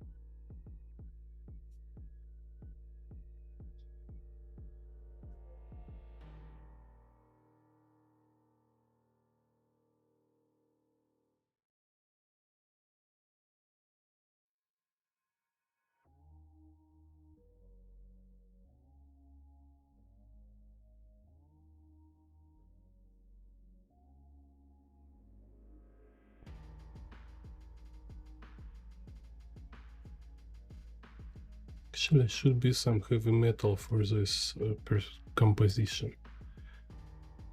Так, heavy metal. Oh.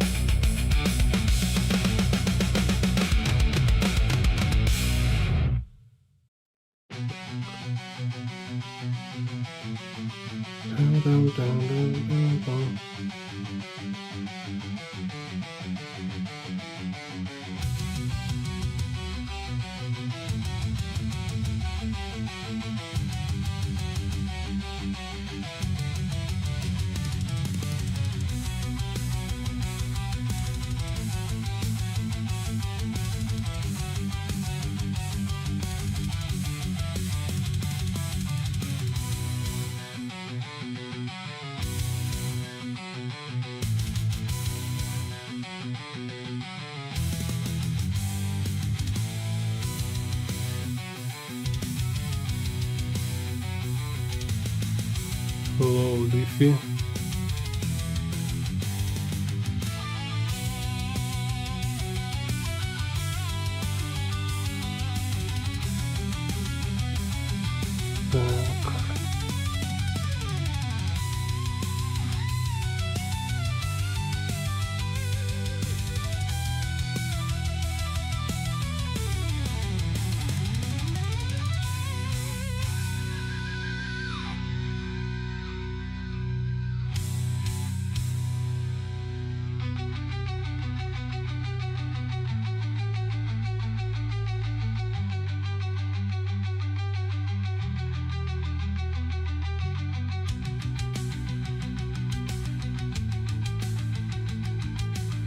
So there's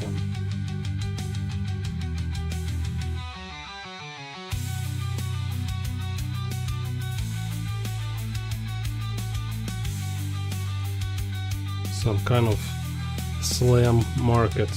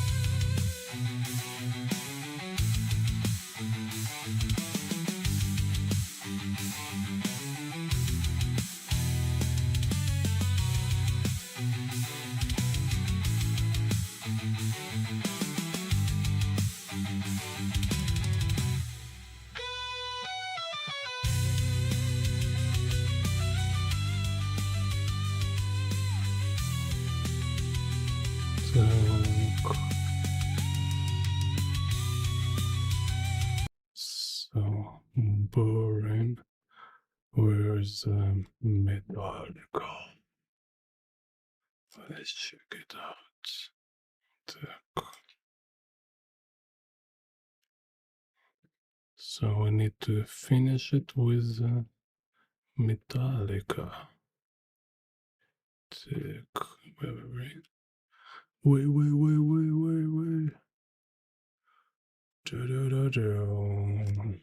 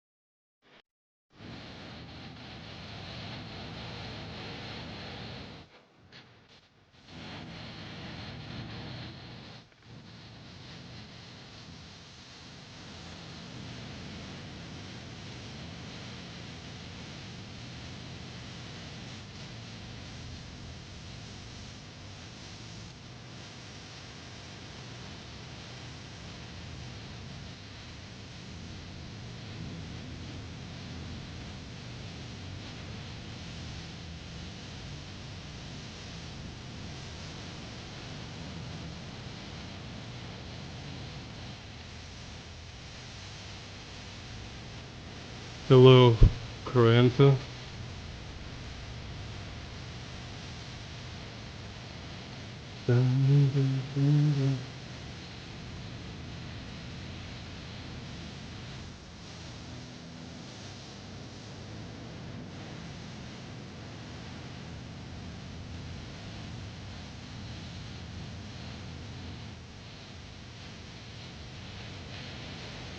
thank you.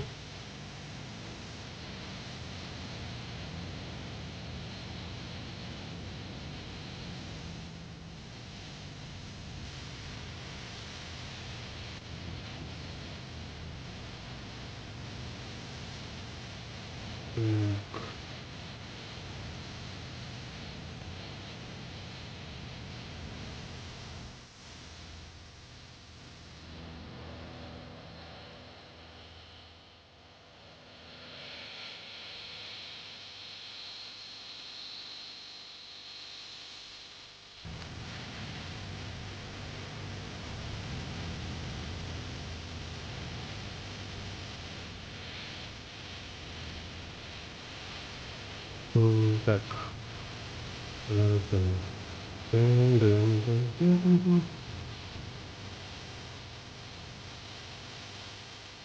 Yeah, you just need to fall in love with perspective. Then it will be not a struggle, but adventure.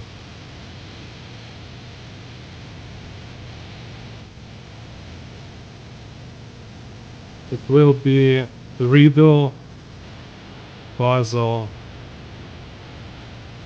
interesting kind of challenge in your favorite game. Okay.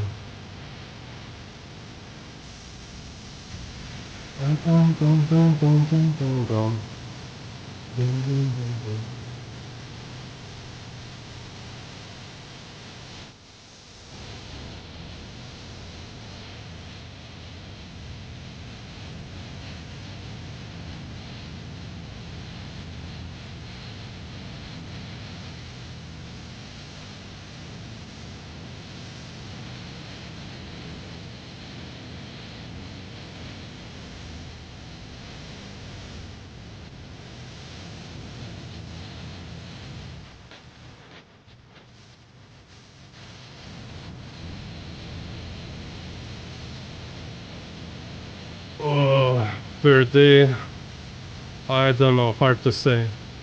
Like, I don't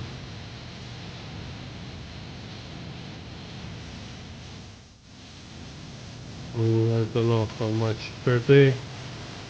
I always say,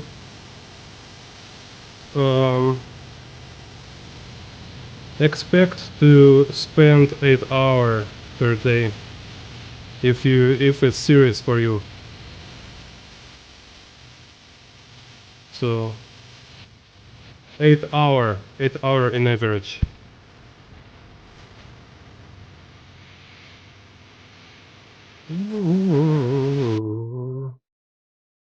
Let's see.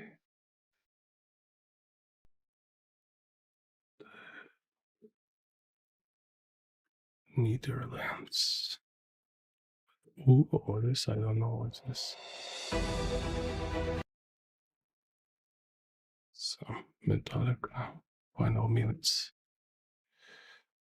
Так, Blackened, Toast. Ooh, we're horsemen. Alright. Hey man, you guys alive out there? I can't fucking hear you. I thought we had some loud friends with us. Come on. We're gonna play some old shit right now. So we're gonna see if you got the first album or not.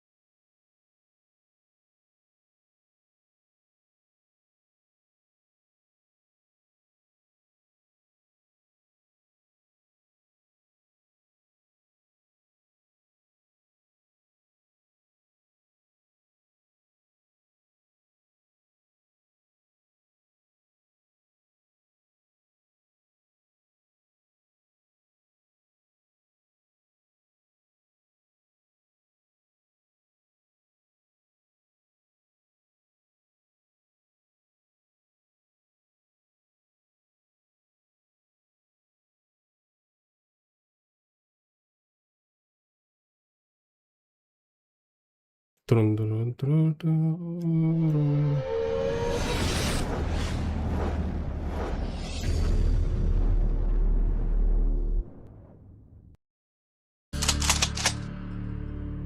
Bak, Dirk Dirk Allah. Durka Durka, Muhammad Jihad. Haka Sherpa Sherpa, Bakala. Oh, Durka Durka Durka.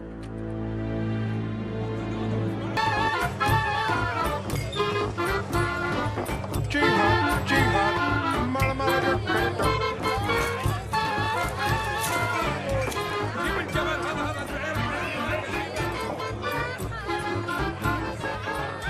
Yeah, no, I know. It's terrible, terrible. We are Bashir rebels from the country of Somalia. Who are you? My name is Bond. Jim Bond.